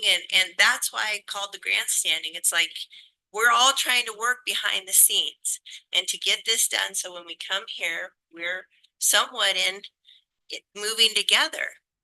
So to come here and then air the grievances, and it's fine to want to, impart to the general public what's happening, but also like be involved when those documents are open, get on the bus. That's slightly different than what I was talking about. Okay. I was talking about after the meeting when this issue was raised again. Okay. That we started an email chain and we could have had that discussion hear on the updated information. I think that That's next fair time we can provide it faster. Just gonna address what he just said. I mean, I learned about this literally in the middle of agenda review. So we're putting the agenda together. Then Gabe comes over and says, hey, I just very recently had this, and then the reaction was, well, gee, we need to get an amended letter. If we're gonna get this to the auditors in time, we need something on the agenda. I said, okay, I will write something following Gabe's suggestions and put it on the agenda. I think shortly after that, but probably not more than 24 hours, then Gabe, sent out his notes. So I don't know if that's the part you're talking about, but these things, they happen in real time and they have deadlines. And I think that was perfectly open and transparent.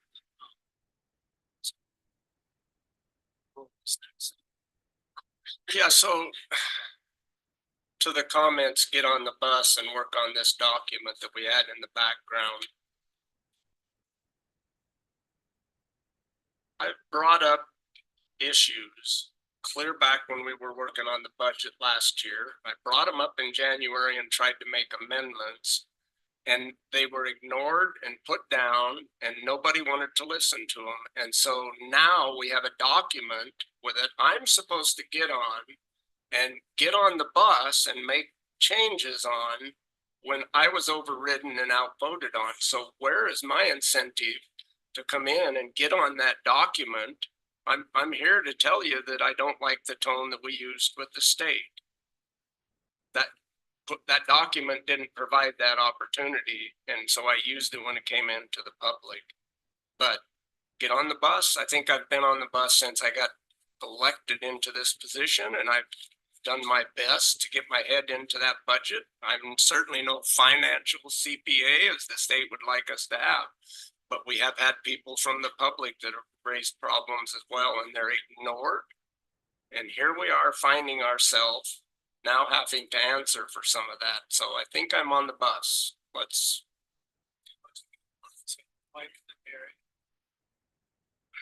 Thank you. It's rough to hear. I know we have a discussion item coming up here very soon on our agenda, but to hold quorum or hold cooth and not talk about things that should remain in our closed sessions, but to use that information and to receive input from the public, to receive input on a subject from the public without the information simply just getting out, or me just telling it to the public. By not grandstanding, I was behind the curve on editing the Google Doc. I was slow. When Trish, Commissioner Hedin speaks, I was one of the ones that didn't add my information into the original letter that, or at least draft response letter. But in trying to keep that in front of the people that actually put me in this position, I brought that information to the meeting outside of context of our closed session, and simply was just hushed. I was interrupted and then quieted and moved on by our chair at the time. My opinions were not put down in there, and because I was accused of grandstanding at that same moment, which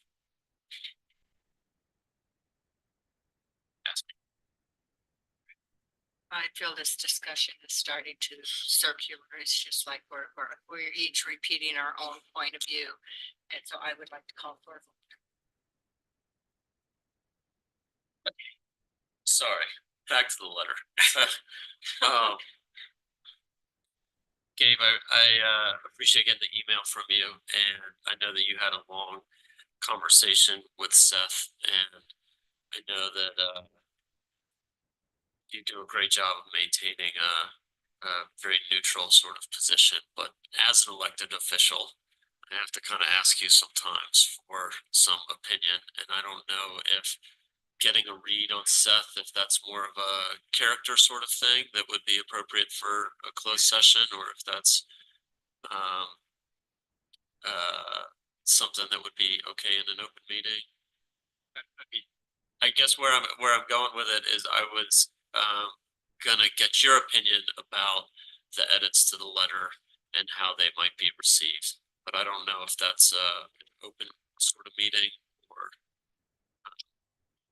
All I can say is that there definitely weren't any guarantees. There weren't any, if you do this, this will be the response. No, but I think with the initial draft that we received also kind of had a tone, and then our response had a tone.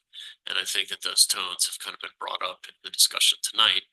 And I was just curious about your take on it, because we've kind of been in the echo chamber here, and myself hasn't had any direct contact with the auditor's office besides these letters. So I also talked to Seth, and I think he's in a difficult position because he's like a technical staff. But the final report is being written by his boss, who's like an elected official. Yeah, he's soon to be elected official. Who knows? So I would be hesitant to try to give, I think Seth was trying his best to just be narrow and technical, and if I had a theory about what he might actually think, I wouldn't want to say it public because I might think it might make life difficult. Not that he did. No, not so much the findings, but the tones that have been kind of going around. Yeah, so my impression is that that tone is coming from higher up. Okay. It's that. Well. Yeah, I mean, Seth is professional. And he's trying to stay out of the interpretation differences, and he didn't let on that anyone was mad about the first draft that we presented, but I don't think he would, I think one of the things that I would feel comfortable saying is, I think Grand County oftentimes is the subject of the receiving end of a whip from the state. No. And so I assume that there may be a dislike for some of the things and some of the things we're arguing about. So I think it's probably realistic to believe that they'll probably go back to the TRT code, and they probably will, on the one hand, clean it or sanitize it, and maybe the sanitizing end of it would be things that maybe leaves us with a rash as opposed to cleaning our problems. Now, do I think that Seth has the ability to give us any guarantee? No, but I think a softer tone does have the possibility of making us look more, And I think this does have a softer tone. I think that, even using some of, when it comes to the questions of policy and interpretation, that agree to disagree. I mean, I might almost put that in the letter, like, thank you, but we agree to disagree. Respect. Yeah.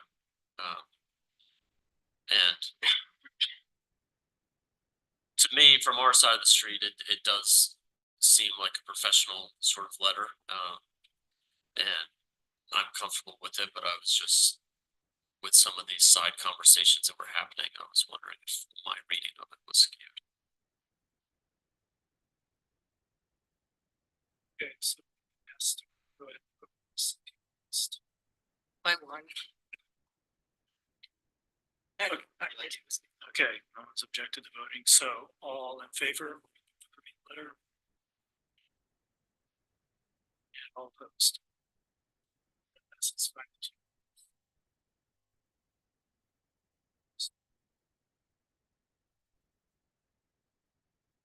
Okay, next item is Chair Pro Tem for the July 18th regular commission meeting.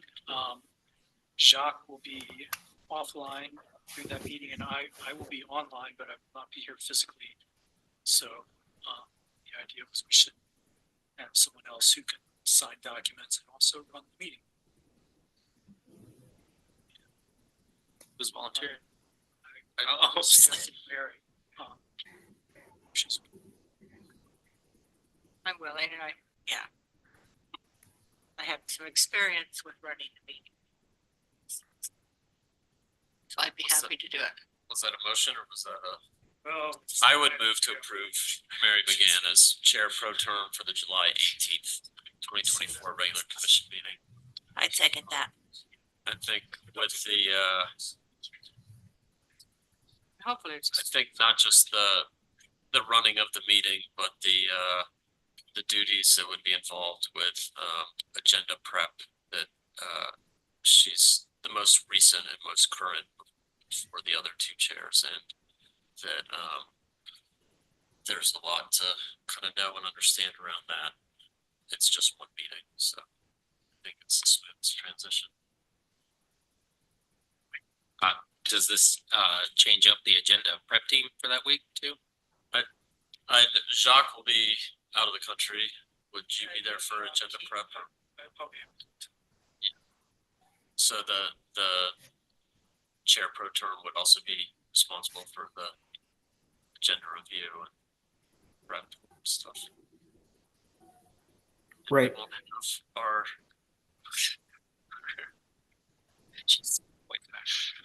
there's a lot of transition happening, so I think someone that's familiar with the process. Okay, so I would entertain a motion. Let's get. I made a motion. Yeah, wasn't that made? Oh, did he? Yeah, I seconded it. Okay, I apologize, Stephen, I'm having a side conversation. I got it. Okay, all in favor? And all opposed? So that passes unanimously. Okay, we are at the consent agenda. So we always read the amounts of the bills, is that? Yes. I was wondering if we could pull the bills from the consent agenda. I started a conversation with Mallory. Okay, you don't have to just, if you want to pull something, we just pull it, yeah, and then discuss later. Sure, just the bills themselves, it's related to the. Okay, so that makes my life easier, so the agenda consists of A, approval of meeting minutes, C, local consent of the 2024 Grand County Fair for the Moab Brewers LLC, D, local consent to the Moab Music Festival, E, approving voluntary appointment to the airport board, F, off-highway vehicle grant for the Utah Division of Outdoor Recreation, finally G, American Red Cross facility use agreement. So entertain motion. So moved. That's it. Yeah, Evan, second. Fractions. I got one. Took me a while. Okay, all in favor? Okay, so that approves the consent agenda except for the ratification bills. Bill, did you? Yeah, and I don't have any specific problem with anything in the bills, but I did start a discussion around the public defender and that contract that they hold. And it's just as I look through the ones that are highlighted in yellow here, it comes up to a pretty substantial amount that we're paying monthly for different lawyers to fill in as the public defender. And I know that there was a discussion started with Mallory and that we were going to follow up possibly with the judges from a couple of citizens' complaints I've got. But if you take the average of these bills right here and use that as a monthly basis over the period of a year, we're paying about $500,000 in public defender fees. And then to have some complaints about the manager of the public defenders, I'm just wondering if we don't need to look into that at a very minimum. I mean, I don't know what Stephen's total package is, but it's nowhere near $500,000. We either could hire a public defender or we could look at giving it to a certain law firm and they handle it all. I mean, there's gotta be some at $500,000 going out to throughout the year to different attorneys. It seems like there's room here for looking at that and cleaning that policy up. And that's just a discussion for the future. And that's really all I wanted to bring to light in the bills. We're paying a lot of money for public defenders. If I may, Of course. I haven't looked at those, but I think that there's a few different things at play of, occasionally there are hourly defenders who don't invoice on time. So you'll catch a month that has quite a bit. But also it is expensive to have, you know, public defenders, and we have to do that. And it's, I don't know, it's sometimes helpful to think about, like, they don't have benefits. So if we take a look at the county attorney's office and their staff and benefits, it's quite a bit of money. And it's a really hard situation with public defender issues because the county, personally, I think Utah has a long way to go because they put this on the county. There are other states where it's carried through the state and they're also responsible for overseeing contracts. You know, I think personally, maybe a better system than putting it on an individual county. But if there are issues or for areas for improvement, I think it's important that those be addressed. And so I have had follow-up conversations and have a few more, then I can kind of report back, but it's a really slippery slope, as you can imagine, on a few different sides, but I get it. And I appreciate that. I just wanted to kind of bring it to light that there's been some complaints and that maybe in the future, and I appreciate that you're following up with it. I really do. I know when it's come up in the past, it's always a bit of a gamble of trying to anticipate what the year's needs will be, because one single case can tip the scales one way or another. So either you spend a lot of money to have somebody in-house, then you don't have anything for them to do, or you hire it out and maybe it racks up, or maybe it dodged a bullet. But I agree 100% that I know that when we get into the depths of the budgeting process, a lot of times it's a super big agenda and you're trying to crank through things, and stuff like this doesn't always get the full discussions needed. So I would also be willing to have those conversations in the future. So I have a basic question. I think implicit in what Bill was saying, and I'm guessing this is correct, but if suppose I don't know anything about the current public defender, so this is all hypothetical. Suppose we had someone who just wasn't doing the job, or there was some kind of serious issue. Whose responsibility is it to fix that? Is it the first county administrator and then the commission? Is that? That's not the contract. Okay, so this issue that Bill brought up is definitely something we should be worrying about because we're ultimately responsible. Oh. I mean, so, well, if you're talking about like deficiencies in the attorney, the judge is there and there's a process. So if somebody, I'm gonna use a different example. So if we were in, Preservation City, it's my new favorite city. Okay? We were in Preservation City and they had a public defender and they didn't show up to court or they didn't prep for the case, then that individual defendant can file an appeal called ineffective assistance of counsel. And it goes up to the Court of Appeals. They get upset because if you did a trial and you get a conviction and they didn't do their job, then they can get overturned and get sent back. So in terms of, the day-to-day monitoring of if the representation is sufficient, it's going to be a combination of the judge, the state bar, and then sometimes the county, but it's hard because we're not necessarily law trained in some aspects. It's kind of it's a weird amorphous thing that they have contractual obligations that they have for obligations as well. Sorry for the non-answer. And I would say actually judges are not supposed to technically be involved in a true independent system. And so I think that they prefer, because you could have somebody appeal and say this judge came down on me too hard and it's because they publicly stated that they hate my attorney. So I think it's a sensitive thing, and I think less is more of like I'm following up on issues, and it is in the contract that the administrator does it because it's also slippery slope for you guys to oversee that. It's if you think about all the conflicts, it's a hard one, and I'm going to blame the state. I appreciate that you are. I'd like to make a motion to accept the bills, total bills in the amount of $809,141.14. Total payroll, $422,594. $1,034.21. Total bills and payroll in $1,231,735.35. Second. Discussion.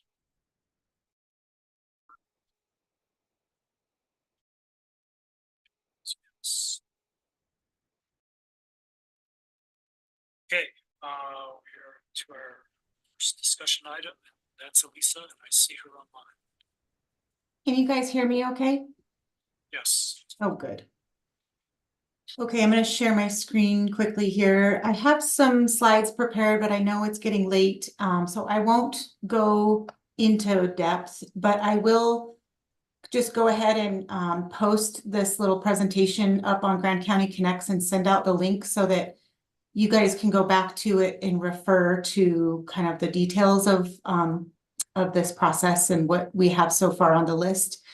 So for the priority land use code amendments, we have been working with the Planning Commission over the last couple meetings to run through the proposed amendments that we discussed at the Commission and Planning Commission workshop that was last month, I believe. This is the proposed timeline. It's getting pretty close to our August 18th deadline for the 180-day moratorium. So I've been working on the draft red line versions of all of the sections of the code and getting ready to submit those to legal review. That I've given myself the deadline of June 26th. Hopefully it could be even sooner for some of these. I could get them to legal quicker than that. And then the Planning Commission public hearing would be set for July 8th.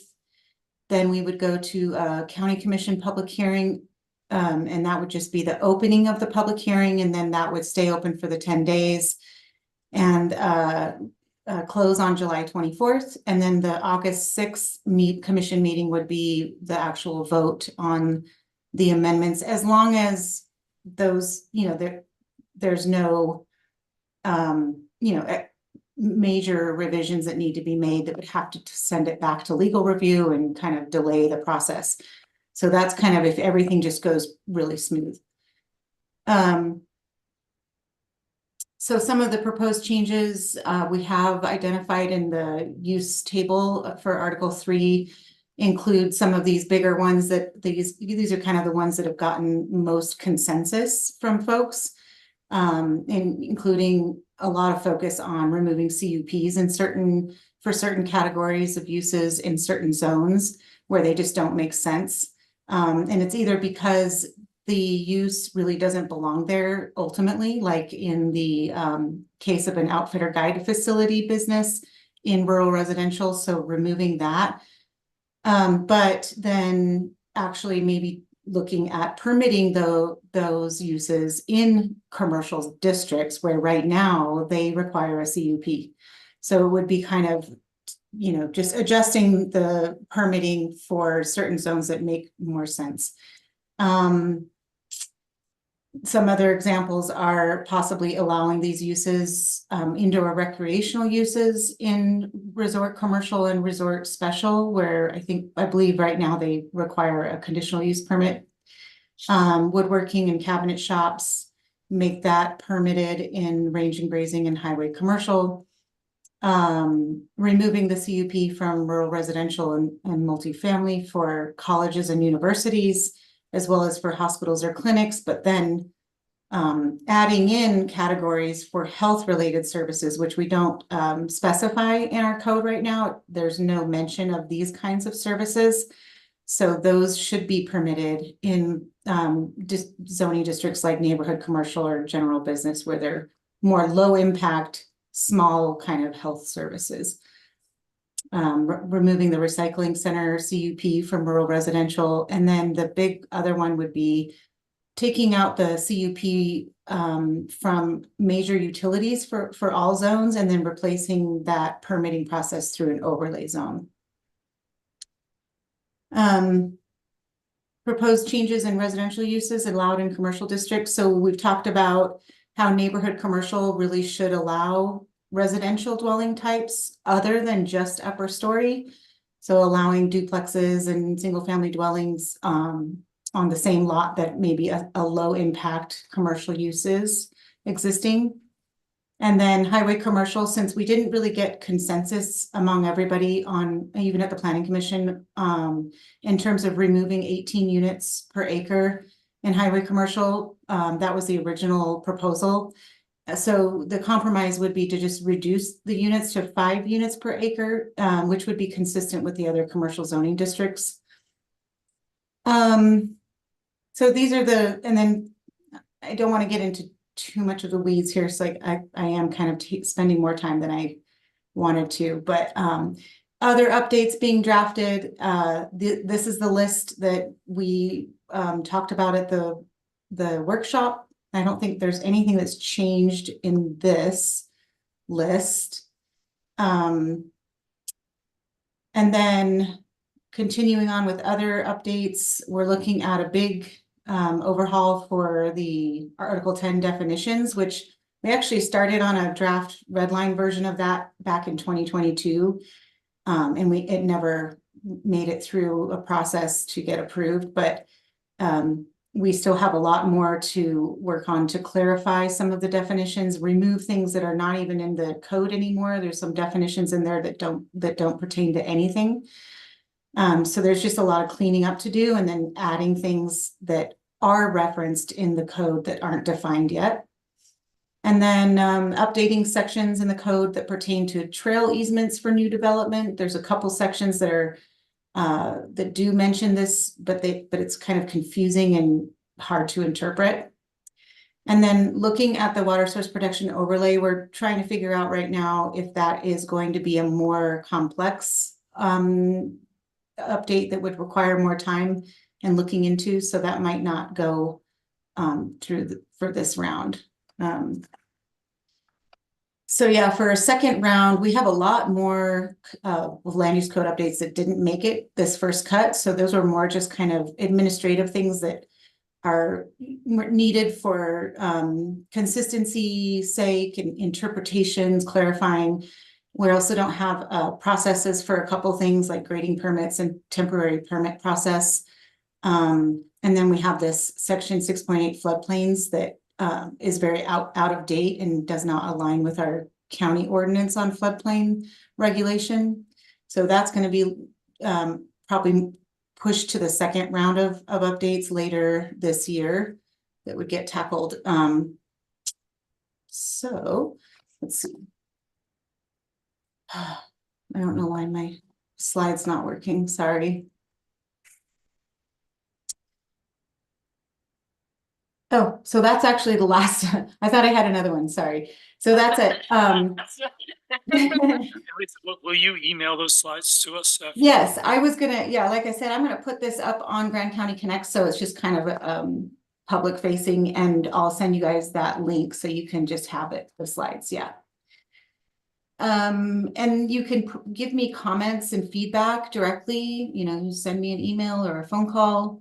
Bryce is she's aware of these updates and the timeline, and so we've been working together on kind of me passing these on to her. So yeah, any questions right now on this? Remind me of your last day while we're looking at that timeline. June 28th. So yeah, I won't be here for the public hearings, but that should be handled. All teed up. What's that? You'll have it all teed up for the public Yep, hearings, right? exactly. Well on it, ready to go. Yeah, that's the plan. I'm excited. Thanks for all your work. Mm-hmm. That was my question also. I was curious about her plan. I did have one question or comment. So something that's been raised a few times in relation to this 6-month window we have is looking for other cases similar to Cane Creek where we have remote industrial or highway commercial zoning that's doesn't really seem to make sense. And I know that you're also doing this future land use you've got another longer term process which might address that, but I do feel like we need some kind of interim fix to be ready to approve it end of August. So I'm hoping that something like that can be added in there. I mean, Yeah, so well, go ahead. you're talking about a zoning map amendment. Yeah, Yes. right. Yeah, we could look at, we don't have those map amendments solidified, but we could definitely look at some ideas and see if that makes sense to do right now. And here's a simple idea. I mean, it's something we already have the resort commercial and resort special zones, and those names sound very generic, but in reality, if you look at the history of how they came about, the resort commercial zone was basically the Canyonlands by Night zone for the north side of the river. It's only applied there. That's the only place in the county, and so people just kind of specialized it for that. The resort special zone is exactly the same, except it's for further north on Highway 191. I don't think we need like a general commercial zone that's supposed to handle South 191 and remote use of property. So I would say we just break the highway commercial zone into a South 191 zone that can be optimized for that, and then maybe remote sort of commercial properties. I don't know what kind of name we would give it, or but it could be pretty similar to resort special, which was a zone that was meant to handle lower level commercial activity in a more remote place. I think that would be simple to draft. We could get it done by August, and then we could revise it, make it better a few months later. But that's just one idea of something that I think is very doable before the deadline. So are you saying for all of highway commercial that it would become a south, instead of highway commercial, it would be South Highway 191? It could be the South 191 commercial zone, or just some name that that is specific to south of the city limits. Would we be changing the use table in terms of what is allowed in that zone? Only as far as in your slides, but I think for the outlying areas, for the remote areas, then they would get a different zone, the remote commercial zone or something like that, and that would have a use table that looks more like resort special or something. Because I think what a lot of people were very upset about what happened with King Creek, and what happened was there was a zone change to allow a campground, and then 30 years later it came back to bite us. And I think there's a few places in the county where one could imagine something similar happening, and I think a lot of us promised ourselves we weren't going to let it happen again.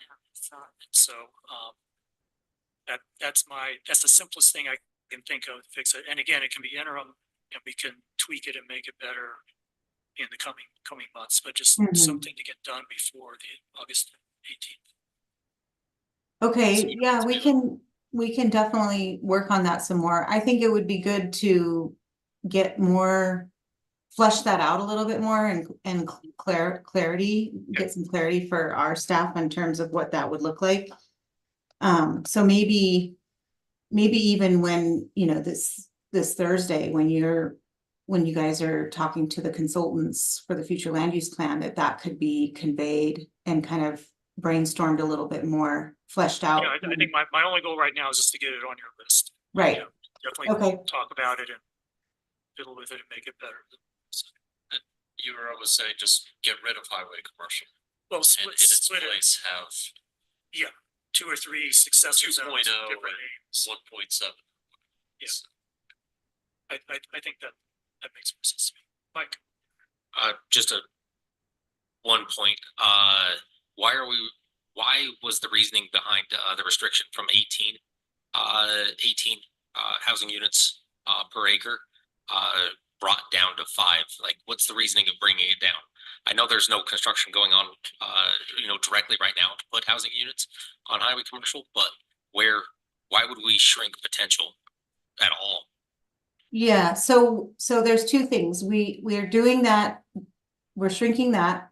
At the same time, we're increasing the ability for residential in neighborhood commercial, whereas right now it's very limited for neighborhood commercial. It seems much more appropriate to allow all types of residential development, high density, you know, multifamily, whatever, in neighborhood commercial versus highway commercial, where our most intensive commercial uses are allowed, and they're not necessarily compatible with residential living neighborhoods, you know, even multifamily. Like there could be some there would still be an allowance for some multifamily in highway commercial, but I think it's, from a planning perspective, though it's not the best planning practice to have your most intense commercial, almost borderline light industrial uses right in the same area, in the same property as a neighborhood, residential neighborhood. And so we do have in the future land use plan designated areas for higher density multifamily, even more up to 35 units per acre, all different levels. So we have multifamily 8 units per acre, 18 units per acre, 35. There's even a category that would be used very rarely, but up to 45 units per acre for very low income. And those are being designated on the map, the future land use map, right now through this process of the comprehensive land use chapter update. And so the intention is that when that gets adopted and the general plan has been amended and that land use chapter gets adopted, the future land use map goes in effect, and then folks can apply for rezones in a density bonus incentive for higher density residential in areas that are designated on the future land use map as being appropriate for higher density and residential use. And so there will be opportunities to make up for that reduction in highway commercial and be basically shifting the density, shifting residential density that doesn't belong in a commercial zoning district along the highway to areas that are more appropriate for residential development. Does that make sense? Follow up? Yeah, can we follow up there? Sorry, take your spot there. I very much understand like lowering the density on the highway commercial and raising it in what, you know, the residential or you know, general business, etc. But it just seems, in my eyes, it just seems like we're taking away even a part of a chance. I know that none are being built, but we're taking away a part of a chance that more could be built. While using the justification that we're raising it other places, we should just give it out, in my eyes. But that's. Nope. I guess, and I raised these concerns before, Elise. I just think that if you're going to change a designation on somebody's piece of property, that you need to involve them, because what you're doing is you're decreasing the value of that piece of property. And I realize we have the right to do this supposedly, but it still is going to cause a backlash and an uproar, and it could even cause legal lawsuit issues. I think we have to be very careful when you start taking away someone's rights on a piece of property. Yeah, that's definitely heard. And I would just go back to saying that this isn't a decision that's up to me. This is what I've been gathering feedback from commission members, planning commission, conversations from the community, workshops that we've had. It's all based on a lot of input and feedback. Ultimately it isn't up to me, so it's up to you all, and we'll, that vote will come to you for sure.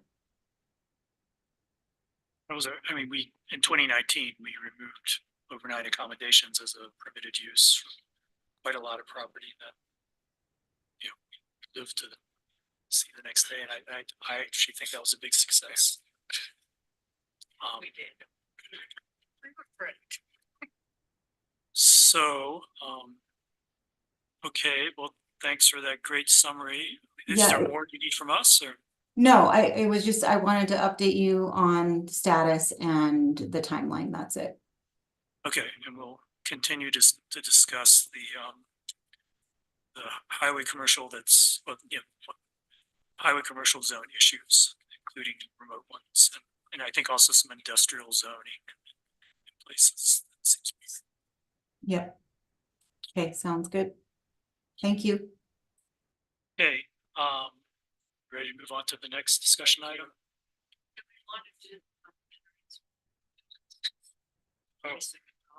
Oh, yeah, I guess. Yeah,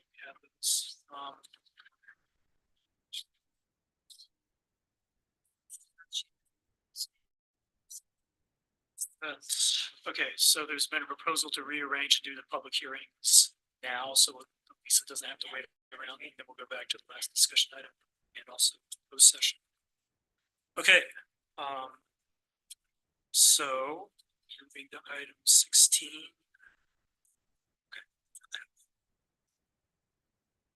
Lisa, take it away on the first of the public hearings.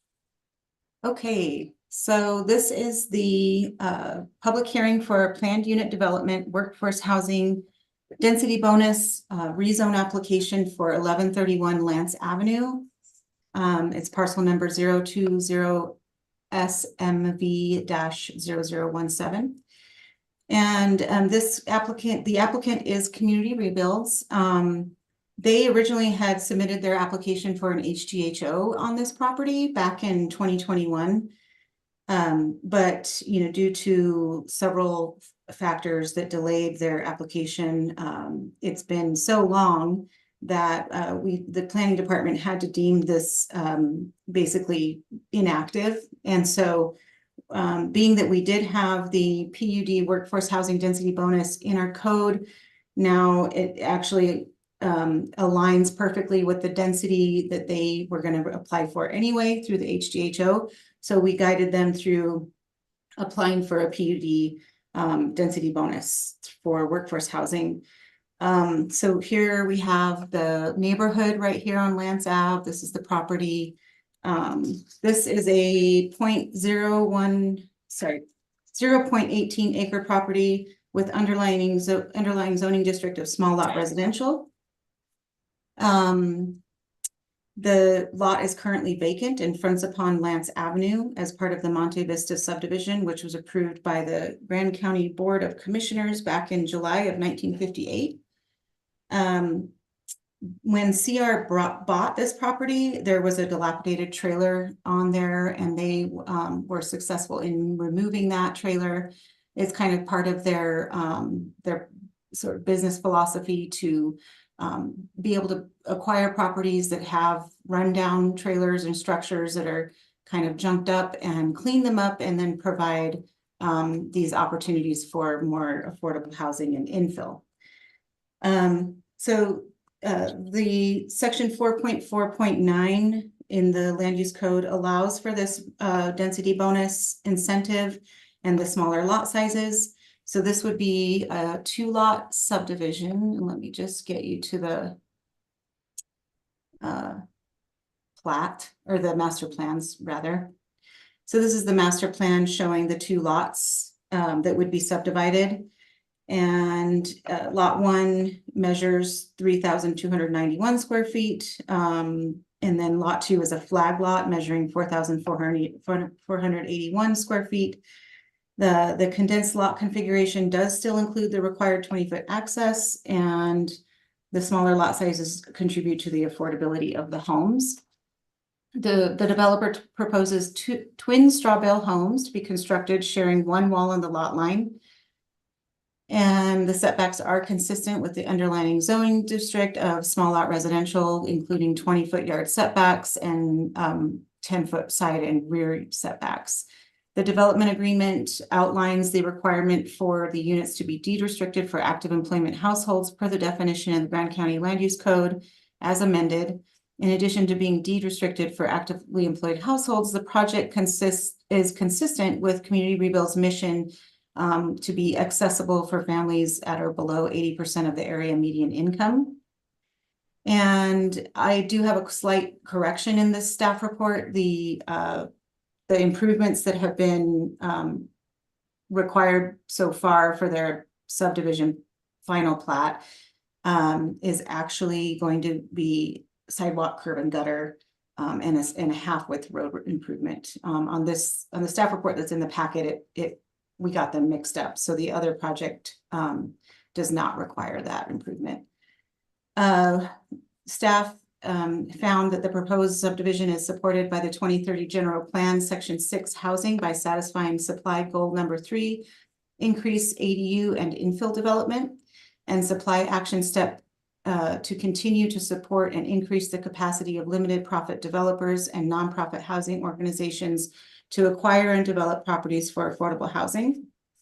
The proposed development is also in conformance with Land Use Code Article 9, Administration and Procedures, and Article 4.4, Planned Unit Developments.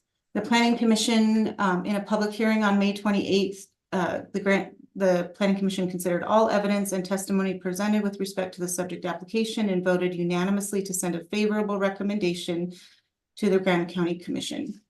And that's all I have on that staff report. If anybody has any questions, and I think that the applicant might be online or in the chambers, if you have questions for them.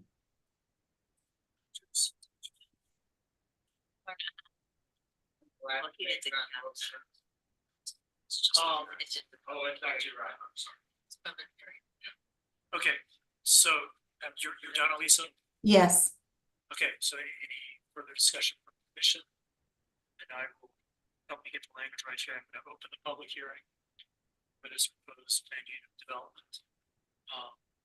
Is present at the moment, so any comments, but I will keep the public hearing open till say the 26th at 5 o'clock. Close enough to my mic? Yeah, I couldn't hear you, sorry. Oh, goodness. Okay, so I public hearing is open and no one is here to comment, but we will accept written comments through 5 o'clock on Wednesday, June 26th. Okay, so I think that finishes for that one. And we have a second one, Elisa? Yes, and I don't need to go into too much detail because this one is very similar. It's just slightly different in the sense that it is a 3-lot subdivision versus 2.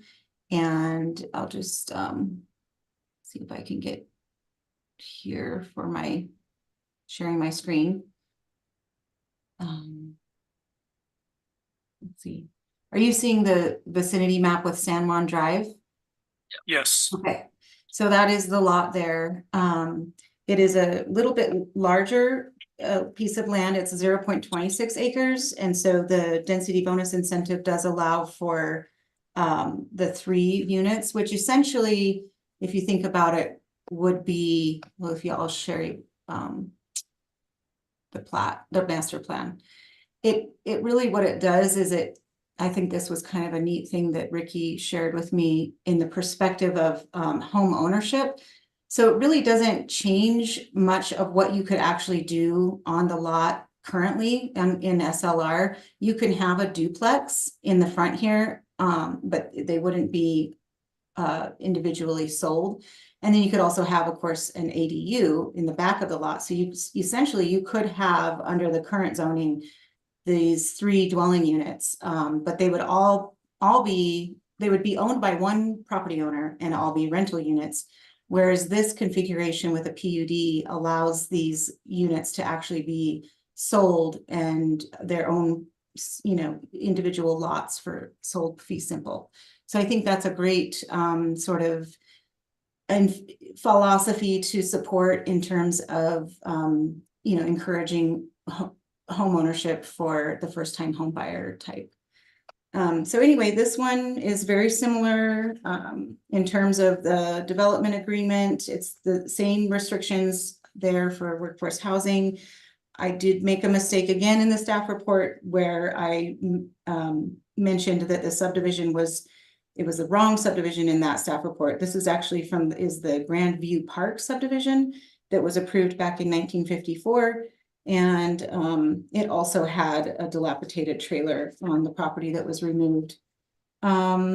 And then this one so far for site improvements, there are no road improvements that are required.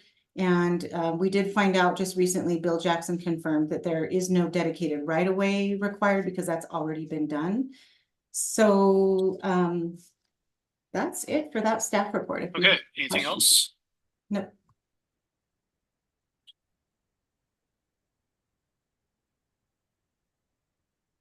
Your last commission meeting.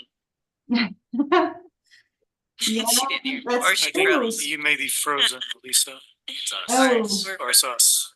We're frozen. Yeah, I heard you, Trish. I don't know if you can see me or hear me. Okay, so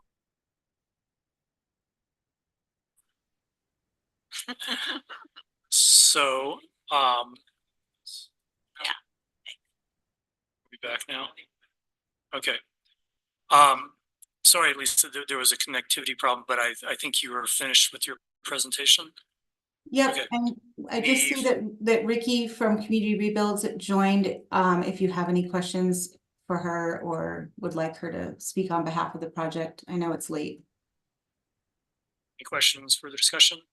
If not, then I will open the public hearing for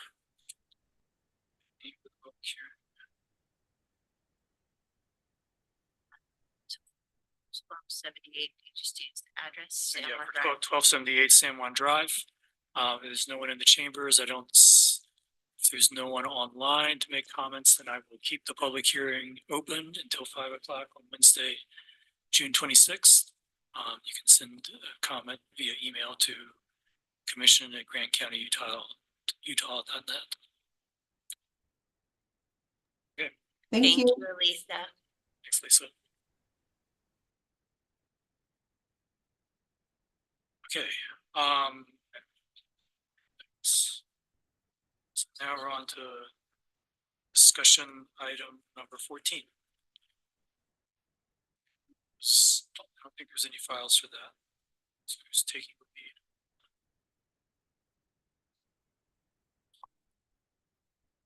Yes, I can. I think it's We got too much practice, in this sort of thing, so. go ahead. Got to have.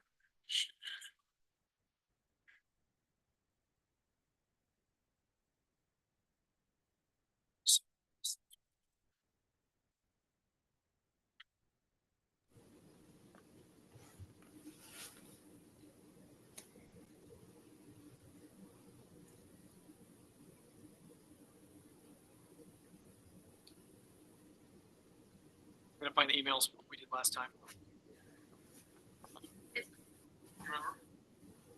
I was thankfully not here yet. But I believe what was done before was a smaller committee. And then the commission did have a closed session to talk through applications and kind of the people that had been narrowed down. Okay, so one proposal then is for hiring a new administrator, we'll get a smaller committee of, say, three commissioners plus I the other wouldn't staff. do anybody else. Okay, just I three think, commissioners. yeah, it gets weird if you put Okay. like a department head. Okay, three commissioners, who will try to narrow the field down, focus it, and then we'll have a closed discussion meeting with the full commission about who to hire. Is that? Sounds good. Yeah. There would be a first round of interviews performed by the small committee. And they could be taped so that everybody could listen to them. I think that's tradition. So, the interviews could be shared with us. Jacques, were That's you gonna say something? Yeah, and then would those interviews be in a closed session? Would the three commissioners, I guess, would not be a forum, and then they'd interview the potential candidates. We'd tape that, and then would they be dispersed to the entire commission? Would they be viewed in a closed session? How would that work? So we'd each get a chance to do that without, I guess. On a task, I'm Yeah. just thinking through the logistics of this. I don't want to necessarily volunteer myself, but you may want somebody, I would say if we had HR or somebody else that had more experience here to help kind of facilitate the recording and the transfer of the videos and everything else. If that's things that the commission wants to take on itself, but you guys are going to have some go between and just thoughts. Could you guys, sorry, Quinn, like, it could be set up where you all review the applications that they come in and have an input on getting down to say 5 people or whatever number, then you have 3 commissioners interview, and then you could from there do a closed session. I think people can be interviewed in executive session, right? And one note, when you want to have, and I don't know if you guys have historically had questions. Yes. And because that's going to be really important, because you want consistency across the board so that somebody doesn't get their feelings hurt and think that it's some reason that's a protected class. So that's, again, the concern to have maybe somebody, HR attorney-esque type person. I think we've done this in the past where like on the first interview, if someone asks an additional question, that question has to be asked in all interviews. And then if somebody in another interview, I think then they gave the other applicants an opportunity to answer that other question. But you're really encouraged to stick to the script unless, so it's important for us to come together and get some really good questions that we all agree on. And try to make sure we thought of them all, there's something we've forgotten. And I know we've often done that in other contexts as well, but I've always, like, if, someone's got a military background, we ask them, tell us about your experience. We can't ask that question to other people. You make it pretty general. You say, would you tell us about yourself at the very beginning, and we'd like to, and we'd like to know about your history background and perhaps your family, we can, but you make it so that, I don't know. You don't want to drill too down because you might go, oh, where'd you serve? You ask them a bunch of military questions and then they don't get the job. And they say, oh, you didn't pick me because I was military and whatnot. So you just kind of ask these general questions. And then when you do follow up, you can get nailed down a little bit more specific if you're going to do second. If we're okay calling them follow-up questions, it's fine. I just think the questions need to match, individual characteristics of the people being interviewed. And there's some sticking points you have to be careful to avoid. Okay. There's also entities like the International City and County Manager Association. They have kind of best practices for elected bodies in hiring. I think with that it comes questions that you guys could kind of look through. Obviously, not all of them will work. You might have your own, but it's kind of some good background and a roadmap. It's gonna be sooner than later. She leaves. ASAP. How long do you guys want the phone for? Yeah. I think open till Phil, right? Has to be posted for a minimum of 2 weeks. We post it for a minimum of 2 weeks, but we could go longer. It's up to you guys. It won't. And what's, Wait, fill us also- in on the interim. So one thing to note before interim is we were thinking that in addition to posting on our website, we would also do some targeted advertising to some of these national associations. Just really try to cast a large net. It's whatever you guys decide, you will know that it's looked under everyone. My plan was to push these out with the help of Laura and HR to SGR, Strategic Government Resources, NACO, National Association of Counties, and IMCA, International City County Management Association. And there's a few other little add-ons.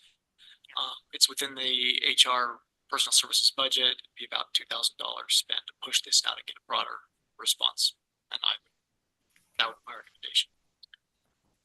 Okay, so the plan is to do that, but then maybe just have us all review the written application materials, come up with some kind of ranking to decide who gets an interview. That would be done by 3 commissioners. And Are we gonna do?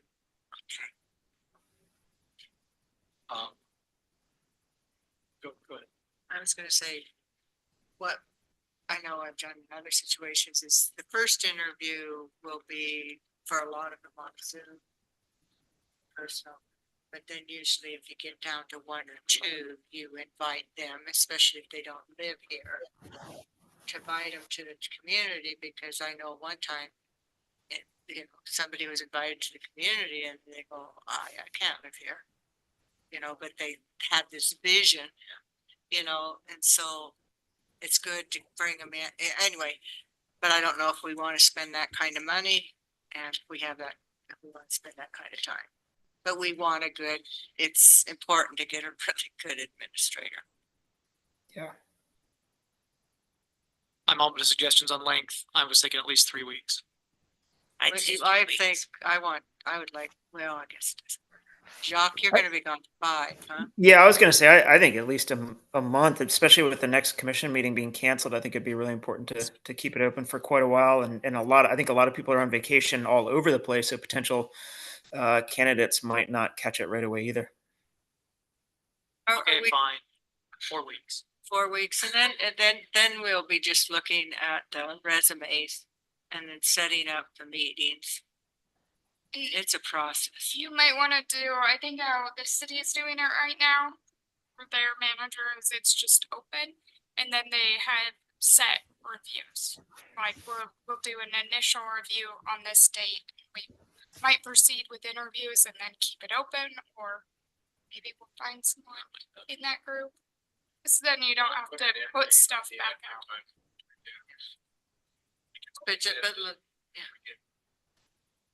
Yeah, but if you set stuff out that expires and you've paid for it.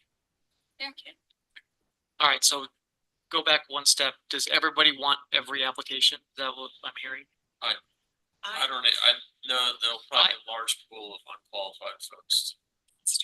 I think, and so if you would somehow, I don't know how you guys want to work that. I'm happy to sort through them and provide the ones that I think are most appropriate, but I don't want to leave anybody out of the process or. Sorry, can you fill me in on the HR status now going forward? Interviews happening now. No, but I mean, staff wise. We've got Laura and Angie over there right now. Okay. And that's. Is there an interim director? Yeah. So I guess what I would propose is, if some commissioner really wants to look at all the applications, they can, but we would welcome you saying, here's some that you should pay closer attention to. I'm happy to do that. And then Yeah, we do. At some point, We do get a lot that are not relevant. LinkedIn, Right. people just click, and that's the applications that I'm getting right now, and they're just not even. They're not It's not even close. But is that Quinn's job or is that? That's why when the suggestion was just have commissioners do it, that puts a lot on individual commissioners, so without somebody. HR director. Sorry, I just thought that was it, like a given. Who's our gonna, we don't have an interim HR director yet, We have a plan. right? So, but for the time being, do we Not put, gonna happen in the next.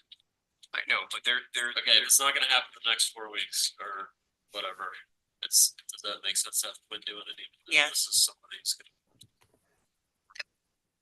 And I think it's gonna be so far off that you could just say HR staff right now posts it. And when we say waiting to review, you could say truly waiting to review, not a, hey, who came in today? Yeah. Deal. So we'll make, my proposal then is we'll make 2 folders. I'll get with HR, we'll make 1 folder of everybody and then 1 folder of our suggestions. The commission is welcome to look at the folder of people that we don't think are appropriate either, but I would be happy to go through with HR and provide some, like, at least screening of the applicants. That's great. Yeah, that sounds good. Okay, is that Should, enough? should we talk about which 3 commissioners might be on the interview committee at this point? You're on for a discussion item for tonight, so you guys could talk about it. Yeah. Generally, at the next meeting, firm it up. I would be interested in being on that committee. You got a session discussion. I would very much be. I'd like to be involved with that also. Yeah. There you go. Great. Anyone else? Who were the 3? Bill and Trish and Joe. Junk. Well, Evan and I are lame ducks, so we should be on it. Give my head nod to that.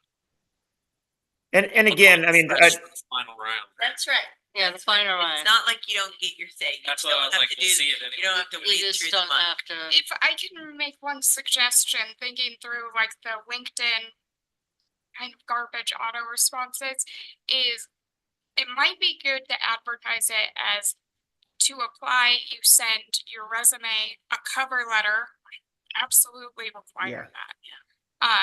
And 3 references to the HR like job email address, because otherwise you get garbage information. You don't always get a cover letter, and you want to know, like, why do you want this job? Why do you want to be here? And if you It's say helpful. if you say you need a cover letter and they don't produce one, well, that's a big clue. Just say that any of those that do not provide these 3 documents will not be considered. That might save a lot of time. Safe. Save Quinn's life. that's a great suggestion, Mallory. Thank you. Okay, anything else on this? Okay. Sorry, when's your last day? Just 2 days ago. I'm kidding. I like to say I have 2 more days in my sentence. So, Okay. Thursday. It's fast. And I guess I would say if you start looking at or interviewing people before I get back, I should be back in Moab on July 25th, but I would be happy for someone to sit in for me, and if there are interviews happening before then. I think if we're looking for applications and it's open for 4 weeks, then we do 1 round of reviews and then start interviews the week you get back. It's pretty. Okay. Thank you. And just to be clear, Quinn's. Whatever the hell. No. No, I mean, It's in his job description. man. It's Latin, but it's pro tem. We're gonna be Okay, chairless, vice chairless, administrator lists. Okay. I've been eschewing the title interim, but I will accept agenda. it. So, Okay, next item, which is the, closed session policies. Let's go. is there any also pending litigation? Yes, we've got closed session policies, a discussion item, and then 1 closed session item, if I can see if the attorney is wanted to come. Just like, if he's Okay. ready, why don't we do can that? this both at the same time, or can we? No, 1 is just a discussion item on closed sessions. Oh, I don't oh, know oh, if sorry. we're going into closed session. Okay, okay, Discussion closed session. Okay, sorry, I am lost. Okay, so now we'll move on to our discussion item on closed session policies.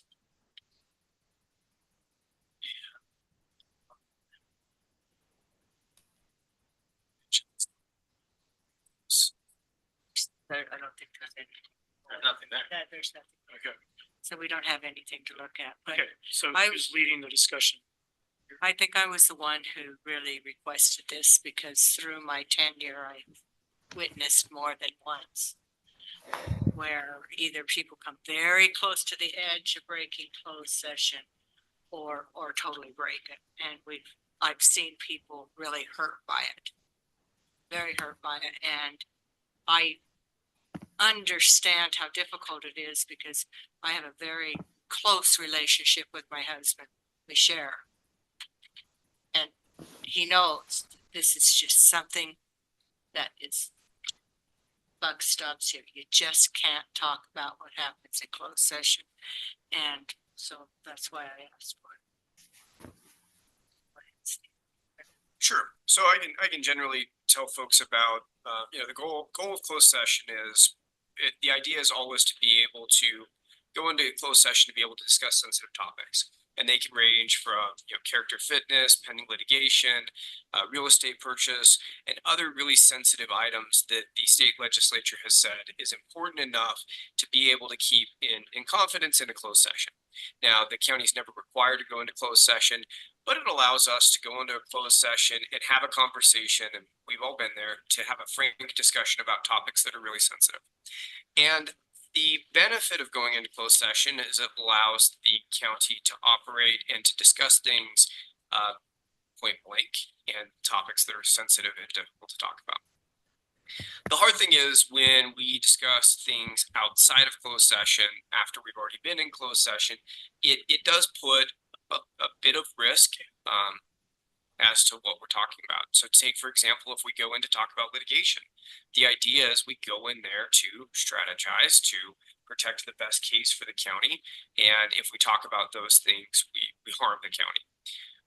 If we talk about information about character and fitness, we run other sensitive issues.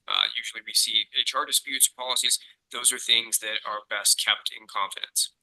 Now, there can be circumstances that are could eventually end up putting the county or individual commissioner in hot water if they disclose or divulge those things. And that's why I always stress for closed session. That's what we keep it closed session, and it's kind of similar to attorney-client privilege.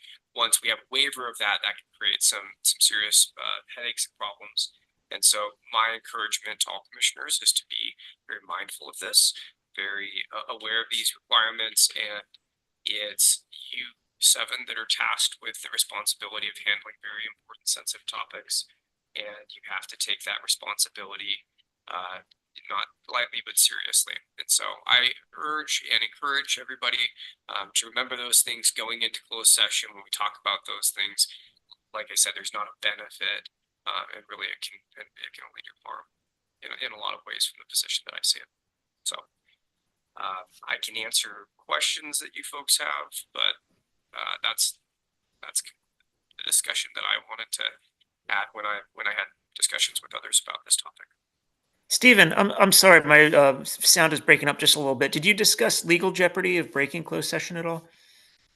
I did, but I can go into more detail yeah, sure. So legal jeopardy. So if we go into closed session to talk about things that are in the best interest of the county, and we talk about strategies on cases, it can really harm us when we talk about our cases with our attorneys. The goal is to be point blank. The attorney, myself, or an expert, if we bring one in, gives us the good, the bad, and the ugly about our case. And so if we release tell adverse parties about what is weakest in our case, that could seriously harm our case and could put the county in a worse light, in a worse position. In the context of employee disputes, if you were to repeat things, it could eventually subject the county theoretically to some issue or some litigation or a suit. So there's not a lot of benefit all the time, but there's a lot of risk when we go into closed session. We should keep it private. That cover it, or would you want something more specific about a particular topic?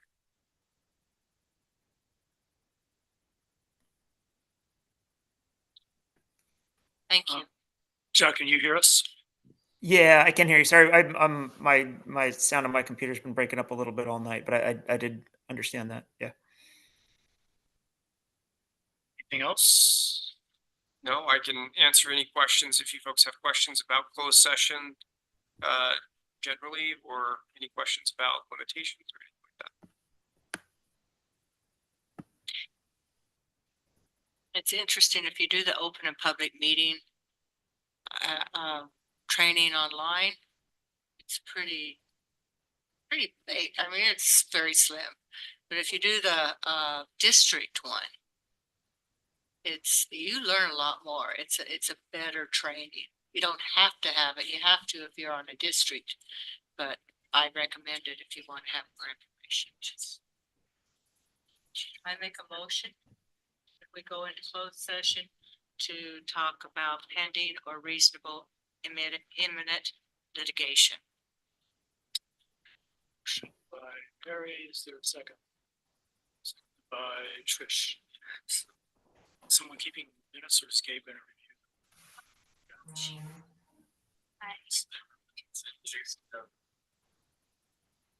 Okay, and Who do we have online there, Jessica? Just So